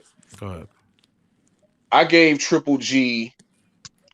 See, I have to go back and see exactly what rounds I gave him, but I had it 7-5, man. It was a close fight, but I had Triple G winning that fight. I thought he hurt Canelo a few times in that fight. And at no point in that fight did I think Canelo had Triple G in danger. Go ahead, Mark. I'll let you get that in. DJ. Yes, sir. Kyle, I told you this was a good one. Robbery or a good scrap. You know what I'm saying? If you see anybody else doing it, you know who came up with it first. It's your boy. Look, man. Yeah, that's a good subject. I like that. Come on, man. It's a good debate, too. Good story. Yeah. Look, it's so many you can switch in and out. But look, by your own logic, DJ, we can't call it a robbery because you said about 7-5. I know you want certain, but let's just roll with the 7-5. Yeah. I had to go back and see exactly which rounds he won, but I had Triple G winning that fight. Look, man. let's say you had it 7-5 though. One round goes the other way, it's a draw. That's a good scrap. That ain't a robbery. When one round separates it from being a draw, that's not a robbery. It's a good scrap. Now, if you had it wasn't a washout by any means. But shit. Look, even if you had the 8, even if you had it 8-4, that means like, damn, he only won by 2 rounds, bro. You get what I'm saying? After that, it was gonna be a draw. That means he could have won the first round and the last, or the championship rounds is what separated it. When you got an 8-4, like that 11 and 12 really pulled it off, especially when there's no knockdowns. And I think fights like that are hard to score when you got one guy who's a fast starter and he's popping with the jab, and then he start getting tired, and then the other guy, like those body shots are starting to affect. So you got to judge. Start putting money in the bank early. Yeah, like Triple G was putting the money in the bank, and he started getting Canelo and hitting Canelo close to that fight in the fight. And I was like, damn, if this was back in the day, when they was doing 15 rounders, he would have won. Same thing I think with T.O. versus Loma. If it was back in the day, T.O. would have T.O. might have lost that fight because he looked like he was done. He had no answers for Loma at the end. Was that a robbery or a good scrap to y'all? But he won the 12th round. Yes, he did. Don't forget, T.O. won a 12th round. So see, I had that 8-4. I had that 8-4. And that was an ass whooping. That wasn't no good scrap. Yeah, I had that 8-4, man. Okay, he said Kyle said he created a new column. Nah, this an ass whipping. Flawless victory. Flawless. Yeah. And I heard you mention that that Timothy Bradley and Manny Pacquiao first fight. Good scrap or robbery? Oh, that was a robbery. Or did the right man win? Like that could be the other thing too. I think the right man won, and I'll tell you why. That fight right there, I think I watched that fight. I was in college at the time, and me and my roommate Kels, bro, we watched that fight. I don't know how many times, and because he kept saying Manny Pacquiao won, so we going through the fight trying to count the punches and count the action, and we sitting there watching, and halfway through, I can see it in his face that he's with me, like, hey, Manny Pacquiao ain't really doing nothing right now. He ain't doing nothing. Tim Bradley's doing all the action. And then right there, the last maybe 30 seconds or less, Pacquiao would like pick up the pace and land a couple good shots. And he would say those shots were so good, he would give Pacquiao the whole round. And I was like, I can't give him the whole round because he landed a good straight left. He said, but he snapped his head back.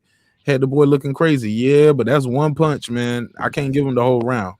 And only fought 30 seconds of the round. And them rounds start adding up. And you saw a lot of that. Pacquiao waiting and trying to pull a Sugar Ray Leonard or I was just about to say that, try to pull a Hagler Leonard on him. Yeah, or Oscar. Oscar De La Hoya was good on that too, trying to steal rounds the last couple seconds.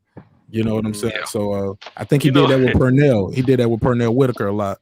In their fight, man, he did that with Oscar. Oh, that's another good one. That was a robbery. Oh, robbery. God, that was. Come on, man. We got that was another egregious. category. He didn't beat Pernell Whitaker. Man, Joseph I'm Parker, sure Andy Ruiz. That's another robbery. Yo, that was a good. I thought scrap, it was a good scrap. I thought Andy pulled it off, but I had to go. Chavez Jr. versus Pernell Whitaker. I mean Chavez Sr. Pernell Whitaker. Oh, Pernell got robbed like a mother. Yeah, I think he got robbed that time too. Straight up, they called it a draw, man. They robbed that boy, man. And even though it was a stoppage, like the first fight I ever saw, first boxing match I ever saw was Meldrick Taylor and Chavez Sr. I thought the referee stopped that fight too early. He stopped it in what was it, the 11th or 12th round, and Meldrick Taylor was gonna win that fight. He stopped it the last round with about last round, the last few seconds. Lou Duva gave Meldrick Taylor some bad advice. He's like, you gotta go after him. You gotta for what? I've beaten this man probably 9 rounds out of this fight. All he had to do was stay away from him. That's it. Yeah, that to me, even though it was a stoppage, that was a robbery. You got to let this man finish this fight. I don't care how bad it looks in these last 3 minutes. And you got to let that man finish this fight. If he ain't going down, you got to let this man finish this fight. Yeah. But see, that was a robbery. No, he went down. He went down. Did he go down? No, I don't remember him going down. No, he went down. Yeah, he went down and got up. I said he did go down. He got up. And when the ref did the count, He looked at him He didn't acknowledge the and referee. gave him a hug. And no, yeah, he was like his eyes were. He said, "I saw." They talked to Richard Steele. He got an interview that he said, when you're in there watching a guy, and he said, you're seeing the pain. He said, y'all don't see what I saw. How he was breaking them down all night. It's a whole documentary about it because it was like, Yeah. I saw that. And you can see after he stopped the fight, Lou Duval goes crazy, and Meldrick Taylor's sitting there looking at him like, man, what the hell? Because think about it. Yeah, he wouldn't even got punched before the bell rung. It wasn't even enough time for the guy to come across and punch him. I'm gonna tell you what happened.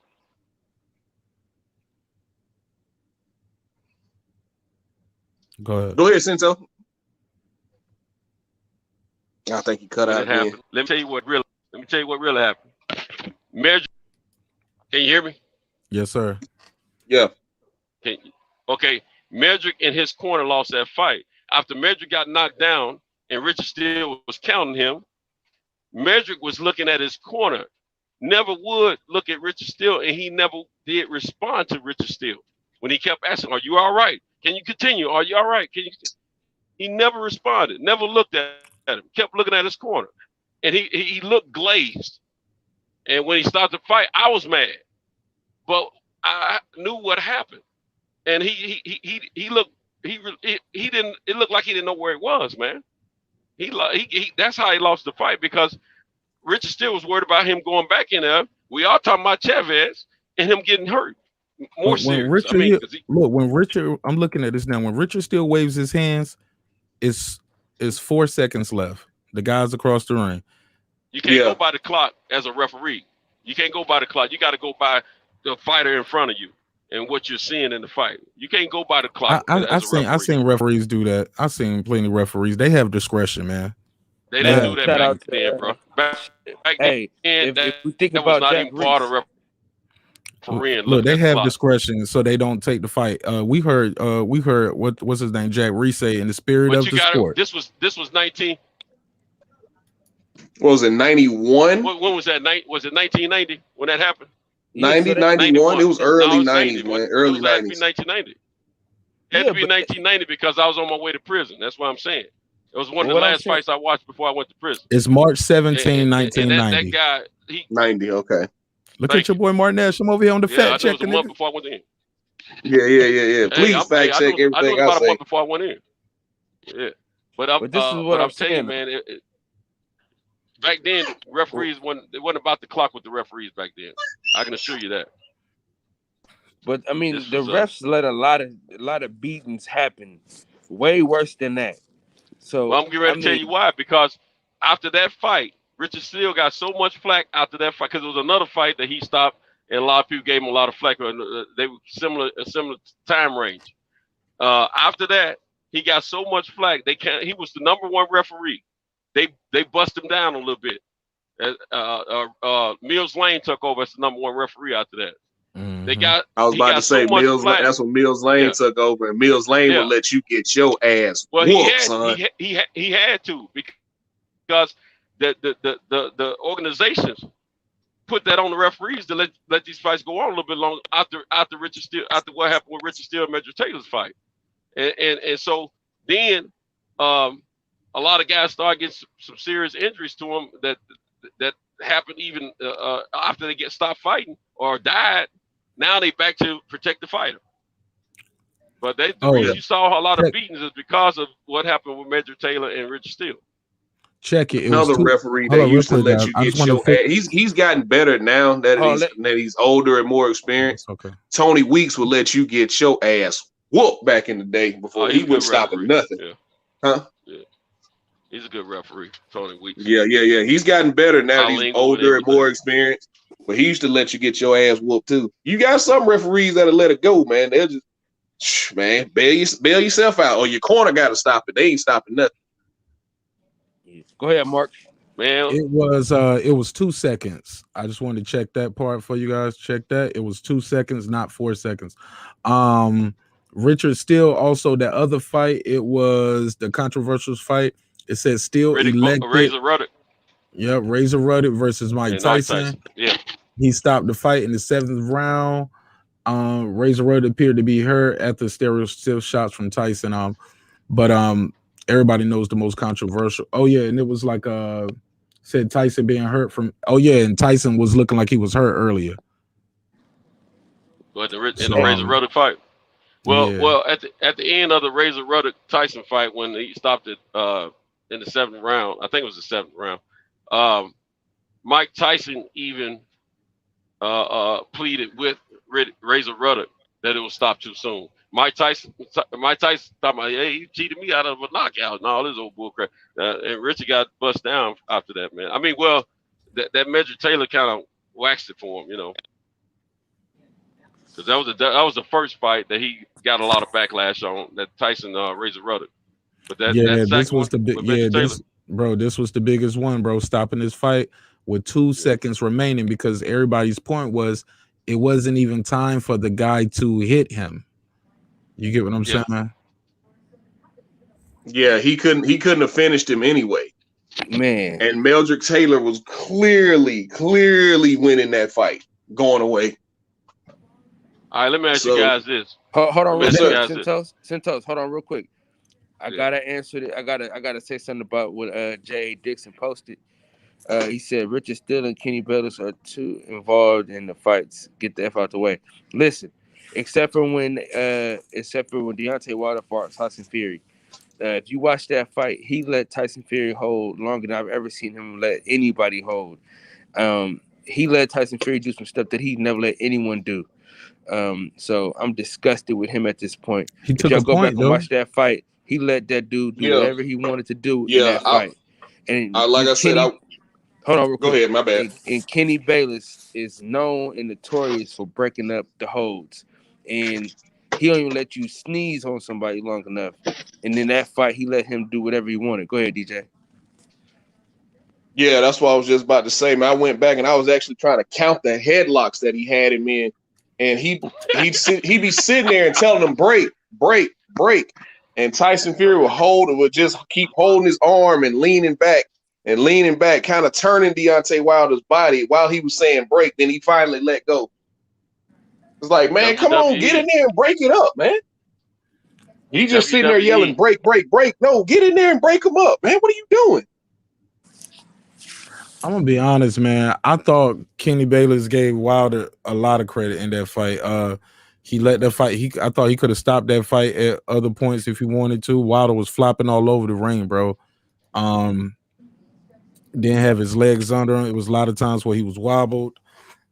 Yeah, even right when his corner threw the thing in the tower, and I thought Bayless could have stopped it, and nobody would have been mad about that, man, because he was getting hit clean. He was in the corner, getting hit with a lot of shots. I thought Bayless been a pretty solid referee. Other than that, do y'all got something I can look up that I can do my research on that he didn't call the fight fair and firm? They're not saying that he's not a good referee. He usually calls it fair and firm, and he usually get in there. What we're saying is in that fight in particular, he wasn't too quick to get involved with the fight. Like, he's usually overactive in fights. That's our point with that. But that one, he decided to be more relaxed and kind of tell guys. He was telling them to punch out on breaks and all this type of stuff. No, you're in there because you break up holes. These are two big guys. And you know for putting your nose in there and breaking up fights. And now all of a sudden you don't want to break them up. The heavyweights do a lot of hugging and breathing and leaning on each other, though, more than lighter weights and light welterweights, though. You know, they're gonna do that. Them heavyweights gonna be hugging and leaning on each other all night, bro. Mark, you can go to any fight that man has refereed, bro. You know what I mean? And look how he quick to give a warning too. He gives warnings early, bro. I'm telling you, he was a totally different referee that night, bro. I'm just keeping it solid. Okay, I got one for y'all. Tony Weeks in that Maidana Mayweather first fight. He let Maidana hit that dude in the back of the head so many times. Like, he just kept doing that overhand punch. And Robert was working the ref. I think you got to do like Robert Garcia. I like them old corner men from back in the day. Roger Mayweather was good for that. Worst part part. Zab Judah's father is good for that too. You got to work the ref, yo. Like if something is happening, you don't like what's going on, it's up to you to get on that motherfucking ref's nerves so much that he's gonna, I seen him throw somebody, I think it was Lou, they threw him out the damn the fight one time. That ref was sorry as hell for that too, because he didn't like the guy complaining to him. But yeah, your corner got to work the ref. And I saw Maidana hit Mayweather in the back of the head. That's a lot of fight, huh? Yeah, he threw him out. Was that no? I got to step quit. out for What fight was that? I got to step out for a second, guys. Emmanuel Stewart got was working the ref, man. He was working the ref good. It was one of Lennox's fights. I can't remember who it was, but Emmanuel Stewart was working the ref pretty good. Hey, look, that's how you get that guy getting that point taken away. You get what I'm saying? You got to. Who else was good at that, man? Lou DeVella's good for that. Robert Garcia's good for that. Like, cause he was telling Tony Weeks, he was like, "That's our punch, man. Don't take that away from us. That's our punch." And he didn't either. He let that man do that looping behind it. Like, it's no straight down punch in boxing, bro.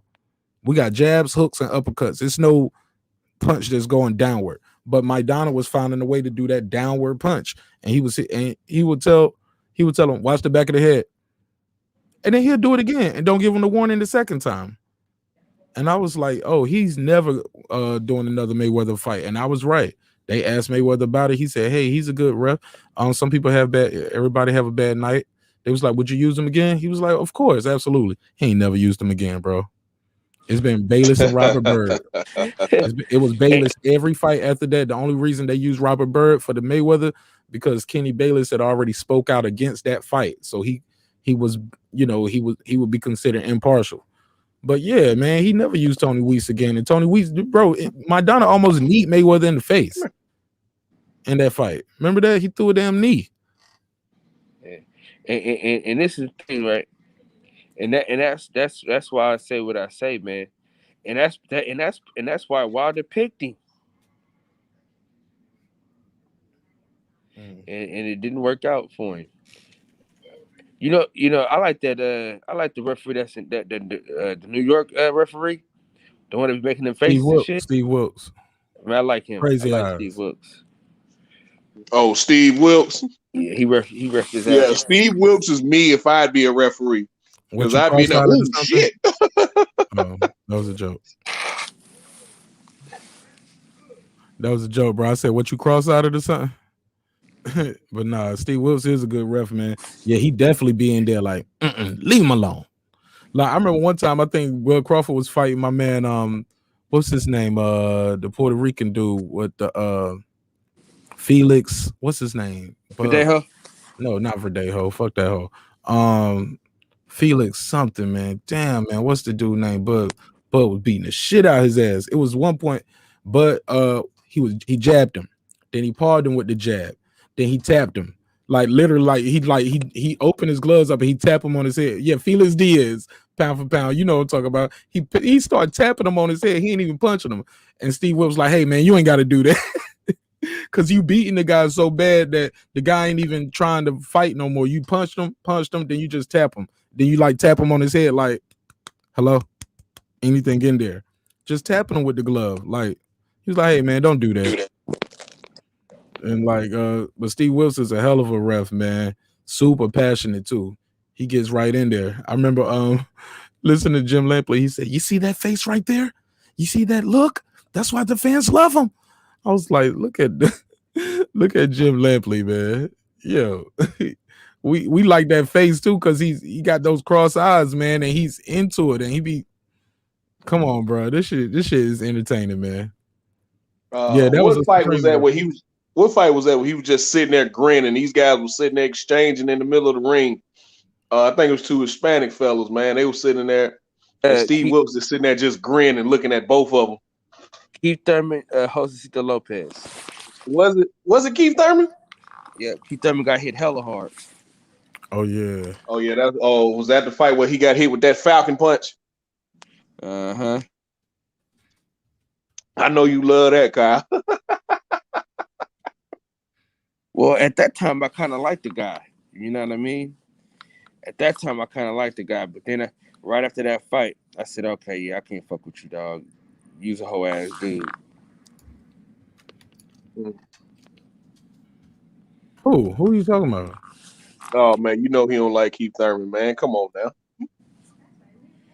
I didn't know you didn't like him.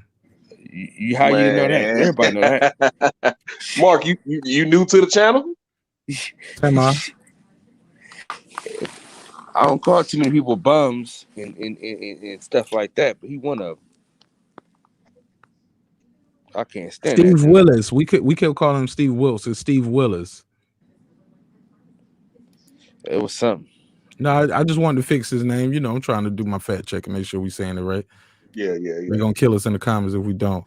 But yeah, that's what they here for, man. Correct us. I don't want to be wrong, man. So if I'm wrong, somebody please correct me. Yeah, man. But we're gonna this whole Billy Joe Saunders thing, man. I looked at it as like, oh, it's getting close to fight time, and I don't think Billy Joe really wants this fight anymore. I think it's been too long of a build up, and he was looking for a way out. And I think I thought he finally found his way out yesterday. Yeah, hey, pound for pound, I'm not finna post your comment. What'd he say, man?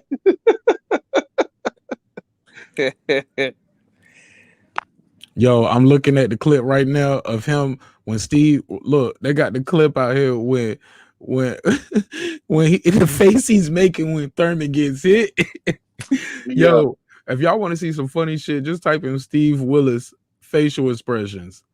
Oh my God, this shit is hilarious. Just looking at all these facial expressions. Oh, they got a whole video out for it? Man, pictures, is compilation videos. Hell yeah. Let me see if I can put one up here to chat. Oh yeah, I gotta check that out. Kyle, you don't know how to share your screen. Kyle, you don't know how to share a screen, do you? Cam, you don't know how to share. Man, I don't know how to do shit. Man. Cam got the laptop though. He probably sleep though. Yeah, man. Y'all got to start learning how to use y'all tools, man. Yeah. Wait, where Santos go? I don't know how to do that. He said a he'll whole be bunch back. of tools up here, man. I'm gonna show y'all, man. I got a video on my channel, man, how to do it, but yeah, but it's a share button at the bottom. Like I would share my matter of fact. You know how you add somebody to the chat? That's how I look, basically. Right here, where it says share. Yeah, and you can share your screen, but let me see. Let me put this up here. Let me see. Yeah, I see share screen. Let me show you Steve Willis. I'm gonna go to YouTube real quick. Hold on. I don't want to get no strike though. So No. Right. That's why you don't play it from there. You can play stuff from Instagram and stuff like that. And you can play like audio without getting a strike for the most part, like from somebody's video versus playing the actual video. Let's see if I can find one on Twitter.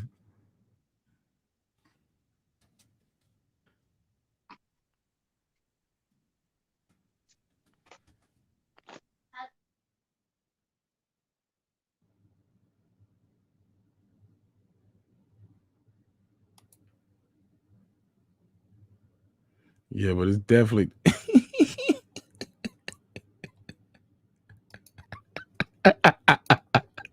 Yo, I'm about to share the screen, yo. Share my screen, son. It's Twitter. I mean, it's Instagram, so you straight. Hold on, let me share. Share my screen. So I would click share, and I would click on the tab that I want to share. If I want to share the audio as well, I got to click share audio. And then you'll just click on it, and I will click share, and you guys should see something pop up at the bottom like add to screen. Well, J.A. Dixon, it used to be Jim Lampley for me, man. Look at this nigga face, man. What are we talking about here? It used to be Jim Lampley for me, but now it's Timothy Bradley. I hate to hear Timothy Bradley call fight. Bro, Tim Bradley is doing his worst Teddy Atlas impression every time I hear him. He always sound like he's trying to sound like Teddy Atlas. Yo, y'all see your boy on the screen though? Yeah, I saw it. That's what I was laughing at. Look at this one. Yeah, that's the one. That's the one I said.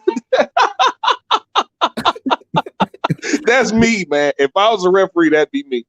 Cause look, he see the punch coming. He see the boy about to go to sleep. Let me see. Yeah. This one right here though. He go back. Was that the Ndongo fight? Nah, that was the dude from the boy from Philly, Lundy. Okay. That's Lundy. Jack Reese did the Ndongo fight, and look how quick he counted on Ndongo count to 10 versus how slow he counted for Tyson Fury. Mm. Yeah, that's one. I'll have to go back and watch it. Yeah, watch that 10 count. Yeah, that's one of them old HBO fights. I have to go back and find that. Mm-hmm. Look at this right here. No. The Ndango, I think that was ESPN. Was it? You sure? Matter of fact, I could be Because wrong. ain't that the fight that he went undisputed at 140 with? Yeah. Yeah, I think that was on HBO, bro. Correct me if I'm correct me. Yeah, I think that was one of them HBO fights. Let me see what else we got. Because that's where I remember Terrence Crawford from. I don't remember seeing him on ESPN. I always saw his fights on HBO. Then when HBO went away, then I started seeing him fighting on ESPN. Look at these faces, bro. That's how I would be too. I would be that's me. That's me all day. Yeah, that's me all day. Hey, Cinto, DJ, they'll be hearing my mic be like, God damn. It's like, ooh, hey, man. Right, I'll be in there giving tips. I'm like, bro, you got to throw your hands, bro. Right. Hey, after the round is over with, be like, hey, bro, you all right? But yeah, bro, you getting fucked up out there, man. You gotta be careful. They be like, did the ref just tell him he gotta be careful? I'll be like, yeah, bro, you gotta be careful. The funniest part is when like the round about to be over, but he jump in front of niggas, bro. Be hella funny. Yeah. Okay, hold on. Let me share the screen again. What was it? It was I think it was one fight, man. I think I know what you're talking about, Kyle. It was one fight where he just jumped in between them. He was like, time. Then he just stood there and I think it was that one of them Kid Chocolate fights where he just stood there and looked at Kid Chocolate when he was walking back to his corner. He was like, man, you get your ass whooped. Yeah, that's the one right there, Kyle. You was talking about when Thurman got hit. That's it. That's me all day. Look at this one. Hey, bro, he is so hilarious, bro. Dude. Man, I'm telling you, bro. He's like, hey, one of the funniest moments though, for referee. I think that is Tony Weeks, ain't it? The one with the high top fade. Yeah, the one with the fade. Yeah, right. Bro, that old ass haircut, bro. Hey, when Kell Brook was falling towards him, cuz and he moved out the way, bro, that shit was hella funny. Nigga said, oh. Yeah, but like I said, man, he's gotten better throughout the years because he used to let you get your ass whooped, son. And still do. Shoot, did you see all that he should have been stopped that fight with Jack Badu Jack. Remember Badu Jack was all bloody like that? Versus what's his name? Brown? I ain't see that one. You know what I'm talking about, Kyle? What's that? Badu Jack versus Marcus Brown. Oh, when they had that split in his head. Bro, did you see this? Hold on, I'm gonna share the screen one more time. Cam's like, bro, this nigga working me now with all this sharing the screen shit. Nigga, like, he working me now. Yo, look at this shit, bro. Look, can y'all see this cut on this dude's face? Let me see. Let me blow it up so you can see it. Here we go. Look at this dude's face, bro. Can you see it? Man. He let Jeez, move. Yeah, they should have stopped it. The doctor should have stopped that though. Look at this. Look at this gash, bro. Yeah. The doctor should have stopped that, man. Do you see this? Tony Weeks knew that shit was getting gruesome. He kept it. They say he got that shirt still. He keep the shirt. He got the shirt frame with all that blood on it. With some sicko shit. But look at this. He walking around taking pictures in the shirt. Wow. You see this gash, bro. Look at all the blood on the shirt. He let this nigga. Look at this, man. And he going through round after round like this. Who's the referee for that Otto Wallin and Tyson Fury fight? I could say no. That fight should have been stopped. Hold on, y'all. Yo, cause that ref was the one who gave the boy a heads up, said, hey, look, man, we ruling that an accident. So I think he told him it's not it's a punch. So if the fight gets stopped, you know, basically they're gonna go to the cards. And Tyson Fury was down. No, if it got stopped by that cut, if the cut got stopped, Tyson Fury would lose because it was a cut by a punch. And that gas was they should stop that fight. But yeah, that would have been a TKO for Wallin. Now, if it was an accidental headbutt or something like that, then they go to the cards. But since that cut was opened by a punch, Tyson Fury would have lost by TKO, by doctor stoppage, which is a TKO. I've seen hella MMA fights in like that. I remember it was a fight, I think 2 or 3 years ago, with some women, man. Alima Lay McFarland, who's over in Bellator. She's a former Bellator flyweight champion at 125. And she had this girl mounted. And she came down with an elbow square right between the girl's eyes, and that cut immediately opened up, and it just started pissing blood, man. And they had to stop that fight then. They say Tony Weeks was that ref. What? That explains everything. For the Otto Wallin and the Fury fight? Yeah, after taking charge of the I don't remember him being the referee. Shout out to Mark Nash. Hey, listen, I'm gonna keep it 1,000 with y'all, man. Yeah, man. Mark Nash is a damn wizard when it comes to this StreamYard shit, man. The man has made me up my ante on countless occasions, man, after watching his channel. Although his channel is not the biggest, I think that his show is one of the best shows on YouTube, man. And I really hope people get to watch your content a whole lot more than what they do already. We just started, man. We ain't even 6 months in yet, man. So this is beautiful, man. Hey, man. Yeah, so we just started, and we still in our infancy. Yeah, man. Not even 6 months yet, man. So we having a good time.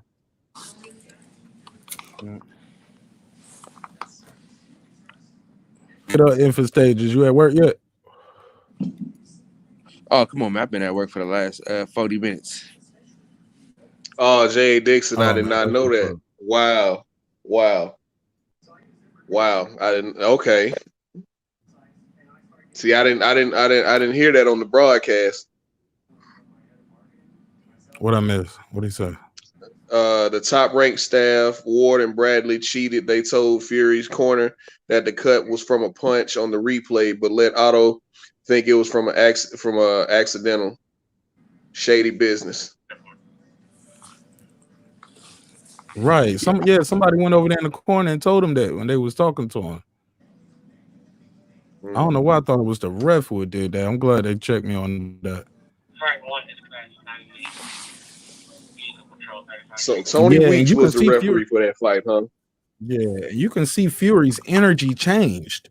You get what I'm saying? He knew he couldn't let the fight get stopped on the head, but he would come out there. He was rushing into it around. Then he'll hold him up pretty much and make sure he didn't get banged up no more.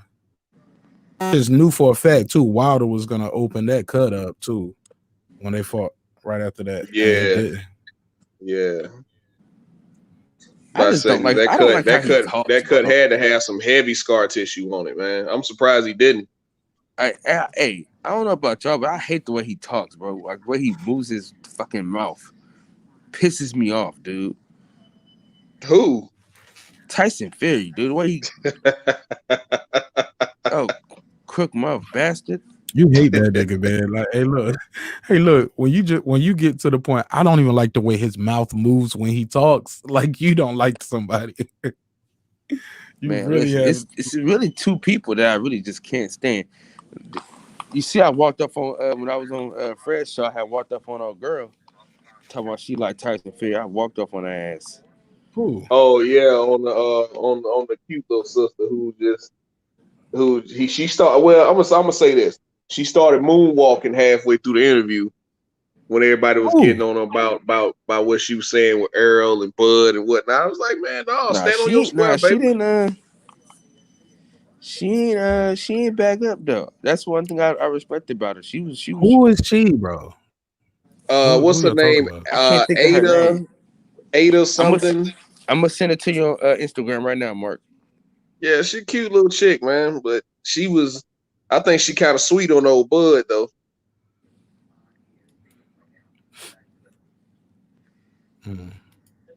Cause she was just picking out Errol's flaws, like he don't do this, and when the way he throw his punches is this, and everything Bud did was just pristine. Like Fred had to, I think it was either Fred or DB had to ask, okay, so name some of Bud's flaws, and she had to sit there and think for a minute. I was like, Sometimes the chin is too high. But other than that, but yeah, I mean the kid has his chin up too high. Or you know what I'm saying? But Bud is a beast, man. Shit, I ain't gonna be the one. I'm gonna be right here with her. I just faxed it over to you. Yeah, I heard it. Jay Dixon, man. Jay Dixon is classic, man. You know what I mean? He don't even understand how much he contributes to this show just by these comments that he posts. Oh man, I hate when that happens. Don't y'all hate y'all have something auto draft and you like, man, I'm supposed to cancel that before they take it out again? Oh, and you're like, damn, man, I don't spend $10 on UFC again this month. I just want to. Oh, Fight Pass. Oh my. I'm gonna be honest with y'all, man. I'm the stream king. It ain't too many times that I'm not streaming. Yeah, see, I feel like that about some stuff I have on Amazon. It's like, I didn't mean to pay for that. Or Stars. I only get Stars when it's time for Power to come back on. So oh, she box? Yeah, she box. Okay. Yeah, she know her stuff, man. She know her stuff. But I felt like once everybody started ragging on about what she was saying with Errol, because it's a lot of Errol fans out here, especially on these platforms, man. Hey, I felt like she started moonwalking a little bit. Then she said she liked Tyson Fury. Oh, bro. Hey. I was like, wait, hold on, what? I tore her ass up, DJ. Yeah, Kyle just walked up. He was like, hold on, what you say about Tyson Fury? She's like, I like Tyson Fury. Kyle, cut the camera off. Hey, they said that Pacquiao signed the fight but told Bud not to sign because the money wasn't verified. I don't know what to think anymore, man. I don't know anymore, man. I just think Pacquiao I think Pacquiao. I just Who don't is like they? The Pacquiao starting to get. I'm about to give him that Keith Thurman, Tyson Fury treatment in a minute. But you see, we know what it is with Pacquiao. We know he's trying to get one more big money grab before he really walks away from the sport. These other guys are actually trying to compete and build on their legacy. Pacquiao's legacy is set in stone already. These other guys are trying to add to it, and we see what Pacquiao's doing. With Bud, it's like, I like Bud as a fighter, man. I really do. I'm not with that fight with him and Errol Spence. If it ever happens, I have no idea what will happen in that fight. I don't know who will win that fight. It's too close to call for me. That's how close it is. So, but my thing is, Bud shouldn't have re-signed with Top Rank. What was it, 3 years ago now? He shouldn't have re-signed with him. And then you hear Bob Arum say the only fight that you've ever wanted, the biggest fight of your career, the fight that you've been chasing for the better part of 6-7 years now. You heard your own promoter say he blocked that fight, and that's the only fight you've ever wanted for real. You heard him say he blocked that fight. Why would you go back to it? DJ? Yes, sir. I don't know if you know, but I pulled up the fact check on that last week. That statement was made. He resigned before that statement was made, so it's not like that statement was out there. Then he heard it and still resigned. He was already resigned when that statement was made. To be fair, of course. Okay, thank you. So we'll know. So now we'll know for sure if he resigns this time. Absolutely. Bud don't want these fights for real, man. He just act like he wants. So, and like I say all the time, I don't think any fighter is afraid to fight another fighter because this is what you signed up for.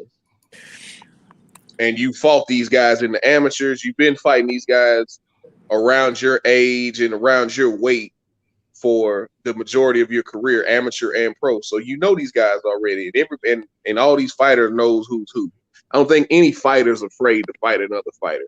I think these business guys get in here and start fiddling around and prevent these fights from happening because they don't want their guy to lose.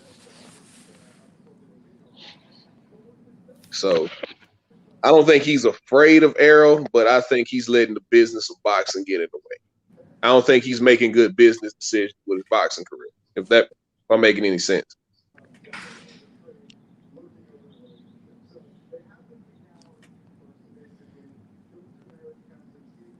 Hello? Oh yeah, you're making a lot of sense. I'm listening. Yeah, and even back to the whole ring thing with Billy Joe and Canelo. Robert Garcia broke down why the ring was so important because he was like, did you see the rings that we fought Mayweather in? They were huge. It's like boxers want big rings with hard canvases because the soft canvases take away your legs because you sink into them. He was like, Chavez Sr. Yeah, get your backpack, baby. Get your backpack. Hurry up and go to school. Hold on, y'all.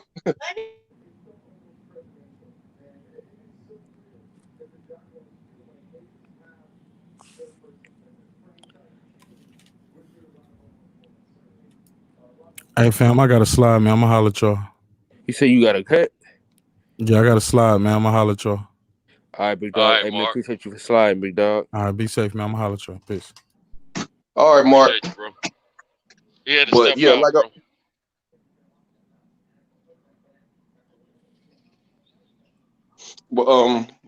Like I was saying, Robert Garcia was talking about that yesterday. It was like Cesar Chavez Sr. was talking about how he was talking about how Cesar Chavez Sr. always wanted a big ring with a soft canvas because those guys that tried to box around and get away from him, eventually by the 5th, 6th round, they'd be tired. So the ring size does matter, but Billy Joe wasn't gonna win that fight no way. I just think that he just got a one-up on him, though. You know what I mean?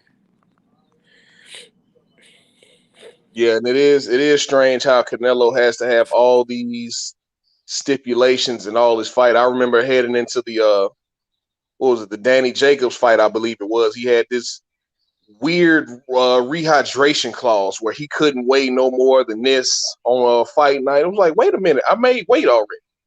It shouldn't matter how much I blow back up to after the weigh-ins. No, I made weight. It was in the contract. They were gonna fight at this weight. Why should I have to limit what I eat the next day or that night just because you feel like I'm gonna have an advantage? Yes, I'm naturally bigger than you.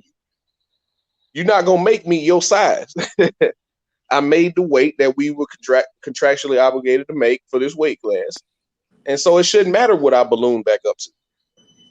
Yeah, but that's like the IBF. You know, the IBF won't let you get that big. Hey, Santos, how far are you from Atlanta? About 4.5 hours. Oh shit. You supposed to be there this weekend? June. What? June. You Tennessee, right? Yeah, Nashville. Okay, that's not that far from from Myrtle Beach, South Carolina. How far is that? Oh, that's even farther. That's South Carolina, right? Yeah. Yeah, that's on the coast. That's probably about. I don't know. I got to look at it, man. I ain't never been to the coast of South Carolina. I've been to Charleston, and I know that's 6 hours for me. That's 6 hours for me. So, well, me and you linking up when I go to Atlanta, though. That's a fact, and I'm going to Atlanta June 5th. June 5th. Oh yeah. Yeah, my boy Sheldon Moore talking about being in Atlanta on the 26th for that Javante fight. Yeah, Man, me and my friends are going too, man. Yeah, that's right. DJ We Savage. just waiting on the tickets to drop. yeah, That's it. We just waiting on the I'm not tickets to going drop. anywhere in August though. I'm not doing nothing in August. The only person that can get me out of the state in August is Deontay Wilder, I think. Unless it's unless it's somebody I really, really fool with. Yeah. That's the only how I'm getting out because I'm doing back-to-back trips this month. I'm doing 3 or 4 fights in June. July, I'm probably gonna touch some stuff. For August, I'm gonna kick back. I got my kids. Their birthdays in August and September. So those 2 months, I gotta kind of kick back, and then October I'll be back to balling. Not to say that I'm not gonna go out, but it's gotta be a fight worth my while for me to spend all this extra money. Yeah, I hadn't been to a Wilder fight since he was still fighting in Alabama. Last one I saw was when he beat up Chris Arreola when he only had one hand. That was the fight when he was supposed to fight Povetkin, and Povetkin popped dirty. Man, they always popping dirty when it comes to Deontay Wilder, man. Well, some of them just dirty fighters. Some of them just stay popping dirty, man. But that's one of the points I'm gonna bring up to the Wilder hater when he started talking about this resume crap when he come on Fred's show.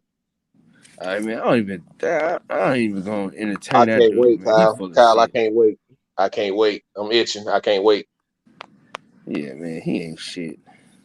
I don't even know who dude is, but all I saw was Wilder hater. Oh, I'm gonna have fun with you. Yeah, but when Deontay Wilder was in his face, he didn't have none of that energy. Best believe, I'm gonna have that same energy with Keith Thurman. Mm-hmm. Go ahead, hit me. Break them brittle ass hands. I'm gonna let him hit me. I'm gonna fall right down. Yep, I'm hurt. You remember when Larry Holmes beat up Trevor Burbick? You shouldn't have hit me, son. You shouldn't have hit me, son. Is that what you're No, gonna tell him? he was like, he hit me. Larry Holmes hit me. No, I'm talking about if you let Thurman. When you let Thurman lay you down, you gonna flop, right? He gonna touch it. You gonna flop. Yeah, all you gotta do is lay there and say, "You shouldn't have hit me, son. You shouldn't have hit me." No, he said, "Don't duck me, son." Listen, I'm gonna fall straight out. If anybody in his entourage touch me, I'm falling out. I'm gonna say he sent the word. I'm telling you, boy. Yeah. I gotta. Hey, I'm gonna do a GoFundMe on the page, man. I need these Deontay Wilder gloves, man. I got a turn. I keep on speed dial. Huh? Say it again, Santos.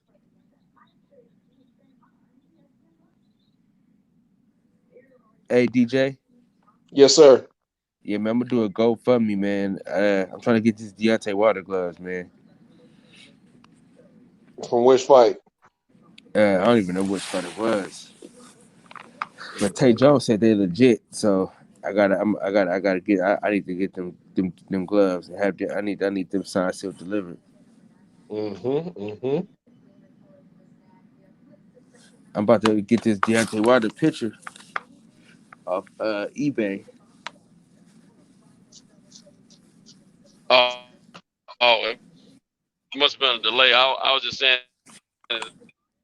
keep.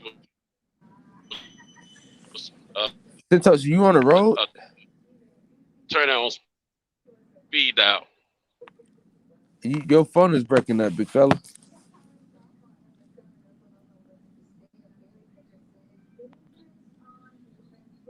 Yeah, his phone is breaking up. Must be in a dead zone. We're going through a dead zone. I had today reason. Your phone is breaking up. What you say?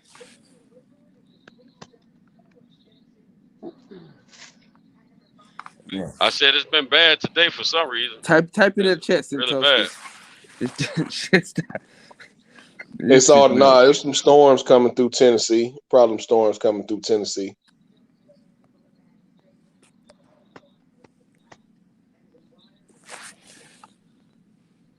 But yeah, I look forward to streaming that fight this weekend, or just probably going to the Buffalo Wild Wings and watching it. They'll have it on. Who fights this weekend? Clenbuterol and nasal spray. Oh yeah, that's right. The two dope, the two dope fiends. Mm-hmm. What they call him? Billy Ho. Oh, Billy Ho and Cinnamon. Silly Ho. The two strippers, Billy Ho and Cinnamon. Yeah, man. Yeah. Silly Ho Sandusky. Oh Lord. It's the first time I want Canelo to beat him up though. This is the first fight. Yeah, I think old Cinnamon will pull this off, man. I want him to punish Brad out. To be honest with you, I know I said it's gonna be a draw, but I really want him to get punished. I just need to get, even though it's never happened, I need to get dropped one good time. I want to see old Cinnamon get lumped up a little bit. Close one of my eyes on him. Not this fight, because I hate no, Billy no. It's got to happen this fight. It's got to happen this fight. No, I hate Billy Joe Saunders because we know much. Caleb Plant ain't gonna do it. I just hate Billy Joe Saunders, bro. You know what I mean? I think that Billy Joe Saunders is just a piece of shit. You know, a real piece of shit.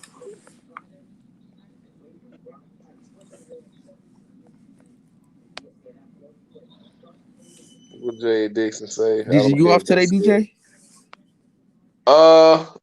No, I gotta go in tonight, but I've been off. Oh yeah, Senso said it's just been bad today. Okay, yeah, I've been off these past couple days.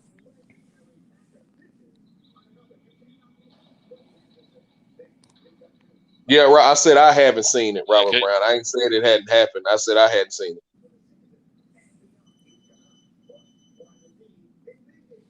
Yeah, I was saying I hadn't seen it. Brown, man, join the panel if you Y'all can, hear me man. okay now? Yeah, you're good now.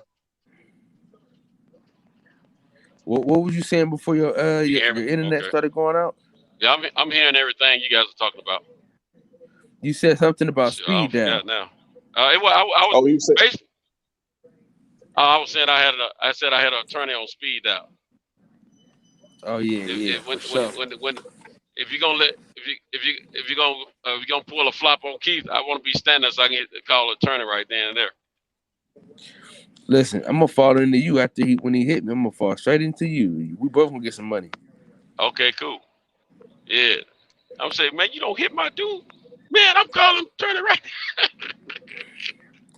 I'm pressing charges and everything, boy. Make a scene. Why you hit him, son? What did you hit him, son? I'm telling you, dog. I'm telling you. Oh, ponytail. He cut that ponytail off, didn't he? Yeah, he sure did.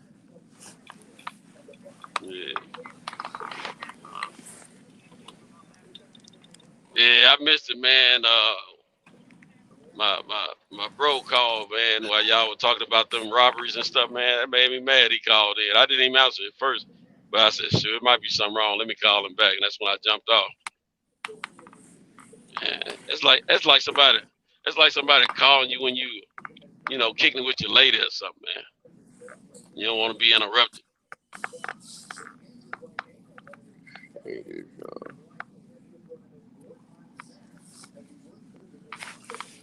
Man, I'm excited about this weekend, though, man. I get to finally go to a live event. Now who's fighting? Where you going this weekend? My bad, I was John. My boy Sheen. We got Sugar Sheen. Sugar Sheen. Yeah, I got a few cats fighting on this card that I know. This is a pro promotion. Yep. So they up and coming. Is that what it is? Yep. Okay. But He been on top rank. He on top rank twice. He's fought on top rank twice. Yeah. Okay. Yeah, he a bad man though.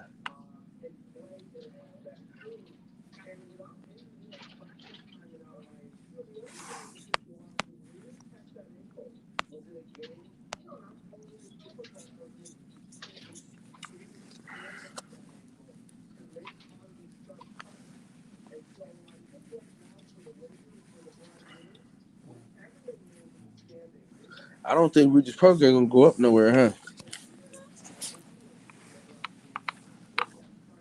You don't think what? I said I don't think Regis Prograis gonna go up and wait. I wouldn't go up if I was him right now. I'll go ahead and go try to devour what's in the 140 because it's actually gonna be some names pop up and he can make some money still. Man, I'm so mad I ain't got no 5-hour energy drink. Man, I'm so tired right here. You already at your post? Man, hell yeah, man. I need a 5-hour energy bad too. Yeah, I know how it is to be tired and trying to do your job, man. Trust me. So, I need to go to the gym when I get when I put this truck down. Rob Brown, what's going on, big fella? Hey, what's up, fam? Y'all all right? Yes, sir. What's up, Rob? What's going on, man? Y'all cooking on today? I mean, we just, shooting the shit right now, man. Freestyling, man. I'm trying to hit that 10 hours. We're trying to beat that 10-hour live stream today, man. We're trying to get to the 10-hour mark today. That's what I'm talking about. Yeah, we've pretty much been talking about Canelo Alvarez and stuff like that. We was talking about robberies, or was it just a great fight? I got you. Yeah. Yeah, he's got away with a few of them. Sorry about that, guys. My wife called me and kicked me off the show for a second. It's all good, man. It's all good. All right, where were we? Oh yeah, I think we're talking about Deontay Wilder.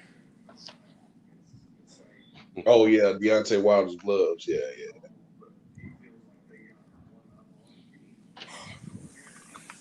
Yeah, DJ, I put that in the chat for you, man. Like I said, for your viewing pleasure. Yeah, I'm gonna check it out, man. Like I said, I've been watching old fights the past couple days, man.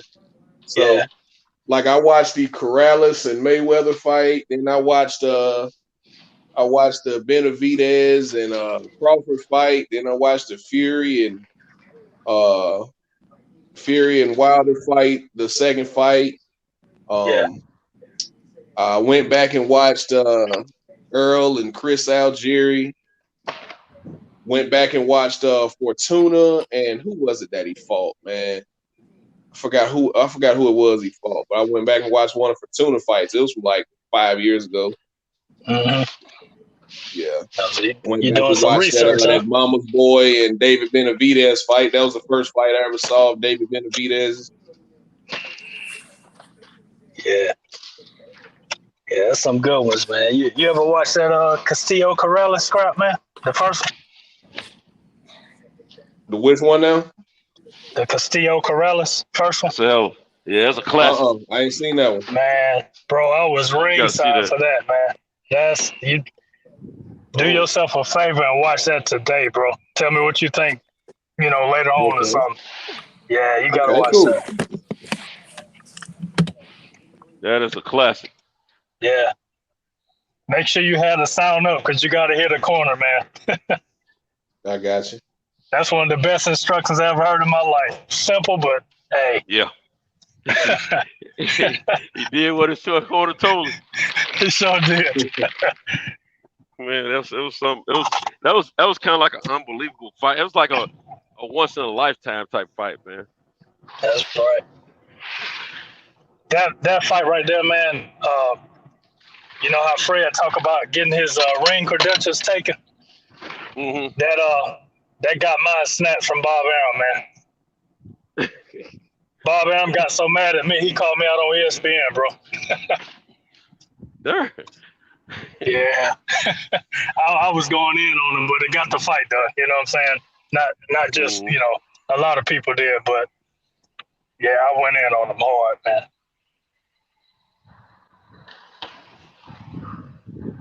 All right. 2 more to go. Man, I'm telling y'all right now, man. I'm tired as hell, dog. He was on cooking for a minute yesterday with Big Tank, man. I was in the chat. I had to be in the chat. But y'all was on for a good minute yesterday. Man, had he not got a phone call, we'd have still been on. Yeah, you talking about yesterday morning? Yeah. Yeah.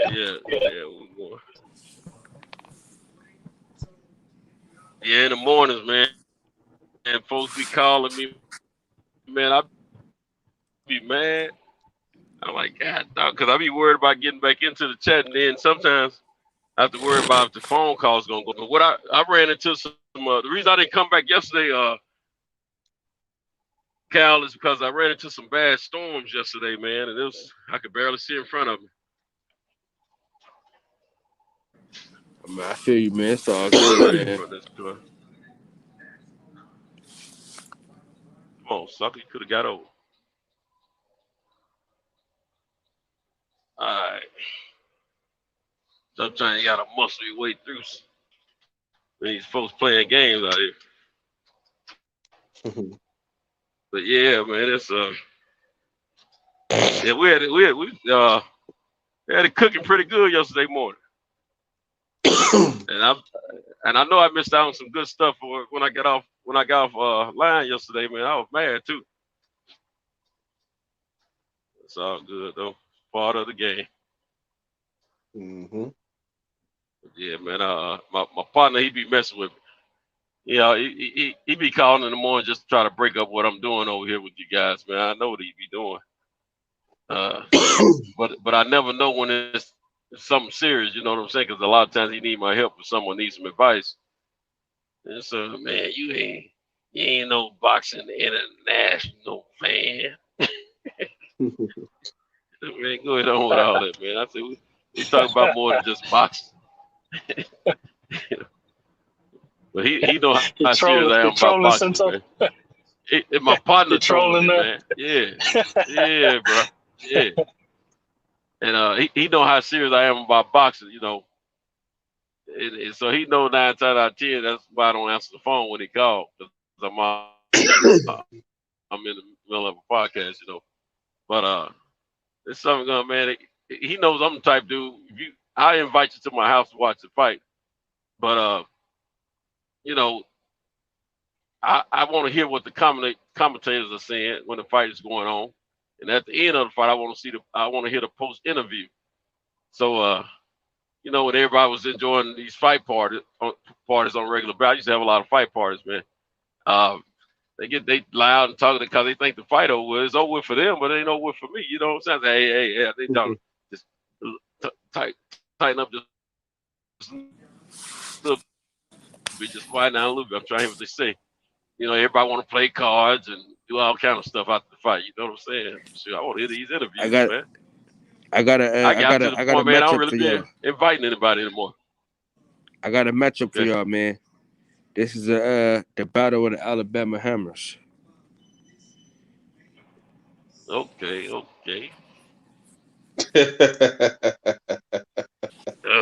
I started to make this a dream fight one day, man, but I've only heard about Ernie Shavers. I've never really looked up any of his stuff.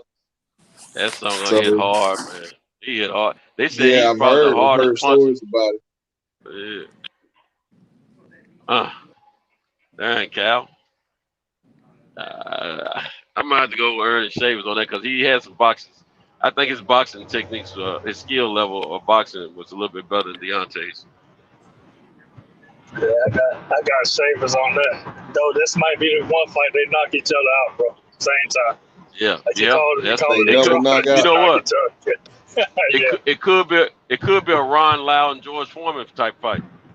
Oh man, I just watched that the other day again, Santos. Man, that good Lord. Man, that was amazing. Yeah, that was something else. I was nervous for both of them cats, man. Man. Man, look. Every time I watch that fight, I be worried about who's gonna win, knowing who's gonna win. I've seen so many times, I know who's gonna win, but I'm always nervous about who's gonna win. For some reason, I'm rooting for George, and I'm worried that he's gonna lose the fight. And I'm like, man, you already know who's gonna win. Even in that post-fight interview, man, George, it looked like he was like, man, I can't believe y'all trying to talk to me right after this thing, man. Right. You know? That's true. He acknowledges it's like how they be doing the track and field stars. Yeah. Yeah, that one felt like how they be doing the track and field stars at the Olympics. You know, they run 100 meters and be bent over breathing, and then there's a mic in their face, like, right. So what'd you think of the race? Like, come on, man, let the dude breathe, you know? Right. Exactly. Man, that fight. I mean, you know what? The same goosebumps I get from when I first saw the fight, I get those same goosebumps every time I look at it again. And certain fights that do me like that. Some fights I can just sit there and look at them and I don't get all anime, but I get into if I'm moving like I'm punching and some fights I get into like that, man. I just get in a trance, and that's one of those fights there. Yeah, for sure. Yeah, that's y'all maybe want to go home and start just pulling up fights, man. You know, sometimes, man, when these live streams are over, man, I be hating for them to end. And I be so fired up about boxing, man. I be wanting to pull over and pull up some fights on YouTube on my tablet. But I said, no, it ain't worth all that. Just keep on driving. You know what I'm saying? But I be wanting to, man, so bad. I'm saying, man, Kyle be, you know, with the movie Mondays, and then, you know, he's about to do, Wire Wednesdays, and then you had Tank get on here talk about reading, and I'm like, man, I'm catching Fred's show and Kyle's show and Blue Blood and some other guys, and then I got the kids, man. It's like, bro, I ain't got time, man. I'm at work, but getting aggravated with folks, stuff breaking down. I'm like, man, I'm in the middle of a stream, man. I can't get to it right now. Yeah, as I'm sitting here talking to y'all right now, I'm watching Thurman and Porter. See, that's what I'm talking about. Yeah. That was a good scrap. Who y'all got in this? Matchup? I was late getting over here about 20-something minutes last night, man. I was fooling around over there at the barbershop, man, and you talk about what you want to, but man, they went off in tangents, man, that wasn't even necessary. I was like, man, why am I still over here? I said, let me go see if Cal don't start his show. Yeah. And man, you talking about old Fred and DB? Man, Fred digging, you know, messing with him and Brandon about they Muslim name versus they slave name, all this old kind of stuff. I'm like, come on. Fred was hating, man. Yeah. It was funny though. Fred be going in sometimes. Yeah, he do. Then I got into it in the chat, man. I was into it in the chat. They talking about, you know who you talking to? Suppose I was dealing with, I don't know, Gary Russell Jr. brother or something. I was like, man, I don't care. You know what I'm saying? I don't care. I don't care who it is. You know what I'm saying? I'm saying what I heard, you know? Right. Yeah. It's all cool. It's all love, though. It's funny, though, man. You know? Right. So who y'all got in this fight? Yeah, but let's see what he got up there. I don't see it yet. That's a good one. Norton can fight, but I'm going with Wilder on that one. I think that punching power would have got Norton. I know it did when he fought George Foreman. Yeah, Foreman hit the top of that head.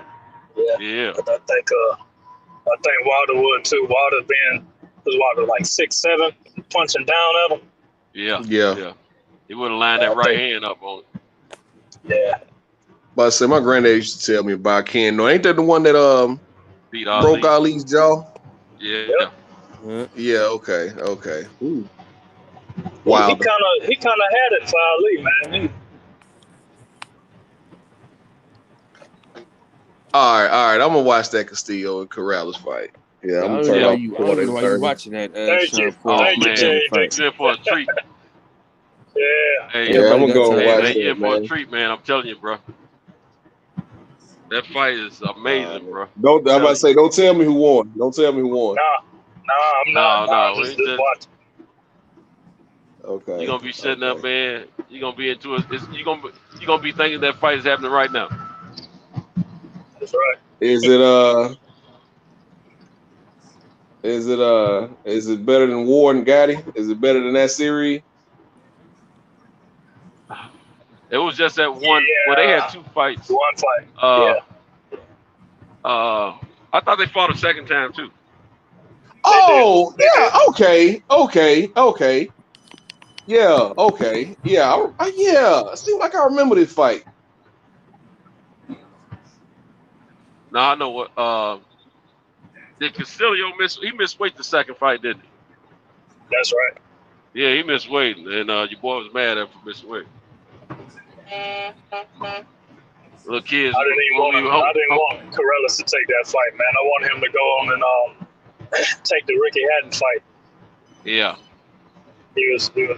I saw felt the like he second should've one. took that Okay, yeah, y'all said the first one. Yeah, okay. Take that first. That's the first. It's the first one y'all want to see. Yeah, the first one. That's one. Okay, yeah. I remember the second one. Okay, yeah. I'm about to say, yeah, I think I remember this fight. The first one. Yeah, I got it. I don't know that Ward, and they both were. I think they were equally exciting, man. Yeah, they were. DJ, this just for you. Wilder. Okay. Nah, we talked about that last night. I'm gonna take Holmes on that one. Oh, Tony Weeks, the referee. Oh yeah, somebody finna get their ass whooped. Hey, that Holmes, y'all gotta remember Holmes had that devastating jab, man. Yeah, he had that laser jab, but the great eraser.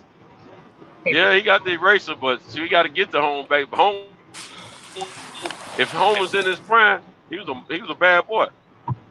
He could move, he could box, and that jab was something to be marveled with, man. Why was Holmes not like Santos?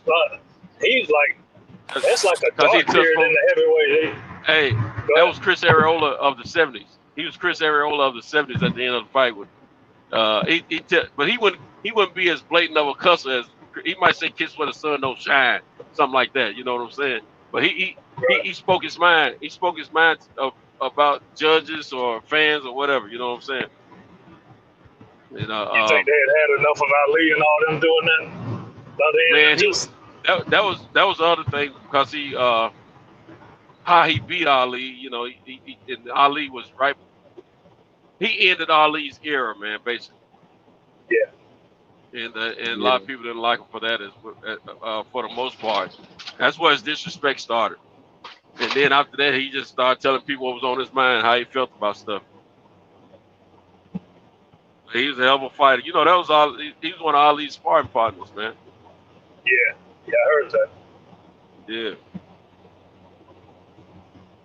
But that's something going with that jab. That's something going. He gets to swinging that jab, man, and he popping you with that something gun before you even see it, man. He can win a fight with the jab. He can win a fight with that jab. That used to be sometimes his most effective punch. But when he gets better set jab. up, Go ahead. My bad. No, you good, man. Go ahead. I'm just running. No, I was just gonna ask, better jab, him or Lennox Lewis, because Lennox Lewis had a jab that could knock you out, though. Yeah, Lennox might have had the consistently more heavier jab, but Larry Holmes' jab was more continuous. And he get you all confused with that jab, man. Then he put the combos on you, man, and don't take you out. Gotcha.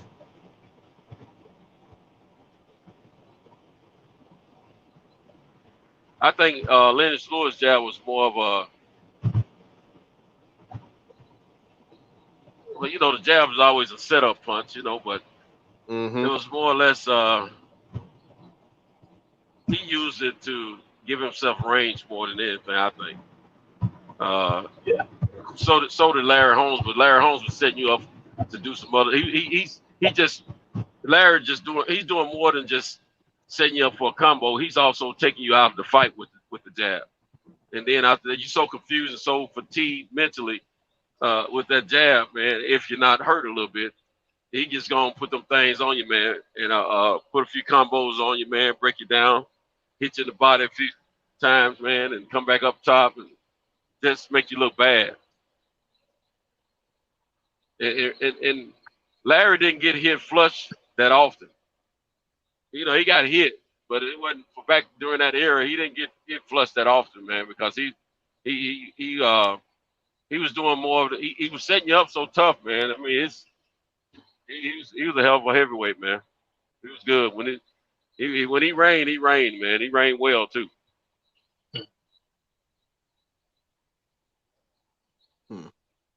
Yeah, I remember my granddad liked him, man.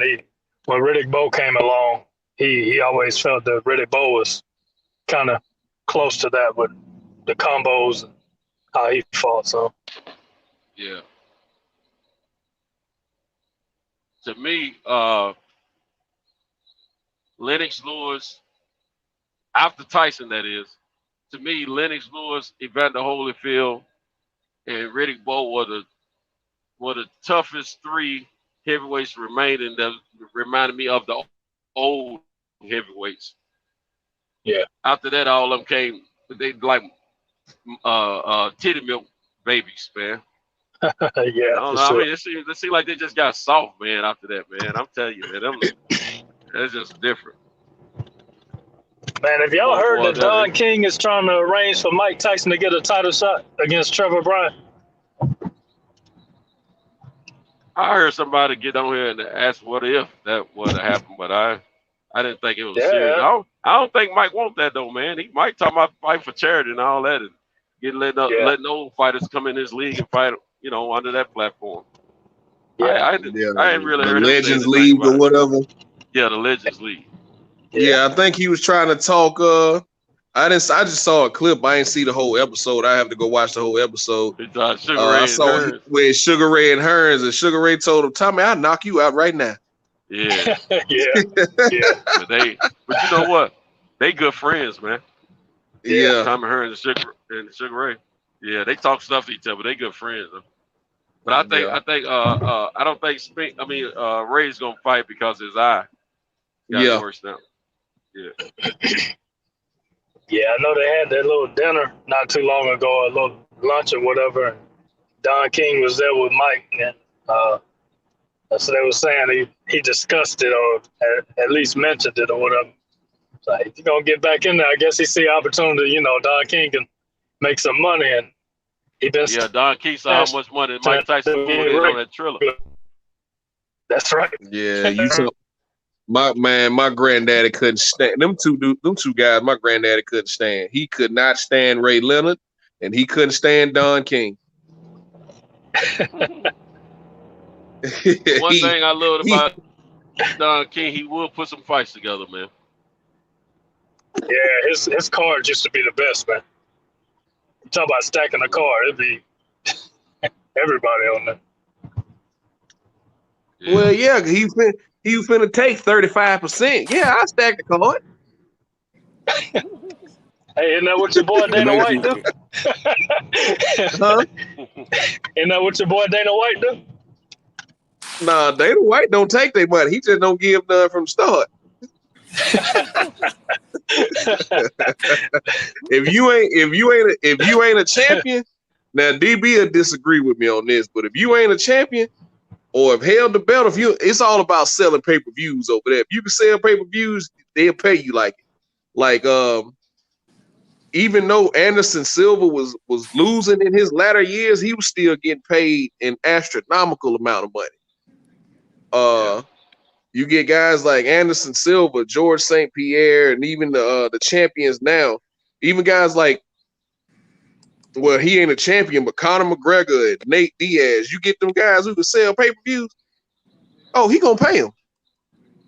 But you get guys like a champion who's been on a long run. I hope it's starting to turn around for him now. Kamaru Usman. Kamaru Usman probably, I had to look up his purse. He probably made $500,000 flat fee just for showing up, just for making weight, and then probably got another $500,000 for winning the fight. This Imagine last fight This last fight you talking about?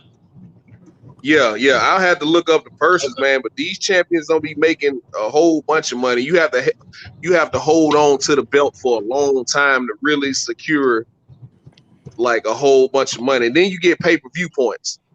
So, man, I'm gonna tell you, bro. You know, I ain't gonna go into it. I can't really speak on how that worked, but I know they get pay-per-view points. So say if you Francis Ngannou or Kamaru Usman, you want Conor McGregor on your card. You get what I'm saying? Because people gonna buy that pay-per-view. People gonna buy that pay-per-view to see him, but you get the pay-per-view points because you the champion and you the headliner. So that's why a few years ago, when after Daniel Cormier knocked out Stipe Miocic, he immediately started calling out Brock Lesnar. Even though that fight wouldn't have made sense, Brock probably hadn't fought in 3 or 4 years at that time. He starts calling out Brock Lesnar, I hear you coming back to the UFC. It was like everybody understood why he was doing it, because he's gonna bring those fans over to from WWE, and he's gonna get a big money fight. That's why all these guys, even though he probably lost like 3 out of his last 4 fights, they still want to fight Conor McGregor, because guess what? People are gonna tune in to watch Conor McGregor. So you'll see the champion call out somebody like a Nate or Nick Diaz or people who hadn't fought in years. Hey, what about this fight? What about that fight? Like, yeah, let's get them in there. This is who I want to fight next. This is who I want to fight next. And Dana come in like, nah, bro, we gonna keep this train going. We gonna keep this train pushing. That man don't want to fight. He been retired. Like Khabib was a huge star. He might not have been here in the States. We might not have revered him like that. But over there in Russia, shit. Yeah, Dana been begging him to come back. Yeah, he was begging him. He was begging him to get him to come back and fight Conor. I forgot what kind of numbers that last pay-per-view did. Huh? Man, I've been listening to you guys on the MMA because I told you I'm more into boxing. But that last Usman, I listened to y'all. I was like, man, you know what? I'm gonna go in and buy it, bro. I bought that card, man. I was like, bro, is this how it is? Like, golly, man. Yeah, man. They get after it, man. They get after it, man. I don't know if I got lucky or what, but I was like, bro, if that's how it is, man. That was a first great. There's always some action on MMA. That's a good first pay-per-view to buy. Wouldn't you say, DJ? Like, if you coming into it, like, that is probably one of the best cards you could have got, man. Yeah, it'll hook. That one definitely will hook you. Man. Right before it, I went back and watched Ngannou and Stipe, and then I remember hearing you, DJ, talk about is it Robbie Lawler and somebody? I watched that fight. Robbie Lawler and Rory McDonald. Yeah, I think it was number 2. Wow. I think that's the one you man. Yeah. And so I was when that last week. It was I think it was a couple weeks ago. What Usman and Masvidal? No, McDonald, Rory and no, that was a few years ago. That was like what 5-6 years ago, I want to say. Well, who was that? I thought somebody said something about you did say Lawler. I mean Lawler. Yeah, he's been out. Yeah, okay. But yeah. somebody said something about a McDonald or somebody Rory or somebody fought last week. Oh yeah.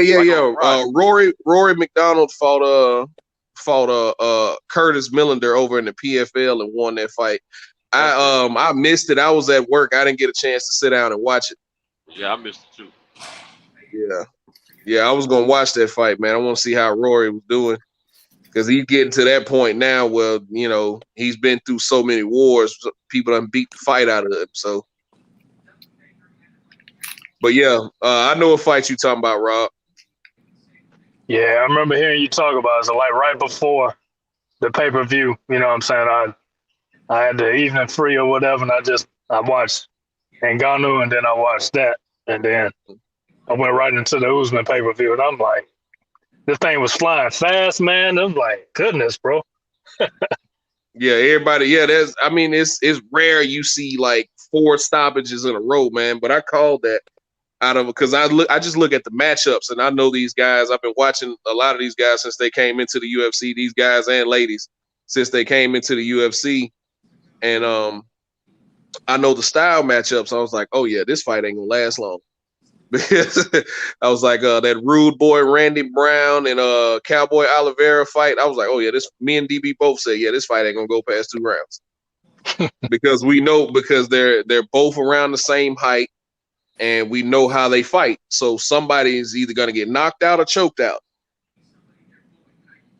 So and then that Thug Rose and Zhang Wei Li fight, I thought that fight would go longer. I didn't see Rose head kicking her face off in the first round, but man, that was a good fight. I watched some video on Lee, man. She's something serious too, bro. But that was a good fight. Yeah, man.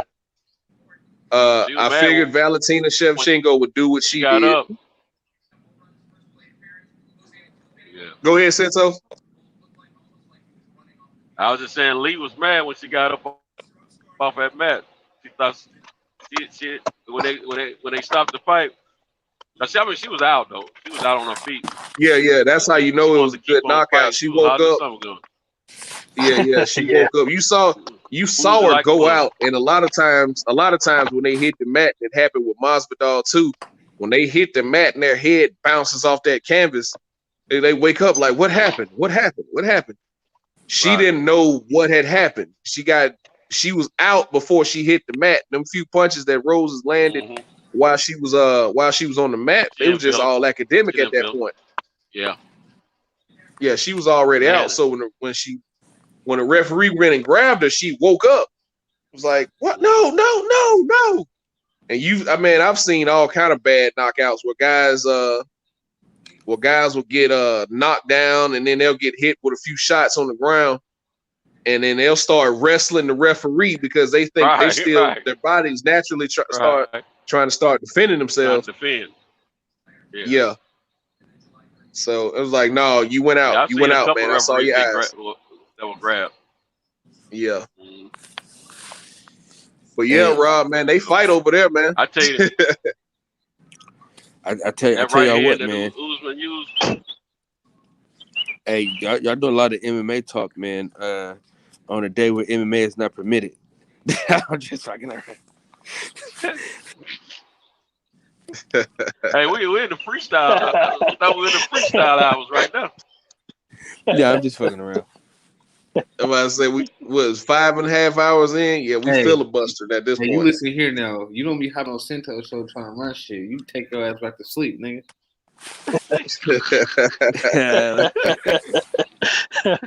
Oh yeah, this ain't my show. My bad. We don't tell you how to run that shit, man.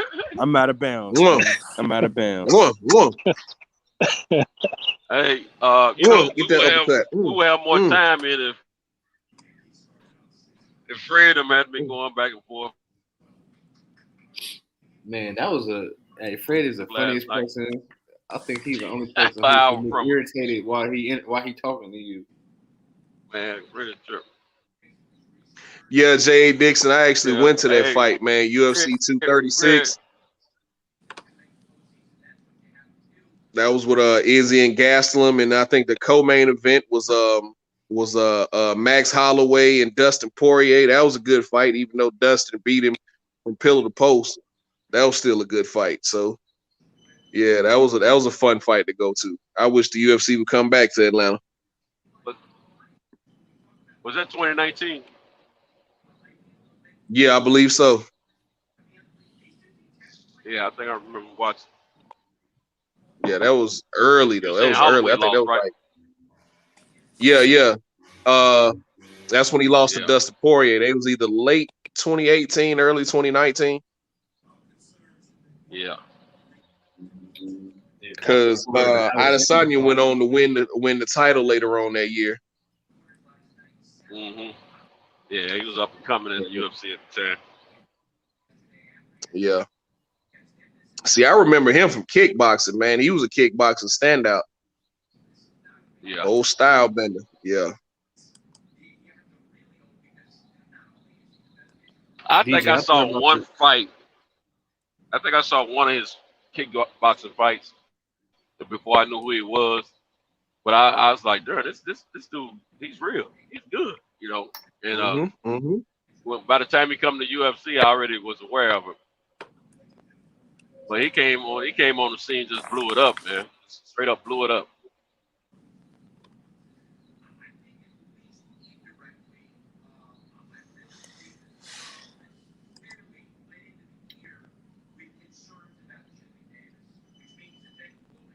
Man, that truck moved pretty good with that load on the back of it.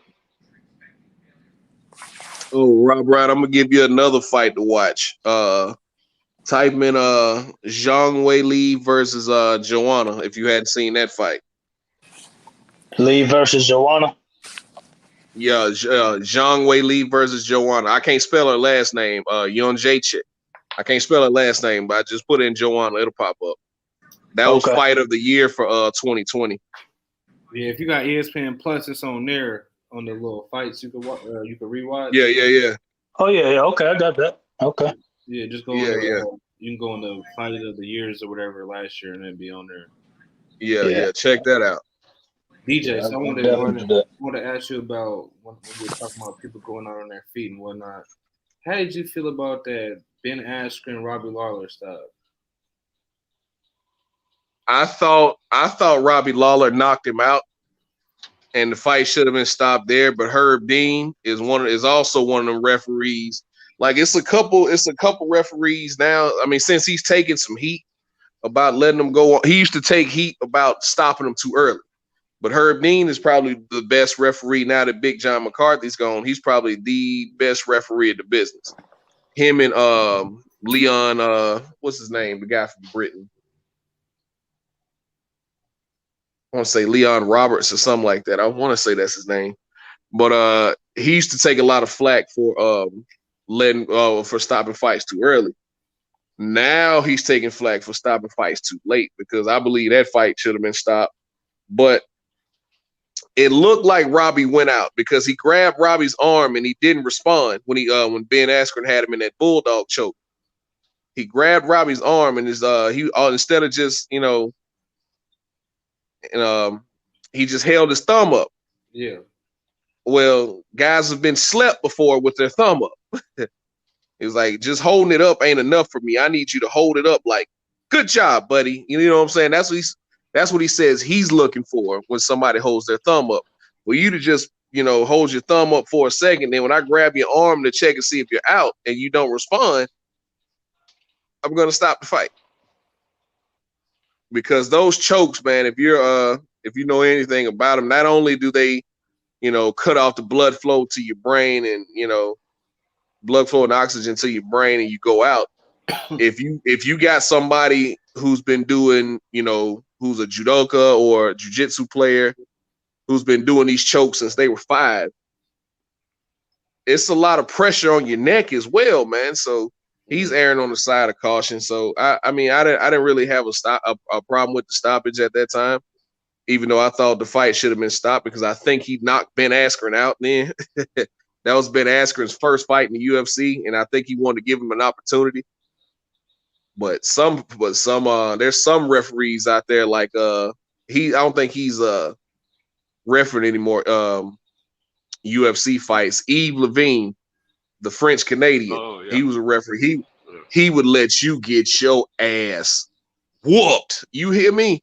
I'm talking about guys will clearly be out, and he'd let you take 3 or 4 more punches. Okay. Mario Yamasaki, he was another one. I don't think he's repping in the UFC no more. I think Dana got him out of there. Yeah, he'd let you get your ass whooped. I got a Yeah, he'd let you take an ass whoop. So, who do you think got the better end of the trade, PFL or the UFC? Or do you think it could be either Demetrius Johnson or Ben Askren? Who won the trade? One FC, because Demetrius Johnson is still active. What about all the money that they made off Masvidal kneeing Askren in the face?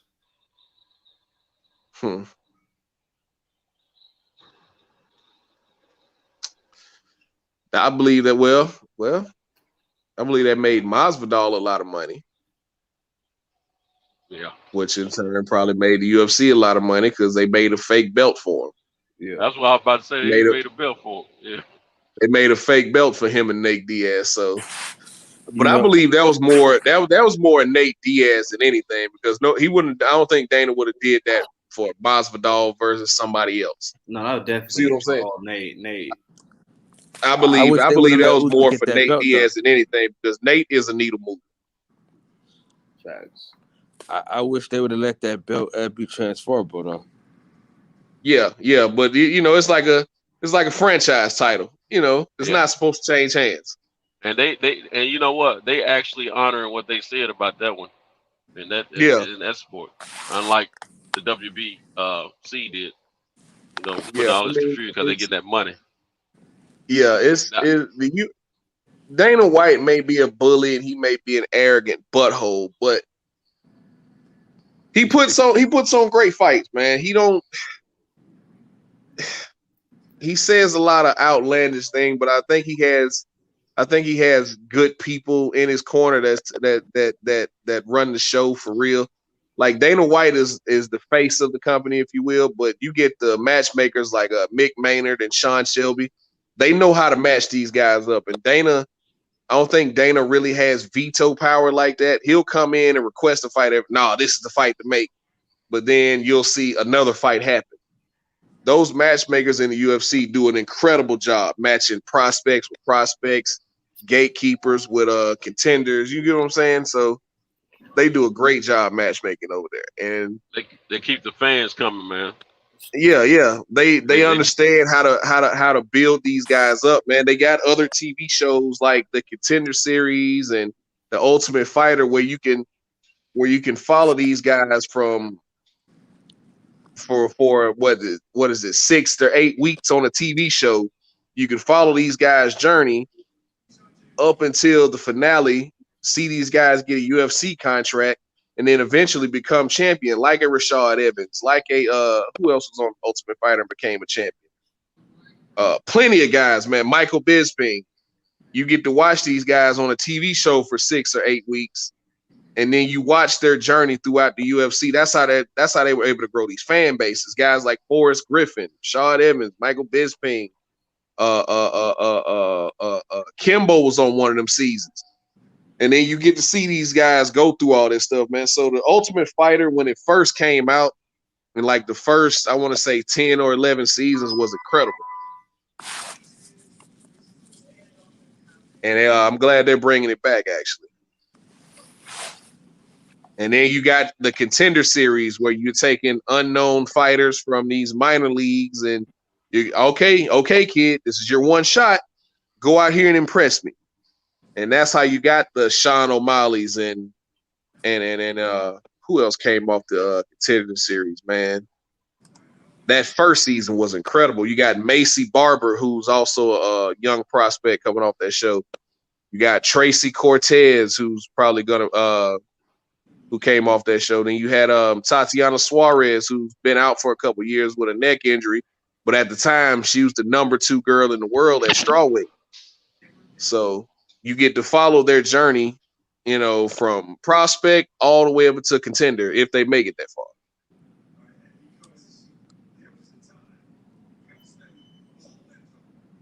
Yeah, I like those. I like the Contender Series. I watched every one last season. The one kid who just fought Figueroa, wasn't he on that Contender Series? Figueiredo? Not him, but the dude who just fought him. I forget his name. Brandon Moreno. Yeah, wasn't he on there? I think he was on the Ultimate Fighter. Yeah, I think he was on the Ultimate Fighter Mexico. Okay. Or Latin America, where they had Mexico versus like South America. That's where what's his name came from. He don't really fight no more, and I think they cut him a couple times because he keeps ducking fights. Yair Rodriguez. Oh, okay. Yeah, Yair Rodriguez. Yeah, he was an exciting fighter, man. I'm talking about he'll throw jumping, spinning wheel kicks, all kind of flashy techniques, but that's how he fights. So did you and for some reason he just, I don't know, he got beat up by Frankie Edgar one time and it changed his whole career. Yeah. Did you and that's what the UFC will also do too, man. They will eat their young. Yeah. Say like a guy, say for example, Boots Ennis. Once Boots Ennis hit, 12-0, 13-0. Oh, he would have been fighting a top 10 guy in the UFC. He'd have been fighting. He fights at 147. So let's say he'll either fight at 155 or 145 in the UFC. Let's say 155. So probably his 12th, 13th fight, they probably would have had him in there with an Anthony Pettis or a Cowboy Cerrone or, a Rafael dos Anjos, top 10 guys in that 155 division at that time. They would have had him in there with one of them. Okay, kid, let's see if you got the goods. You're not going to keep beating up on my prospects.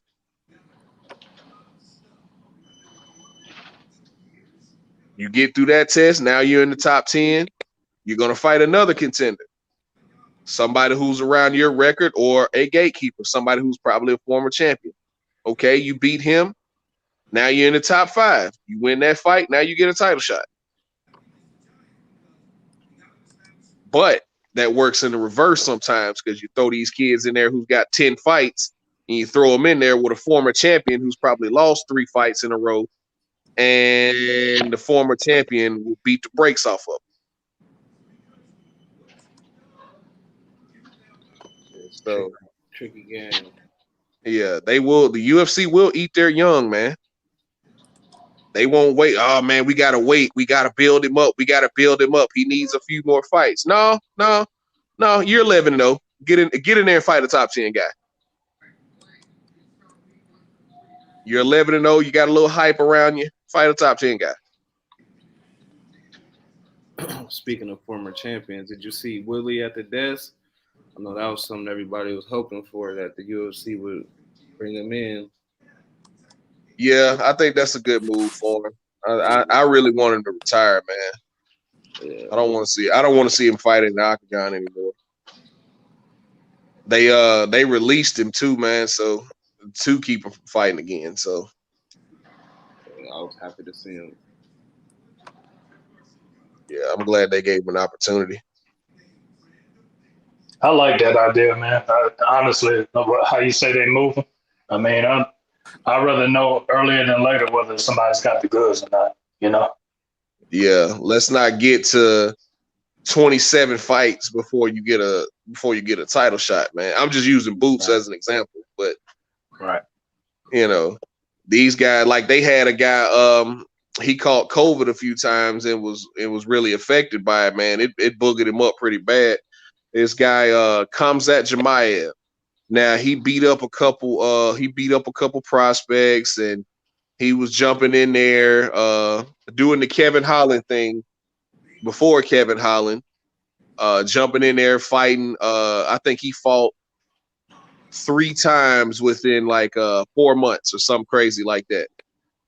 And he was finishing people. He was just bulldogging them, finishing them. And he got up to 9-0. And all of a sudden, he was fighting the number 3 guy in the world, Leon Edwards, who's on an 8-fight win streak and was next up for a title shot. So now that you're 9-0 and you've been dogging out all my prospects, we're gonna throw you in here with a top 5 guy and see if you really got the goods. Unfortunately, that fight didn't go down because he caught COVID twice. But when he comes back, they're probably gonna throw him in there with a top 10 guy, even though he's only had 9 pro fights. We're gonna see real quick whether or not you got the goods. I think Izzy got his first title shot when he was, let's see, where was he? I think he was 15-0, 16-0. I want to say. Could be wrong on that. Do you know who's grabbed the belt the fastest? Like one in the UFC? Brock Lesnar. Brock Lesnar. I think Brock Lesnar got the fight and I think by the time he had 5 fights, 5 pro fights, he was already a champion. Wow. That was kind of. So, you think that was moved around for him? Oh yeah, they definitely fast tracked him. They definitely fast tracked him. But I'll say this: he was going up against the best guys in the heavyweight division at that time. He was going up against the Frank Mears and the Crazy Horses and who else was it? Randy Couture's. He was fighting them at that time, so they didn't do him any favors. He wouldn't fight no prospects. It's like, oh, Brock Lesnar, big star. Yeah, you gonna make us some money. We're gonna headline a pay-per-view with you. That's crazy. Yeah. So I think I have to go back and check that. I think it was his 4th or 5th fight. Period. Not just UFC. This was his 4th or 5th fight overall, and he was already the UFC champion. Wow. That's what's up. Yeah. So I think Brock only had about 10 pro fights. Man, I don't know he don't really get enough credit for that. I mean, no. I mean, but it was time period. Yeah, it was just that time period when everybody was on steroids. So, but that's why I give Fedor so much credit, man. To me, he's the greatest heavyweight of all time. Because you go back and look at those Pride days, those Pride Fighting Championship days, when everybody the drug testing back then was a questionnaire. Mm-hmm. So everybody was extra saucy back then. So, and for him to dominate the competition that he did, the way he did back then, knowing everybody was saucy, including himself, I don't take away from him. From that. It's just like baseball. When you look at the steroid era, so to speak, everybody was on fucking steroids. So I don't take away from this guy taking steroids when the pitcher throwing to him was also on steroids. You get what I'm saying? I'm more of the Ken Griffey Jr. type of guy. Yeah, I love Ken Griffey Jr. too. Barry Bonds is a Hall of Famer regardless. Right. But I look at guys like Mark McGwire and Sammy Sosa, the guys who were extra saucy back then on the Mexican supplements.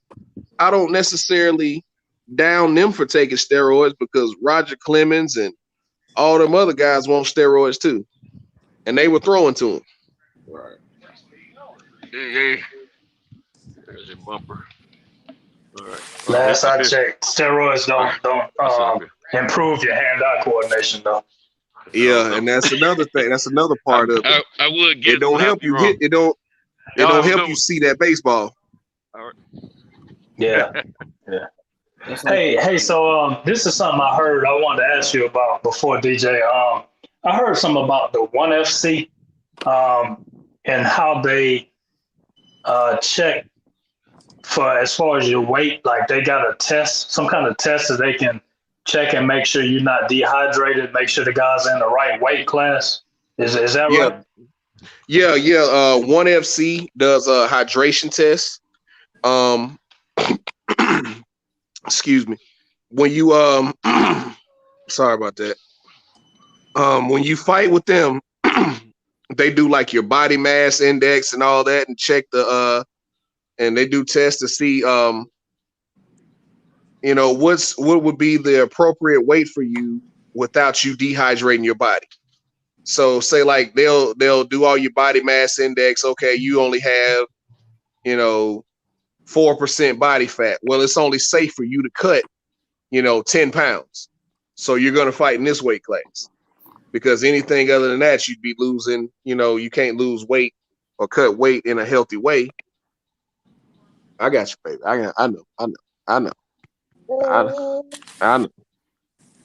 But so everybody over there fights up a weight class because they can't cut that much weight because they won't allow you to. So like you'll have a guy like Kamaru Usman over here, he's walking around 190, 200, right? But he fights at 170. Over in 1FC, he'd have to fight at 185. We're not going to let you cut 30 pounds over here.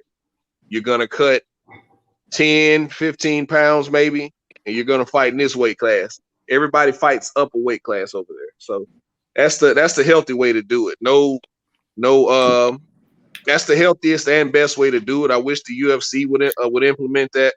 Stop these guys from this extreme weight cutting, because it really affects people, man. You've seen guys like Khabib and Max Holloway and Robert Whitaker, where their liver and kidneys have shut down before fights, trying to make weight, man. And you don't want to see that with these guys. Well, you just had that girl pass out on the scale twice. I don't know her name. Yeah. Oh, I saw that. And then, I saw that 2 cards ago. Yeah. And then you have a lot of women miss weight when their menstrual cycle comes around, because they have to hit the sauna extra hard or hit the bike extra hard to try to cut that extra weight, because, you know, they're going through lady problems and the weight doesn't come off as easy as it should. So you see a lot of women miss weight by 2-3 pounds when their menstrual cycle comes around, but they still get fined for it because you're professional and part of your job is to make weight. So you still get fined. Yeah, I do know that cutting too much weight, it do affect your liver and kidneys. I actually in the amateurs did that. So I'm like around 6'1", 6'2".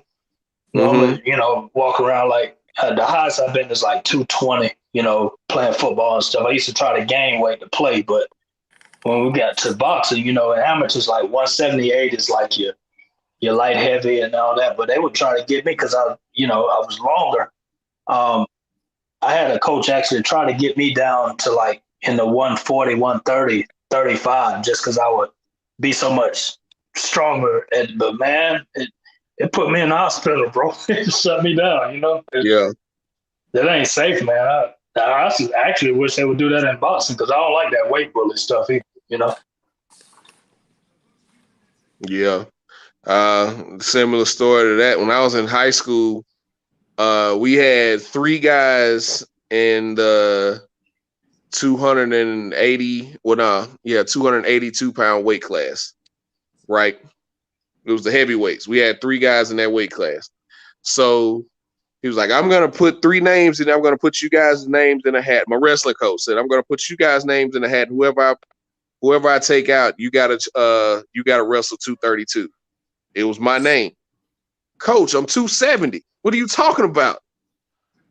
We need you to cut down to 232. By the time weigh-ins came around, man, I could barely walk. Oh, by the way, you just got off the scale. Yeah, you got to wrestle in 20 minutes. Hurry up, go back there and get you a few Nutri-Grain bars. Coach, I'm weak. I can't do nothing. I've been cutting weight for the past, 4 or 5 days to get down to 232. So I lost. That's how I go, man. That's man. That's probably one of them losses you didn't mind though. Man, I was so tired. You just wanted to get off the mat. Man, nah, I wasn't gonna let him pin me now. Y'all, you just on points. Yeah, he beat me on points. He just outworked me. It was what I'm saying. It was one of them. it was one of them old country schools out here in Alabama where them boys been wrestling baby bulls all their life. Yeah, them cow tipping dudes down there. Man, the whole school is a county or whatever. You know what I'm saying? Right. Yeah, I know what you're talking about. Hey, Santos, you know what Fife is? Fife? Yeah, Fife, Alabama. Oh, okay. Yeah, I'm familiar with the name, but I hadn't been there. Yeah, it was one of them boys. Sure, you get it. Man, look here. There's a whole lot of little pockets like that got them kind of boys in it. Man, what? Yeah, them boys over there, man. They be playing barefoot on gravel when running around. Yeah. That's why they have some of the best football players too. That's what I'm saying. They run around with no shoes on gravel, man. It's like, what we doing here, bro?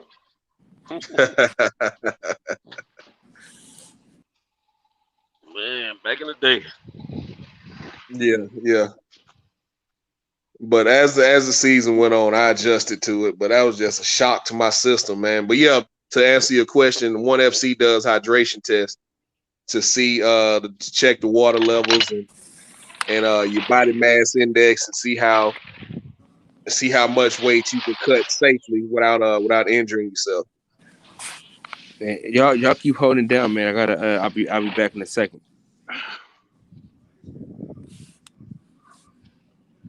All right.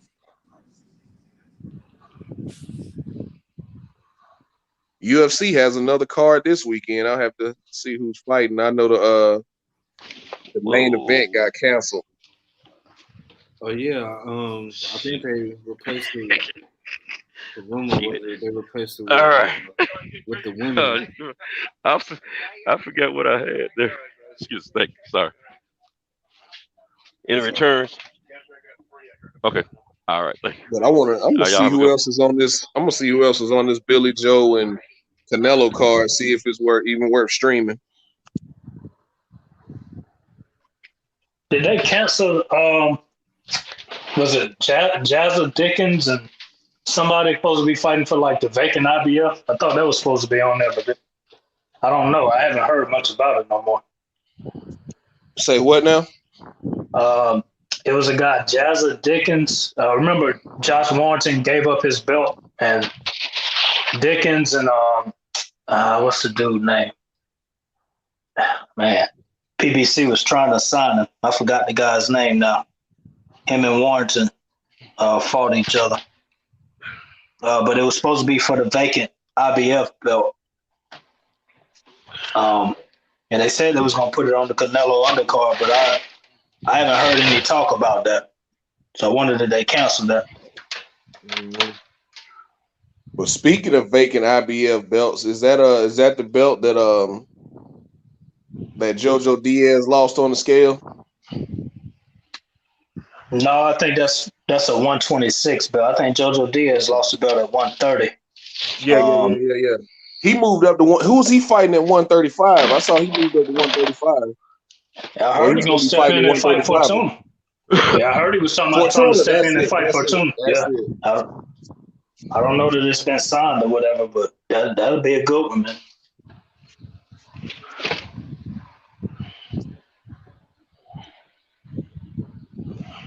Yes, and so King Cap Ryan Garcia ain't fighting nobody.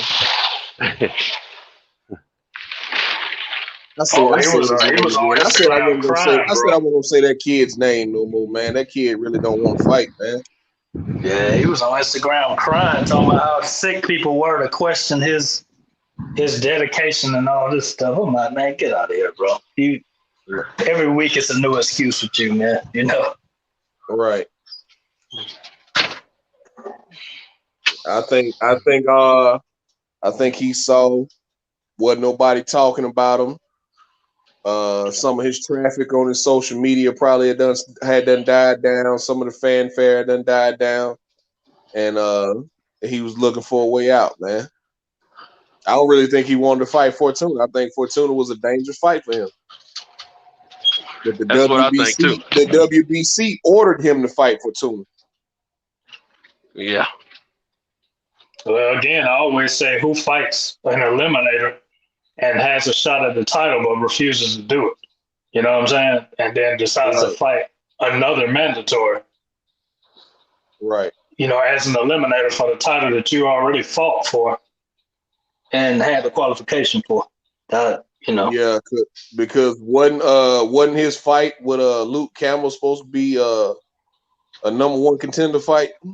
Yeah, gave him the WBC silver belt and made him the contender to Devin Haney. And see, Devin Haney was going to have to fight him and then turn around in 90 days and agree to fight Fortuna. He was going to have to do all the heavy lifting there. Yeah, that's I think Bill Haney mentioned that, said they want him to do all the heavy lifting. Yeah.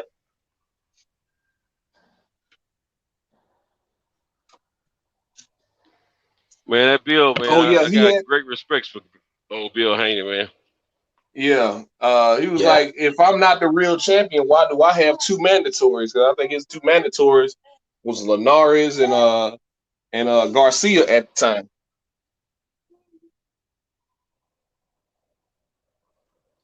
Yeah, they sure got that screwed up, man. They do. Yeah. They got it. It's total disrespect. Yeah, they messed up when they started doing all this franchise and all this franchise title crap. The Canelo belt, as I call it. Yeah. Yeah. You know, there's no other. Well, I don't think they're doing it. I don't think any other sanctioning bodies are doing stuff like that. I mean, I know they got that super in some cases, but Yeah, I wish they'd get rid of all these JV belts. Me man. too. Anything that ain't the real deal, it needs to go. There's already enough confusion with multiple sanctioning bodies. That's right. Right. Like, so You got the I'm WBA. tired of people saying Tank is a 2-division world champion. No, he's not. No, he's not. Yeah. So you got the I don't WBA count that's that. I got don't 3 and count 4 that JV titles. belt. I don't count that JV belt he won beating up a one-legged Gamboa. Yeah, see, the way I look at it, the WBA especially, they got 3 and 4 champions at every weight class. You know, you got the gold champ, you got the regular champ, and then they'll quickly do a recess champ or interim champ, the super champ. You know what I'm saying? It's like, come on, man. And it's just The WBO is like that too. WBO got the international champ, North American champ. And see, this is something a lot of people don't know. And I was trying to get on with Fred now. The WBO also has a super champ. A lot of people don't know that, but it's in their laws. They have what they can designate somebody as a super champ, and you have to get approval. And that's what allows you to move up and down and weight and become the mandatory. That's what Usyk did. He became the mandatory. But in order to be the super champ, according to them, you have to have like won a tournament or held a title for so many title defenses or be another champion. So like the IBF, WBC, WBA, and the WBO, then you're classified as a super champ, you know? Yeah, see, Usyk was undisputed at cruiserweight, wasn't he? Yep, and that's why he was designated a super champ, and which is why Anthony Joshua's mandatory, and he can get that before anybody else, you know? Yeah, but I think he already took the step aside money. They're still waiting right now because, I mean, if the trilogy happens and he immediately gets that shot against Joshua. So, yeah, it's just, that sanctioning body stuff is just, I don't know, man. I get so sick of seeing how they do stuff, man, and move people around. And, you know, they'll strip. And see, that's the thing, like the WBC, for instance, with this situation we're talking about with Ryan Garcia. All right, they came out immediately and, we support Ryan. Okay. But this is the thing. People don't remember, or maybe you do remember, when Devin Haney actually got into the contender position and got the belt, so to speak, or right was at getting the belt, he had that shoulder injury and had surgery. They actually stripped him of the title. Yeah. And told him, you know, whatever, we'll let you contend when you get back. And then Fortuna was supposed to get in against somebody, but then that kind of fell off. It was against the one that Ryan Garcia beat, Luke Campbell. That's right. That's right. That's right. Yeah. So it was all of that back and forth, and then they went back, and then they transferred the franchise title, which was not supposed to be transferred, right? Mm-hmm. But they transferred that, and they did all of this stuff, and then all of a sudden you come up, and then Devin Haney has 2 mandatories, while T.O. has nothing. What's that? 2 mandatories for the same belt at the same time. Man, I don't know. Right. Man. That's a strange one. That's why Bill Haney was going off and Devin was going off. If I'm not the real champion, why I got 2 mandatories? Why don't you put the mandatories on T.O. since he's the real champion? Since you got T.O. walking around here, you done gave him a belt saying that he's the super champion and all this type of stuff. Why don't you make him fight these mandatories? That's right. Like Bill Haney was like, you not about to, Mauricio Suleiman is not about to get us to do his dirty, about to get us to do T.O.'s dirty work. Yep. And then the WBA, see, I was with the IBF until they tried to pull that stuff with Mel Charlo, man. Oh, the investigation once in yeah. Somebody, we got to investigate. No, that was a clean shot, and he didn't continue. Get that man his belt, bro. See, I was with the IBF until then, and then something that's also getting at me with the WBA. How can you strip Manny Pacquiao after 2 years of inactivity, but yet Murata, if it goes down the way Triple G thinks it's going to go down, he's by the time he fights in December, that would have been 3 years. He hadn't fought since 2018, and he's still a champion. Exactly. So I just need some consistency here, people. That's all I need.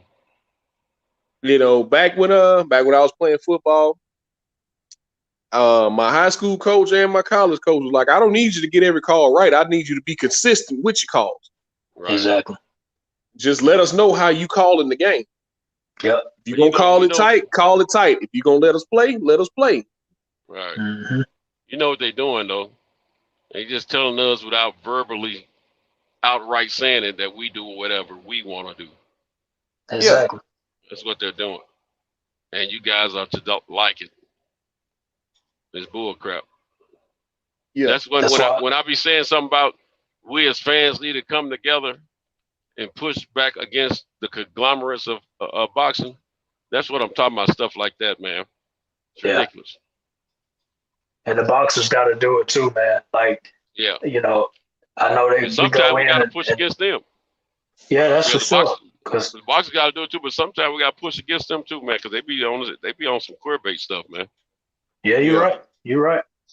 And so that's what I was talking about. I know, DJ was talking about like growing, how they grow the sport with UFC and stuff. And that's my thing, man. Like, recently Ring City did a card on NBC where they fought from West Point. You know what I'm saying? They was talking about that.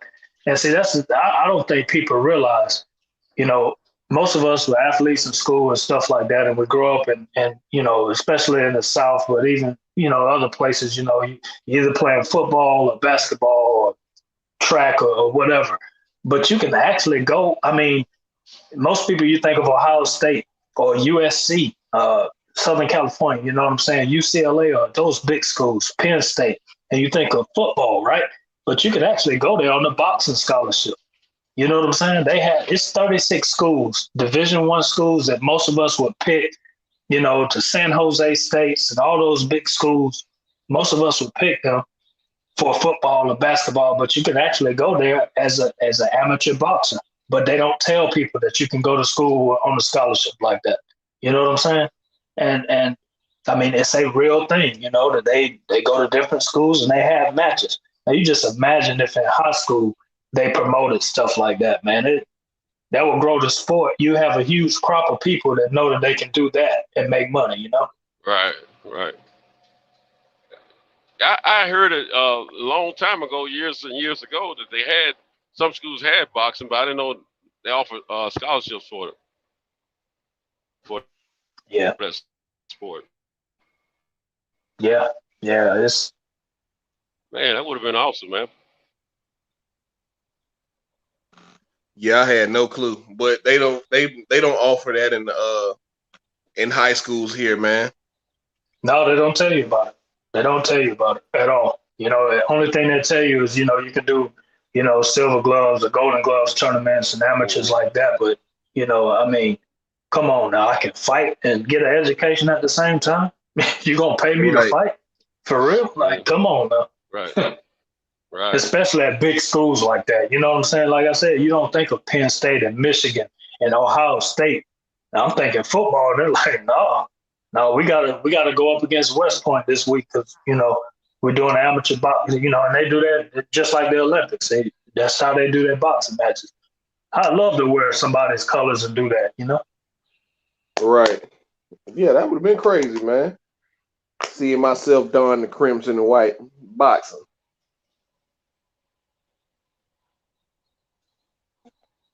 Man, that'd be awesome.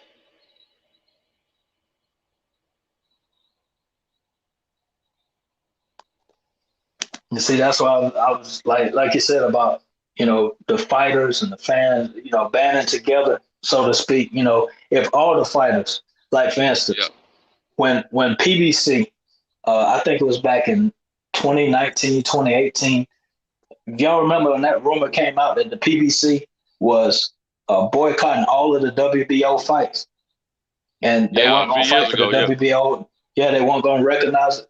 If you look at the WBO rankings back at that time, all of a sudden PBC fighters started getting elevated and matched up, and you know, yeah, come on and fight for the WBO. It's like, man, if everybody decided, you know, we're gonna boycott this, it would be fine. They would either fold under or they would get in line and do the right thing or do better at least. Right. Yeah, well, I don't know why they stopped that. I'm trying to remember who won. The PBC won a WBO belt after that, and I think it kind of that boycott kind of stopped at that point. It seemed like to me. It seemed like to me, Top Rank still got all the WBO belts. Oh yeah, they still King Tut on the WBO belts. But I thought somebody, it might have been Andy Ruiz when he beat Joshua. Might have been. I can't remember who it was.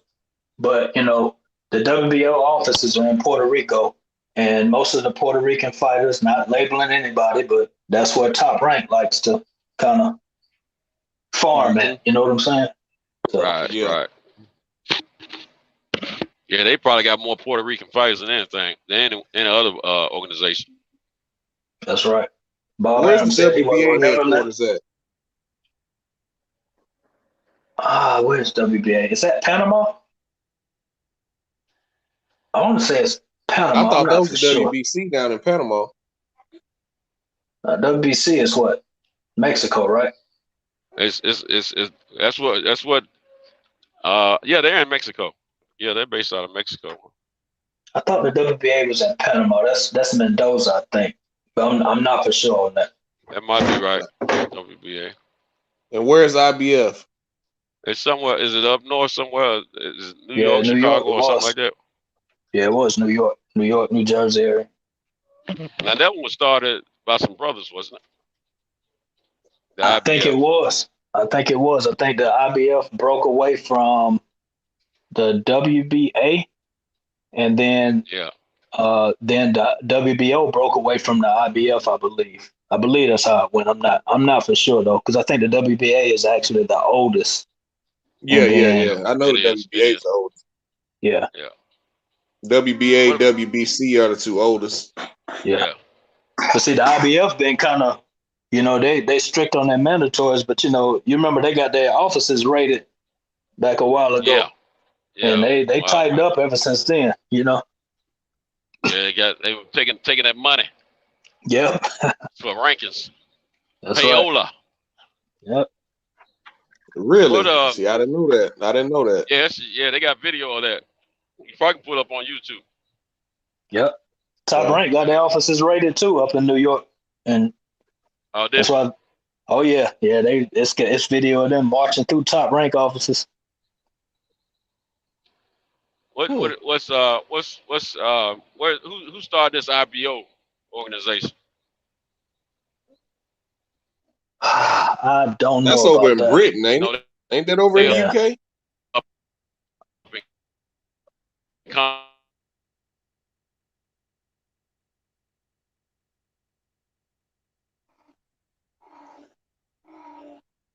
Uh-oh, I can't hear you, Cento.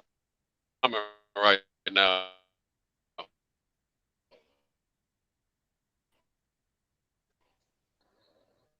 Yeah, I know the IBO has got that strange that ranking, that computer ranking system and stuff. Almost like the old BCS football, college football thing, you know? Mm-hmm. Where you put in a whole bunch of criteria and they rank them. That's right. Margin of victory, strength of schedule, all that type of stuff. Yeah, how many rounds, you know? Who knows? Maybe the ring size and wraps and gloves too. I don't know how they come up with these formulas, man. Yeah.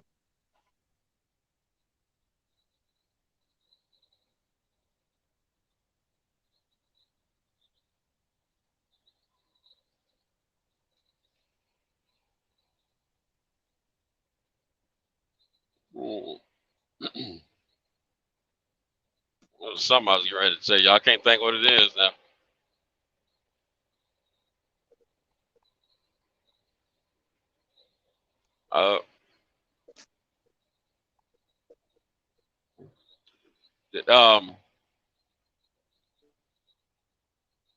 Did anyone? I know we've talked about off and on through the night, but I never was clear if that fight was officially over or if it was still on or what the deal is as far as Canelo and Billy Joe.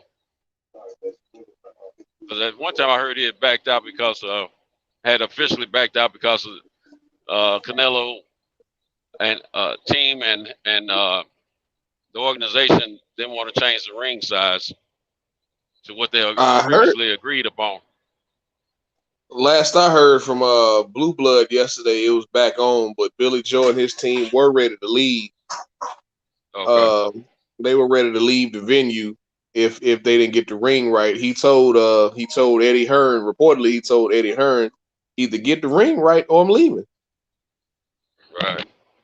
So he was like, I already didn't get one of the judges that I wanted. So either get the ring right or I'm leaving. And I think they what did they agree on? Wasn't it like a 22-foot ring, but they came in and it was 20 foot or something like that? It was 20 feet, and they wanted 24 foot. I heard, but he said he was selling for 22. That's what I heard. I don't know. It might have been the way you said it, but I'm just going by. I got mine from third party. Yeah. Yeah. I'm not. Last I heard, they he wouldn't really say what they agreed to. He just said everything was good and thumbs up. You know, fight was on. Okay, cool. Because I know it could be anywhere from 18 to 24 feet when it comes to a title fight like that. But I mean, it was already in the contract, and you know, the first thing Canelo started doing was like, hey, look, if you pull out, I know John Ryder was talking about he was gonna get on the plane and he was possibly gonna be ready to fight. You know, and as we know, Benavidez said he was going to keep training because he was going to be ready to step in and fight. But then Canelo and them was saying, hey, look, if Billy Joe Saunders pull out, they're getting a big lawsuit. Which, I mean, you signed the contract. So it'd be kind of funny if they had pushed for a lawsuit to enforce a contract, seeing as how, you know, somebody on that promotional side is trying to, you know, negate a contract for a fight. Define irony. That would be fun, you know. What the other part, yeah, I mean, if they didn't get the ring size right, which was supposed to be contractual, was in the contract as far as an agreement there. I don't see how Canelo could sue him for pulling out of the fight when, you know, the contract is not being you were in breach of contract. Yeah. Well, I know you, but when that breached the contract with the ring size as well, if it, Yeah. If they put in the contract that it was supposed to be in 22 feet, and I get here and it's 20 feet, no, fix this or we leaving. And I think that's why Billy Joe was ready to stand on his square, because it was already in the contract about the ring size. Right. That's the part I was a little fuzzy on. I didn't know whether it was actually because, according to the, sanctioning body rules, it can be anywhere from 18 to 24 feet. You know what I'm saying? And so I don't know, and maybe it was. I didn't see it or didn't know what was said, whether they had actually put that in a contract, because, he's been arguing about the judges and something else, and about ticket sales. He was told that it was only going to be, I want to say 17,000, and all of a sudden it's 70,000. And then he was told that he was going to have a certain kind of judge, and then all of a sudden it wasn't. So it's like every little step of the way after the contract was supposedly signed, there's these little things that keep coming up, like, hey, this ain't right, and I don't like this, and I don't like that. And it's like, come on now, did you sign a contract or not, or did you just? I don't know. It's weird, man. It's kind of hard to tell with Canelo or Billy Joe. You know what I'm saying? They both do weird stuff. Yeah.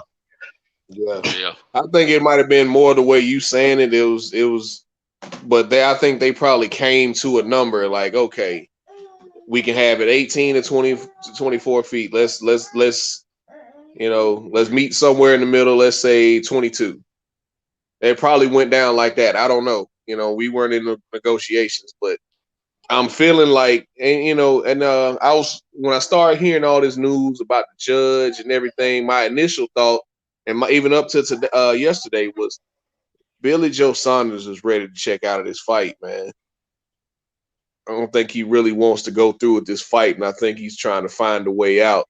But the more I think about it, it was like, okay, they probably had a contract for this stuff, and Canelo's trying to make some last-minute changes. I heard it's supposed to be contractual as far as the ring size. Yeah. As far as there was a specific ring size they agreed upon contractually. That's what I heard. Yeah. And see, I think those are the reports that came out at first. But then again, it might have been like Rob Brown said. But if they came to a specific number and it wasn't that, then okay, if it's not this size or bigger, I'm leaving. Yeah.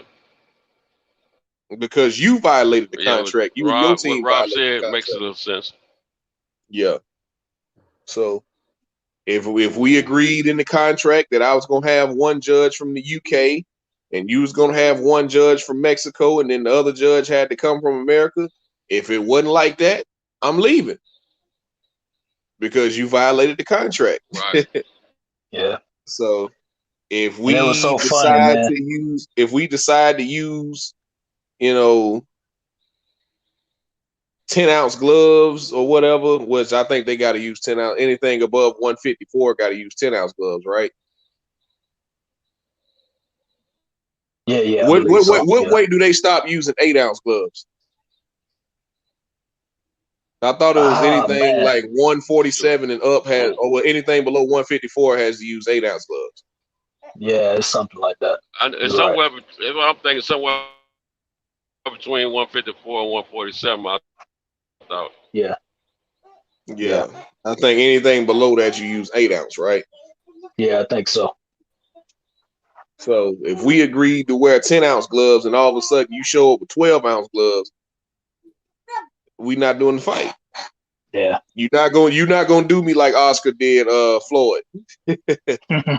Yeah. He got this small ass ring, got me fighting. Floyd said, man, he had me fighting in heavyweight gloves. Yeah. So because he knew what would happen. That's what that was. Right. And see that's part of, and see Dan Rayfield and Steve Kim and all them guys, of course they side with Canelo, and they like, you're gonna let, basically 2 feet keep you from millions of dollars and this, that, and other. But I think I heard you guys was talking about it earlier. Look, man, the size of the ring, the type of ring, if it's hard, if it's soft, all of that matters when it comes to a certain type of fighter. You know what I'm saying? Yeah. So Yeah. And if you really the best in the world, as you say you are, and you the best ever, and you fight through all of these things, you know, your brother being kidnapped and all that, then why are you trying to do all these advantages? You know, it's like what DJ said, it's a Canelo belt. We're not fighting for nothing else but a Canelo belt. You your own sanctioned about it at that point, you know? Yeah. Yeah, Robert Garcia was talking about that. He was like, the first thing he does when he gets to the venue the week of the fight, he goes and he checks out the ring and he tests the ropes. He leans up against the ropes. He brings his fighter and has him get in the ring. How does that canvas feel to you? Lean up against the ropes. If those ropes are tight, he's gonna tell his fighter stay off the ropes. But if they got a little give in them, it's like, okay, we can use these ropes to kind of parry and block, slip punches while we're on the rope. But if they're tight and they ain't got no give on them, stay away from the ropes, man. He broke down the whole thing about the ring. I didn't know the ring as far as like the canvas and the ropes were that important. Until he broke it down. I was like, oh, okay. Yeah, because I've never boxed before. So I don't know the little subtleties of that. But when he started talking about the soft mat and the hard mat, he was like, yeah, Floyd wanted a huge ring with a hard mat so his feet wouldn't sink into the canvas so he wouldn't get tired. Because he wanted to move around. Right. And he was like that was his first reaction to Billy Joe. Yeah. He was like, Billy Joe's a boxer. Of course he wants a big ring so he can move around. Yeah, that's exactly. Right. And a dancer wants a bigger ring, football. And he wants a more firm mat. If it's a boxer that moves a lot. Yeah. It's like playing football. It's just like football. You know, and DJ and since I know you guys played sports and stuff, and football, which are you fast on? The AstroTurf or that regular, grass? You know what I'm saying? Right. So I mean, you can, of course you get that burn and stuff like that, but you can, if you're not sinking down into nothing, then you can get around. And so it favors a boxer, or if I'm a guy that needs to sit down on my punches and my feet sinking into the ground and maybe being able to get my hip and turn around, oh yeah, my punch is going, and I got a loose apron. So if I get you up against those ropes, I can knock you through the ropes possibly and out the ring. That matters, Yeah. Which is also why I wish that everything would be regulated. Look, this is boxing. The ring is going to be 20 by 20, and and this is just for a standard sanctioned boxing match. Every ring has got to be this. It's got to be this. You know what I'm saying? You don't go to, when you play basketball, you don't go to the Lakers court and, the rim is 10 feet and a half. And then in Boston, it's 11 feet. You know what I'm saying? It's a regulation. Right. So just regulate it all, Right. It's the rim is the same height in West Virginia as it is in Texas. You know what I'm saying? Like I think who said that earlier? I think it was Blue Blood who said that yesterday. Boxing is the only sport where the field of play actually changes, where the size of the field of play changes. Yeah, everything. Basketball, it don't change. Well, baseball, it might. The walls might. The home run wall might. But football, the dimensions of the field don't change. Hockey, I don't think the dimensions of the ice change. I think it's pretty universal what it is. No, it's you can look up the dimensions for all of those sports, and those dimensions are supposed to be what they consider official dimensions, and or standard regulation. That's what I'm looking for. Regulation size and dimensions. And boxing, man. It's when I was a kid boxing, I didn't realize they had different size rings. Later on, when I got a little bit older, paying more attention to the sport, that's when I found out some rings are bigger than others. Some smaller. And if you get used to boxing at a certain size, you can tell when you get in another ring that's not that same size. If it's too big, or if it's bigger or smaller. Yeah, that's what That's Well, what. Ali, That's, go ahead. My bad, go ahead. Santo. I was gonna say Ali used to use those roughs to his advantage, and got a lot of trainers after that started paying attention to the ropes and a lot of depending on what kind of fighter they had.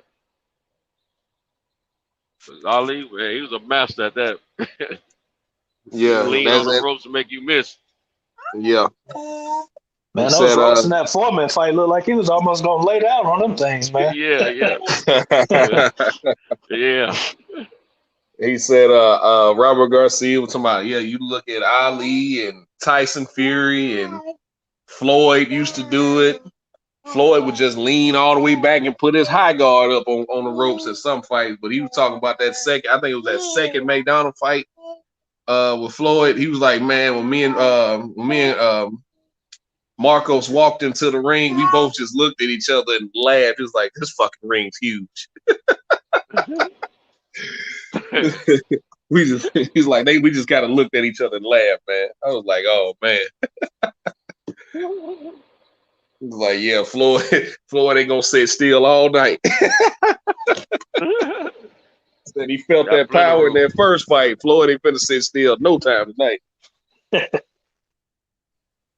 Yeah, ever since that Laura fight, when Laura, basically boxed circles around Canelo's like, nah, man. And even the Floyd fight, he's like, nah, we're gonna have to slow that ring down now. That's a little bit too much there, man. And even that, he was like, nah, everybody from now on, anybody that boxes and moves and don't just stand there and let me bang on them, they're a boring fighter. I don't want to fight them. You're right. they're boring. You mean since I ain't gonna stand there and let you beat on me, like what's his name, Callum Smith, I'm a boring fighter. I got you. Yeah, and see that's why I kind of agree with a point Blue Blood always make. He says that he don't know if Canelo's improved because he's improving his matchmaking, but he don't fight Austin Trout and Laura and those type guys no more. He fights a different style of guys that's gonna stand there. But the boxers, like you said, they're boring. Now, that we'll see. But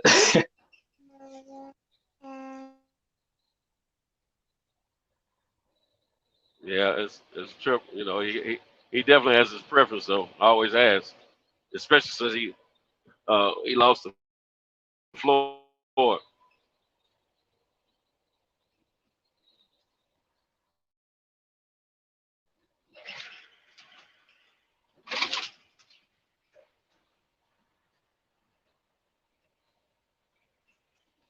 Canelo was always trying to do some catch weights.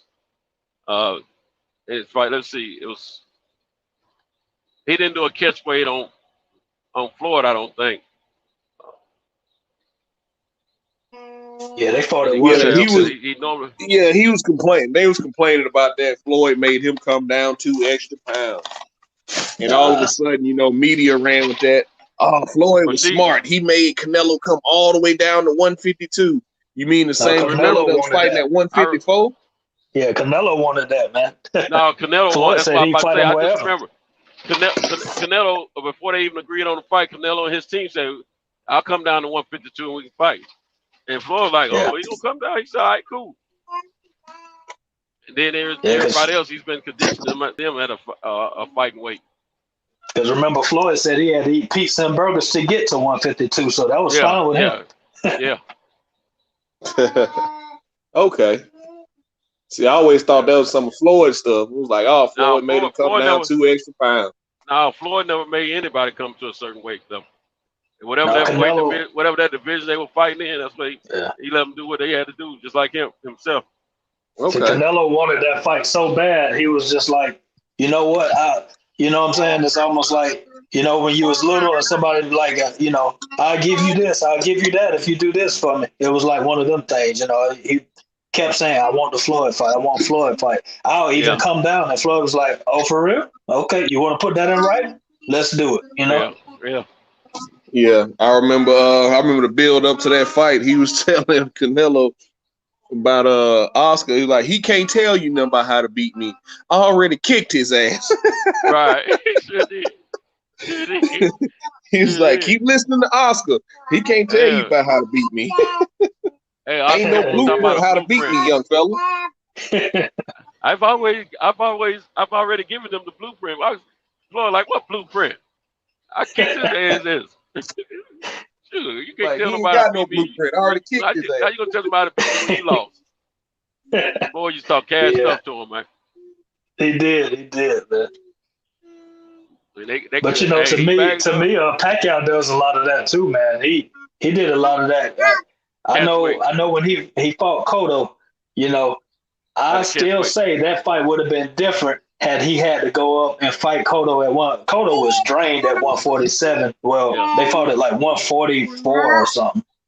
And I know, you know, people don't think the pounds make a difference, but if you're already struggling to get the, you know, a certain weight, yeah, man, I just think. Go ahead. Come on, idiot. Did Oscar have to come down? Now Oscar was the A side though. No, he fought Oscar at 154. Yeah, that's right. Yeah, But I yeah. think Remember, Oscar wouldn't concede nothing. He made Floyd come up to 54. He made I'm him. talking about Pacquiao. Oh. But I think he did the fought same thing with Pacquiao at 54. Yeah, I think so. But I think Pacquiao got up to about 150 or something, didn't he? Yeah. See, that's my thing. I don't care. He didn't cut weight. He didn't cut weight. Yeah. And so that's what I get at with these fighters. The weight limit is 154. The weight limit is 154. That don't mean I gotta weigh 154. Right. At the weigh-in. I can weigh in as long as I'm as long as I'm under 154, I can be 148, 149, and that's what Floyd. Floyd would come in at 150, 152. You know, it doesn't matter to him. You know what I'm saying? Because I'm sorry, but if I'm better than you, and I'm really better than you, you know, that little 2 pounds ain't gonna make no difference. You know? Right. Yeah. But then again, I'm one that believes there's too many weight classes anyway. But that's just me. Too many. No, this is where I differ. I think MMA should take something from boxing. I don't think it's enough weight classes in MMA because you got, for the men, you got 125, 135, 145, 155. Then you got to go from 155 to 170. You go from 170 to 185. Then you go from 185 to 205. Then you go anything above 206 pounds is heavyweight. So you got 206 to 265. 265 is the weight limit for heavyweights in MMA. So that 206 to 265, there should probably be a 206 to 225 in there somewhere. There should be a 225 weight class. And then anything above 225. A lot of guys in MMA, especially in the UFC, have been campaigning for a 165 weight class. A lot of guys feel like this would be my perfect weight. It's like I'm not big enough to be a welterweight at 170, but yet cutting all the way down to 155 is killing me. 165 would be a good weight class. So I think MMA needs more weight classes. I think boxing has. I think they could use more and more weight class. They need something to fill that gap between 175 and cruiserweight. Between light heavyweight and cruiserweight, that's huge, man. Nah, I disagree, bro. I think boxing needs to lose some of the weight classes. In the amateurs and in the Olympics, you fight in certain weight classes. I think it's like 10 or 11. So the amateurs are supposed to be easier than the pros.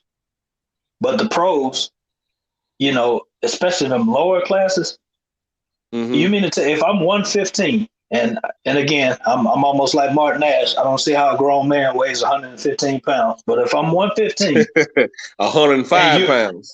Yeah. And you're 118, we're in a different class. And then you go to 122 and you're talking about, wow, I hope my power carries from 118 to 122. I'm like, what? That's crazy. So you went from being a gnat to a mosquito now. Come on, man. Like, no, bro. We was it 105, 108, 112? Was it 115? 118, 118, 122, yeah, 122, 126, 126, 130, 130, 135, then 140, 140. 147, 154, 160, 168, 175, 200, and then heavyweight. Right. Like, come You on, think man. that's too many? Yeah, it's too many, man. That's too many for me. Yeah, maybe Because get rid of everything below, I say 122. well, I mean, I'm like this now. I don't want to cut out because most of those smaller classes are like the Asian, Pacific Islanders, a lot of them. So I don't want South to Americans. I don't want to, like cut off a whole group of people. And like a lot of people say, get rid of cruiserweight. Now I disagree because now cruiserweight isn't so big over here, but in the UK, those cruiserweight fights are, that's it. You know what I'm saying? But see, I'm like this. I was always taught that the heavyweight champion was the baddest man on the planet. You can't have a limit to being the best. I'm the baddest man on the planet, but you better not weigh over this amount or else I'm not going to fight you. You know what I'm saying? So, and I realize it's a big jump from 200 to, unlimited or whatever, but come on, man. Like, I feel like if you adjust the weight classes, to maybe, if light heavyweight was like 178, like it is in the amateurs instead of 175, then going to right at 200 is not, that big when you're talking about boxing. Now, I realize MMA, you kicking, you grappling, you going to the floor. That's a little bit different, And then you got these guys cutting a huge amount of weight too, man. Like John Jones was walking around at 240, cutting down to 205 to fight, bro. So wow. So and see, did that's why it great. I mean, he never missed weight. He never missed weight. See, like in ONE FC, John Jones would be a heavyweight. And see, that's why I asked you about that, because I remember having a conversation, and he actually did this on the podcast. Teddy Atlas was talking about how boxing could benefit from doing something about the weight, you know what I'm saying, where you're walking around at 200 pounds, and you'll get down to like 154 and fighting. It's like, nah, man, that's not helping nobody. Like, and so that's why I asked you about that ONE FC, if that was, does it make it, is it competitive, or is it a system that works? Because to me, that would be something that will work well in boxing. You know what I'm saying? Yeah. Oh yeah. It definitely makes it more competitive, because now you have guys who determine boxing as weight bully. You don't have guys cutting an extreme amount of weight. You have guys fighting guys their size. Like, this guy is really your size. He's not like you hear people say, oh man, he's a huge middleweight. He probably walks around at 190. No, he'd probably be a light heavyweight then, or a super middleweight. We're not gonna let you cut that. We're not gonna let you cut 30 pounds just light, bro. No, cut them 10, 15 pounds, be done with it. Yeah. Your body says it's only safe for you to, oh no, baby, no. Yeah,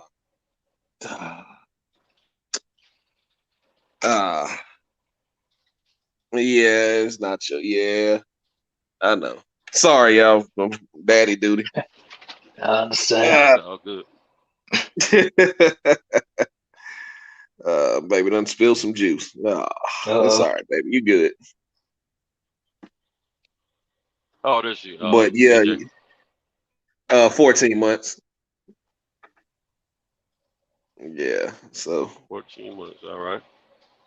yeah, I had to put my oldest on the bus this morning. That's what y'all heard. I was like, yeah, get your backpack, baby. So,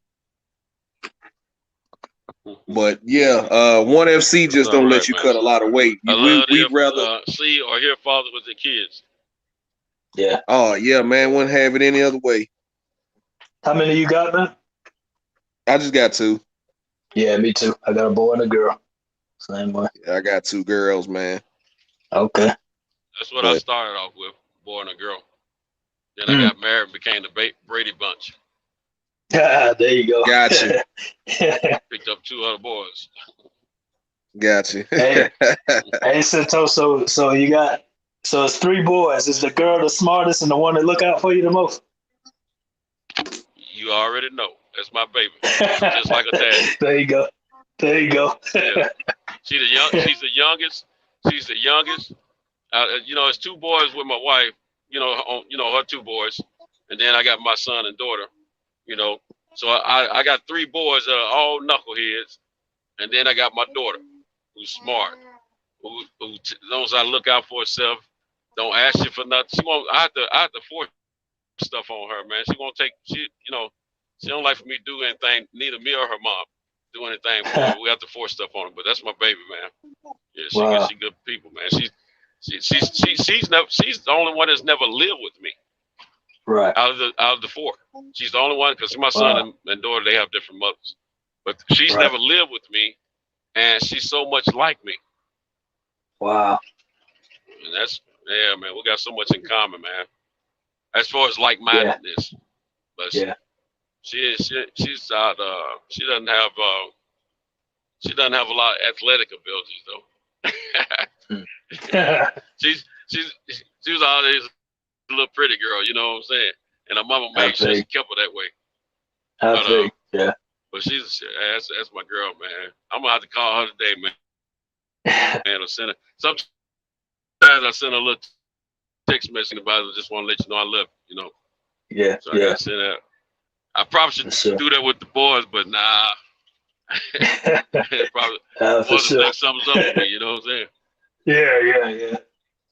Yeah, my daughter, I got a 12-year-old, you know what I'm saying? That's my oldest, and then I got my son, and then I got a partner of mine. Him and his girl both got themselves some issues, and so I'm looking after their kids while he's locked down like that. You know what I'm saying? But my girl and the little baby girl, man. So I work 3rd shift, so when I come in, and the little baby, man,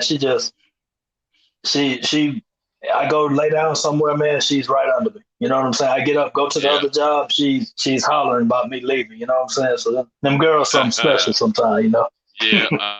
Hey, man, what? That's real talk, man. I'm raising my youngest granddaughter, my wife and I, and then my oldest granddaughter, she's 22. No, she's 22. She'll be 23 this year. Wait a minute, hold on. I might have that wrong. No, she'll be 24 this year. And man, those are my babies, man. All the girls have a special place with me. I got a special place for all of them. I got a different relationship with all of them, but kids and the grandkids. But the thing is, man, those girls, man, I'll kill you about them girls real quick. There you go. I try to look out for them because you better know it. I want them You to be better know educated on what to watch out for. Yeah. Right. Yeah. So you got to die, man. Exactly. Yeah, I say all the time, man, I have no clue how I'm gonna raise teenage girls. I have no clue. I don't know what I'm doing. You better go talk to you, especially when it come to time for me to keep their mama from strangling me. Yeah. Oh. Yeah. The mom might be rough with him. Now she's been a girl. Yeah. Daddies, man. We got that soft spot, man. We might get on to them, but we ain't gonna be as firm with them. You know, you'll wrestle with a little boy. You can wrestle with. You can have 2 kids. Like my son and my daughter, they were a year apart, and I could wrestle with both of them when they were younger. But I rough my son up more because I figure he can take it. Plus, they gotta get ready. You know what I'm saying? My daughter, I let her win every time. Smack me all upside the head, everything. Well, what was that 50 Cent movie, DJ? You gonna have to do like 50 Cent them did when old boy was gonna take the girl, take her to the prom, and he took him in the garage with all the big dudes. Oh yeah. On Den of Thieves. Yeah. Basically, and what's the other one? I loved it. what's the other dude? I forgot the other guy told the guy taking his daughter out. He said, "Look, whatever you do to her, I'm gonna do to you." I mean right, everything. Right. Oh yeah, that was that, Players Club when he was like, "Yeah, whatever you do to my daughter, I'm gonna do to you." Yeah. So I love stuff like that, man. yeah, me and my friends, we all got girls. See, we call it the hoe curse because we was all hoes when we was younger. So we all got girls, so we've been rehearsing the Bad Boys 2 scene ever since we had girls. Ever since we found out we had girls, okay. Yeah. It's like, okay, you gonna be Mike on this one, I'm gonna be Marcus on this one. I like that. Yeah. So yeah, we've been rehearsing it. We got it down pat. So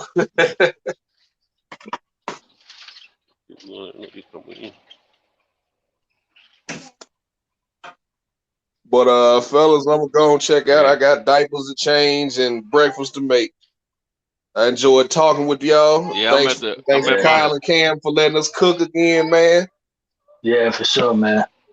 And I'll be listening. I'll be at work tonight. I'll try to hop in if I can, but I'll be listening for sure. Yeah, that's me. I gotta get ready. I'm about to get off in a little bit and then jump back in and head to the other job and come back and do another 12 hours, man. So I'm gonna slide out myself too. All right, man. Take it easy. Yeah, will do. Santo, always, man. Sir. Always a pleasure. Yeah. Appreciate it, Santo. Pump just messed up. I appreciate you guys, man. It's wonderful. I just pulled up at the truck stop and get ready to fill up and go park this thing, man. Okay, you got through the route, huh? Yeah, man. Wonderful thing. Yeah. All right. Y'all take it easy, fellas. All right, take care, fellas. All right. Mm-hmm.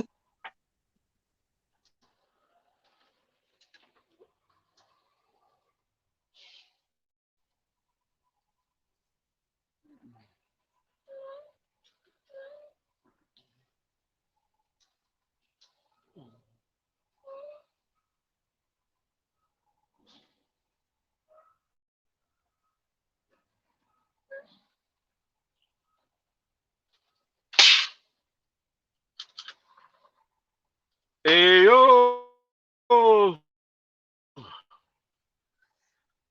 I'm going to keep it open for another 9 minutes, and we'll have 7 hours. Unless somebody want to come on and chitter-chatter for a minute or two while we do what we do.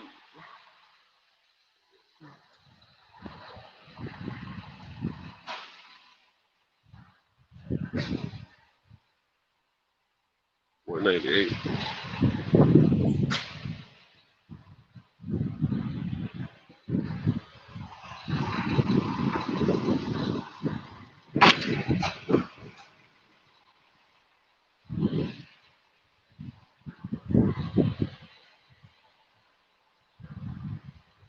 Darn, they don't went up. Oh, darn, they don't went up since last night. Goodness. So,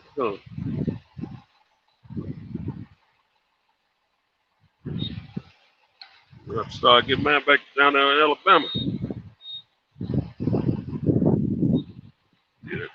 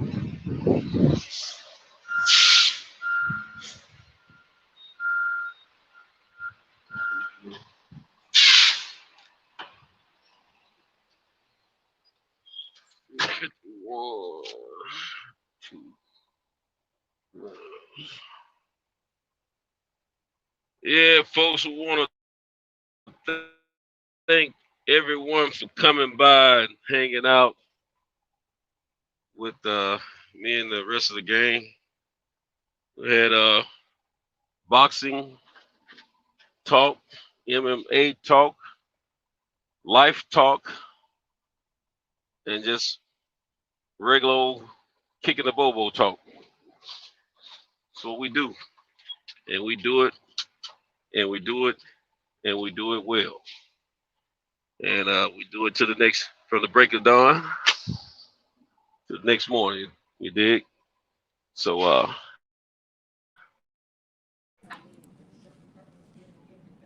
come and hang out tonight. We'll finish up tomorrow morning. And we'll probably tonight we'll probably start off with some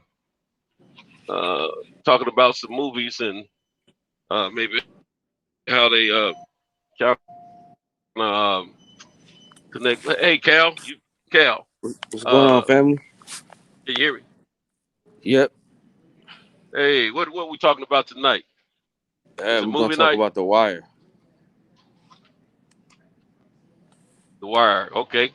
That's okay, ladies and gentlemen. We're gonna talk about The Wire tonight, and we're gonna be. I think we're supposed to talk about how some of the characters connect. I mean, relate to boxing or something like that. Yep.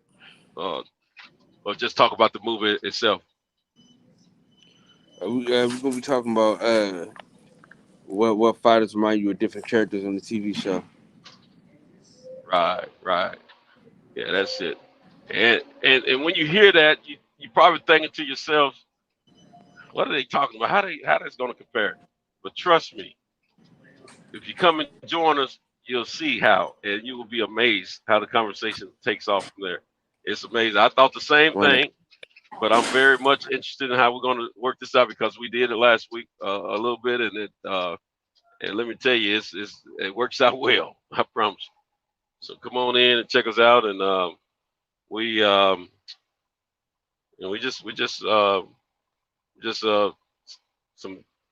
just good people that like to chop it up with one another and keep us all educated about the sport that we love the most, movies that we like, life situations, and just regular old conversation among some good people. You know. Hey, Cal,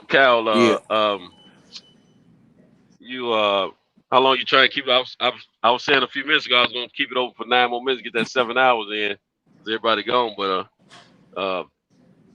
it's on you, bro. Well, we got 4 people in the chat, man. We can keep it going until I'm trying to do a 10-hour. You know, I don't be looking at.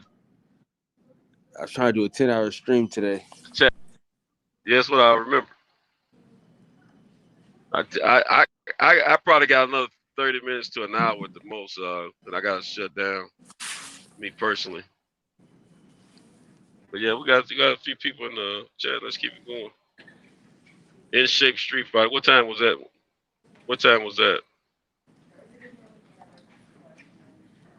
Backwoods, what y'all call it, South Texas. It might have been a little while ago. Me and when DJ was talking about them fly boys down there in Alabama. So you done with your shift for the night? Yeah, I just left the truck stop filling up, and then I'm getting ready to go park my truck and get into my little ride, man, and go to the house. Like I said, I can put in another 30 minutes or an hour. To park? How far do you be going? So I'm already in the area that I live in. Oh, driving? Oh, 350 on the average, 350 miles. I drove 351 last night. And it's probably gonna be about the same tonight. It's about the same every night, unless they give me a little extra run off in the woods somewhere. Yeah. I got yesterday when I got off and I was going through the storms and stuff yesterday morning. Yeah, a homeboy of mine. Hold on a second. All right. A homeboy of mine, he hit me up, wanted me to take a load down to St. Petersburg, Florida for him later this month. And so I have been doing my little weekend stuff in the last 2 weekends. And shoot, I'm considering doing it, man. It's going if I can get back in time enough. Get enough rest, make that little. I hate missing money, period. Because you never know, you have an opportunity to go make some more extra money. That is. Oh, you know it. So I'll probably go out and do it. That's gonna be about 15+ miles there, round trip.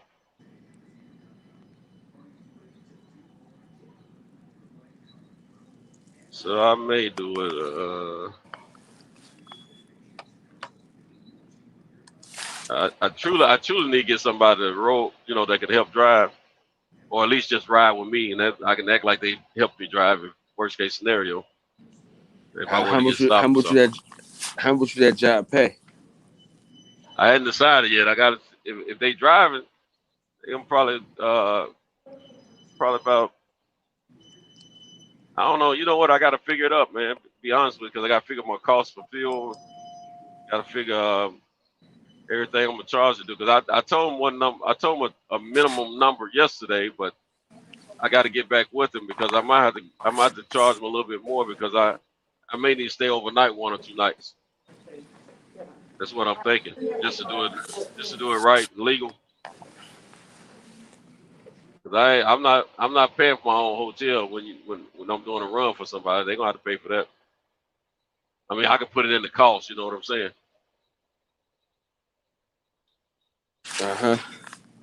So I just gotta check into it. Yeah, it just really depends. I gotta come up with 2 different numbers to pay somebody if I were to pay somebody for going with me. One pay is for just riding with me, keeping me company. The other pay would be if you actually going to help drive. Mm-hmm.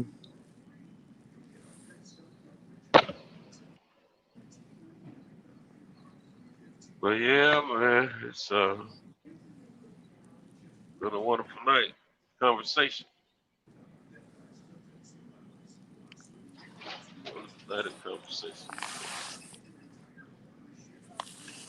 See, I can kind of let my attention down a little bit since I'm back on the home front end. Don't have to be in a hurry to get here or there. Don't have to be all tense about the traffic and everything because I'm in familiar grounds. You know what I'm saying? So how do you like the graveyard? How do I like it?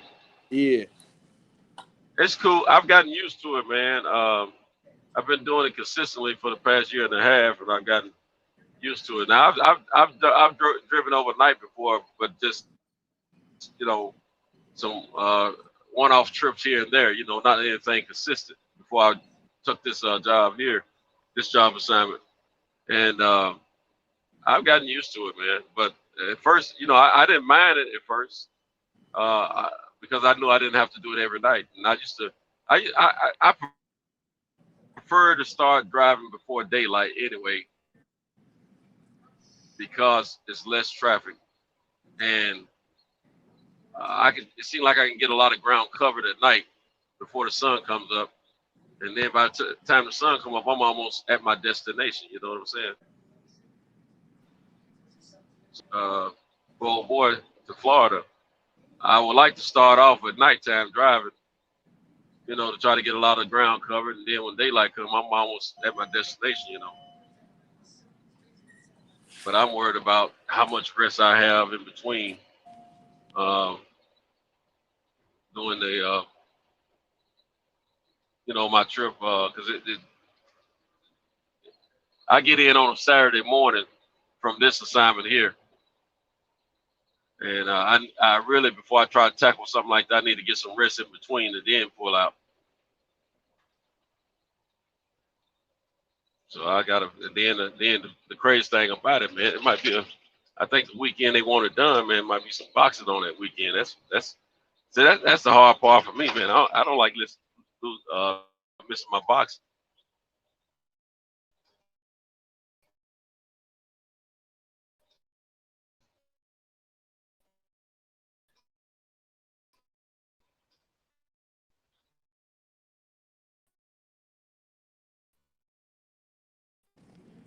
Hey, Centos.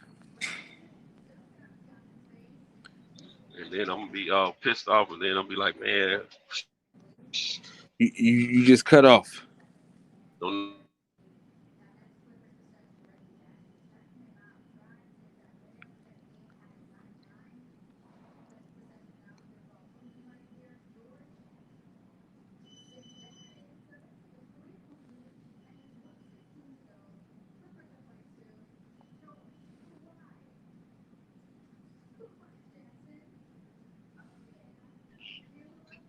Yeah, I'm still. Hello. Yeah, I'm talking. Yeah. Can you hear me?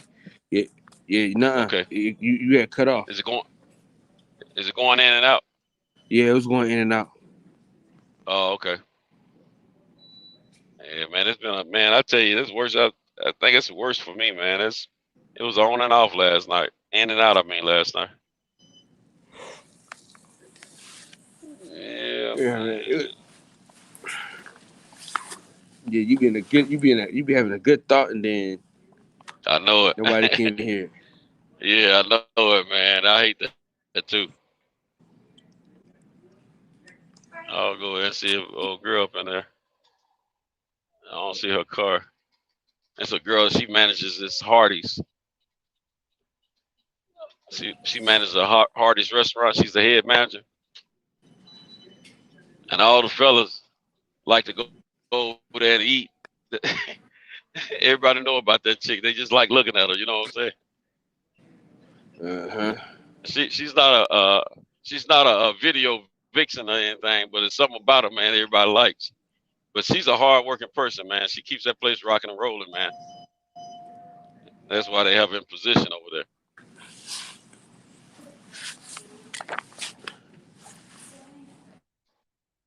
I'm gonna take my butt to the house, eat my own food. So what's the furthest you done had to drive so far? The furthest that I've driven was the first road trip I ever done back in 2015, which was it was like a 1,690-mile round trip run. Morning. I went to St. Mary's, Kansas. Now the reason it was 1,690 miles because I went 80 miles out of the way trying to get back home. So it was probably more or less like I went 40 miles, too far, and I had to come back 40 miles. But so it was probably actually about 1,610 miles total. But yeah, it was I made $2,000 for that run. I had just finished I used to do a local route in my smaller truck at that time for a company that I was contracted through. And I had that week I had already made my little weekly pay, which wasn't much of nothing. It was like $1,200 or $1,300. And I was on my way home and we got a text saying they need someone to make this run to St. Mary's, but needed to have a dock high box truck. Well, I was the only one out of the whole group of guys that was contracted through this car. I was the only one that had a dock high box truck. Man, I was on my way to pick my granddaughter up. Shoot, I went on over there to the folks where I said, look, y'all don't mind. I'm gonna need y'all to hang on to her a little while longer. I said, I'm gonna have my wife to come over here and pick her up. I said, cause I just got a text. The company I'm contracted through needs a run to out of state, and they paying $2,000. I said I don't want to miss it. So I left. My granddaughter was mad too. I left her there, man. When I got my truck, when I picked that load up, went to the house and slept a little bit, and then when I got that load, delivered that load, man, and shoot, that was a trip. I learned a whole lot then because I didn't know jack at the time. I learned a lot about my truck. I learned a lot of, do's and don'ts about what I should do and what I shouldn't do over the road. But it's still a learning process to this day, though. Still learning. But it was at the end it was fun though, because I was looking at it was like a kid with a new toy, man. I'm self-employed, and this was the first run of many where I made some, a couple of $1,000s, So it was like I was on my way.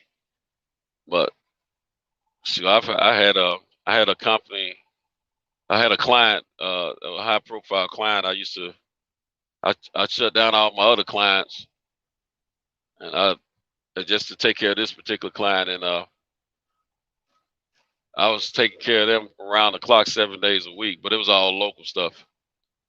And we were doing anywhere from 32 to 35 G's a month.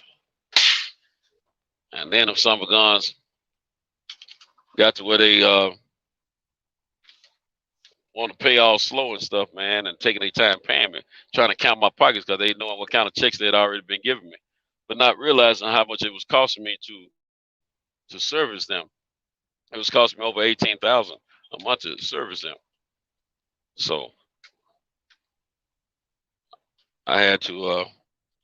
They thought I was playing around, man. I'm from the streets, man. I'm not used to somebody owing me over $61,000, man. And not knowing if they're gonna file bankruptcy or whatever might happen. So I shut my trucks down on them, man, and walked away from it. Because I still, whatever business deals I got going on between me and my clients, that's all on me. I can't have my folks that run for me standing around wondering when they're gonna get a check. Because I'm if I agree to pay somebody, I'm gonna pay them. It's just the only way I know how to do that. So I'm gonna do the right thing. But I kept them posted on what was going on too, so they weren't surprised when I shut everything down. Wasn't happy, but they weren't surprised. So yeah, just had to make that decision to do that though.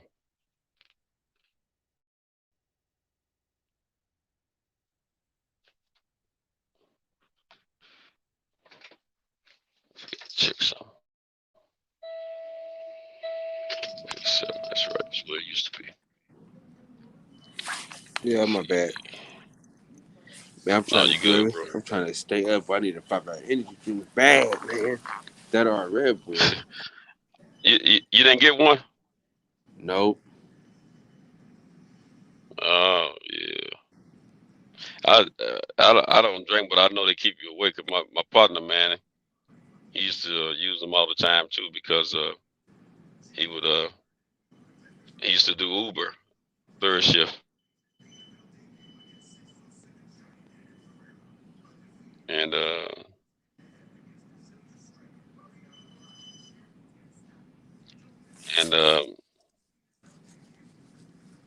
we would do the one way driving. I'll do that tonight. I just changed tonight. But yeah, man, he used to get those energy drinks, man. He was living off them joints, man. I said, man, you better start taking your butt to bed. I need one today for sure. Man, I'm like one Camera 6, 97 at the South Street.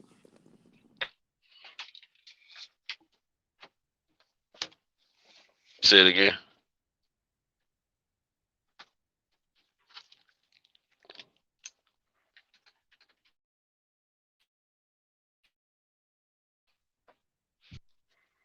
Man, they got us working out of a new warehouse, man, which is outside of Nashville. Now, the warehouse used to be in Nashville. Now they got us parking and pick it up outside of Nashville. But it's the convenience is it's 2 exits from my house, man. So it's it's like I'm maybe 8 miles from home, 25 miles. But at the same time, it's throwing me off course on my route, man. I don't like that bull crap. But after last night, man, it might work out okay for me. I'm gonna have to stop complaining. It adds about 5 or 6 miles to my route, but I'll be all right. Oh, actually, it's more than that. It's probably about 10 miles. But I ain't gonna cry about 10 miles, especially if I can get done at an earlier time than I have been. I'm gonna get my jacket. Look cool today. I ought to sleep good today when I do take a nap. Cool as it is. All right, man.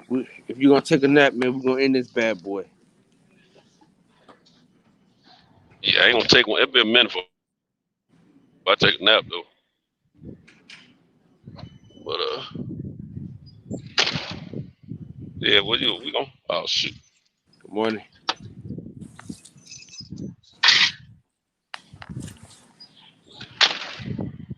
I think my engine light came on my truck. Huh? I think Thursday's we're gonna be on all night Thursday. Oh yeah, no doubt.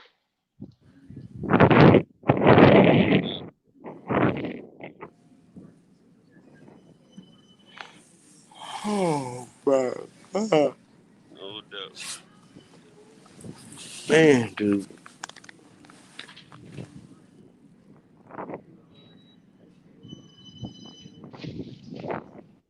Trap.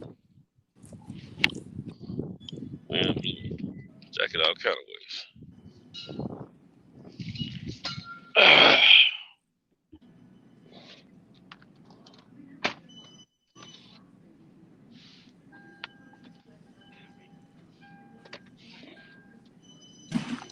Yeah, man.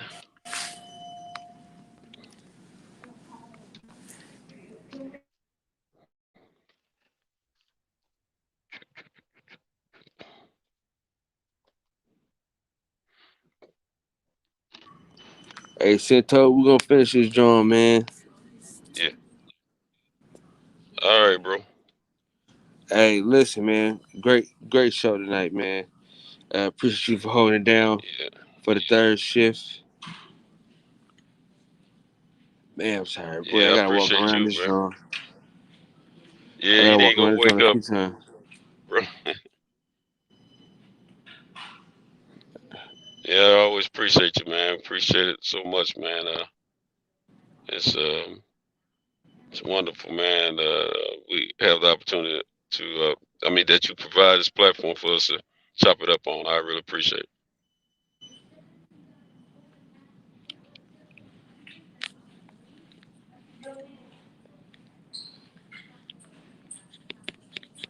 Hold on. Crap wrong with my thing, man. All right, All Cento, right, we're man. gonna catch up tonight, man. Okay, bro. Take care of All yourself, right, man. for sure. All right. Bye-bye. Peace. All right, you too. Peace.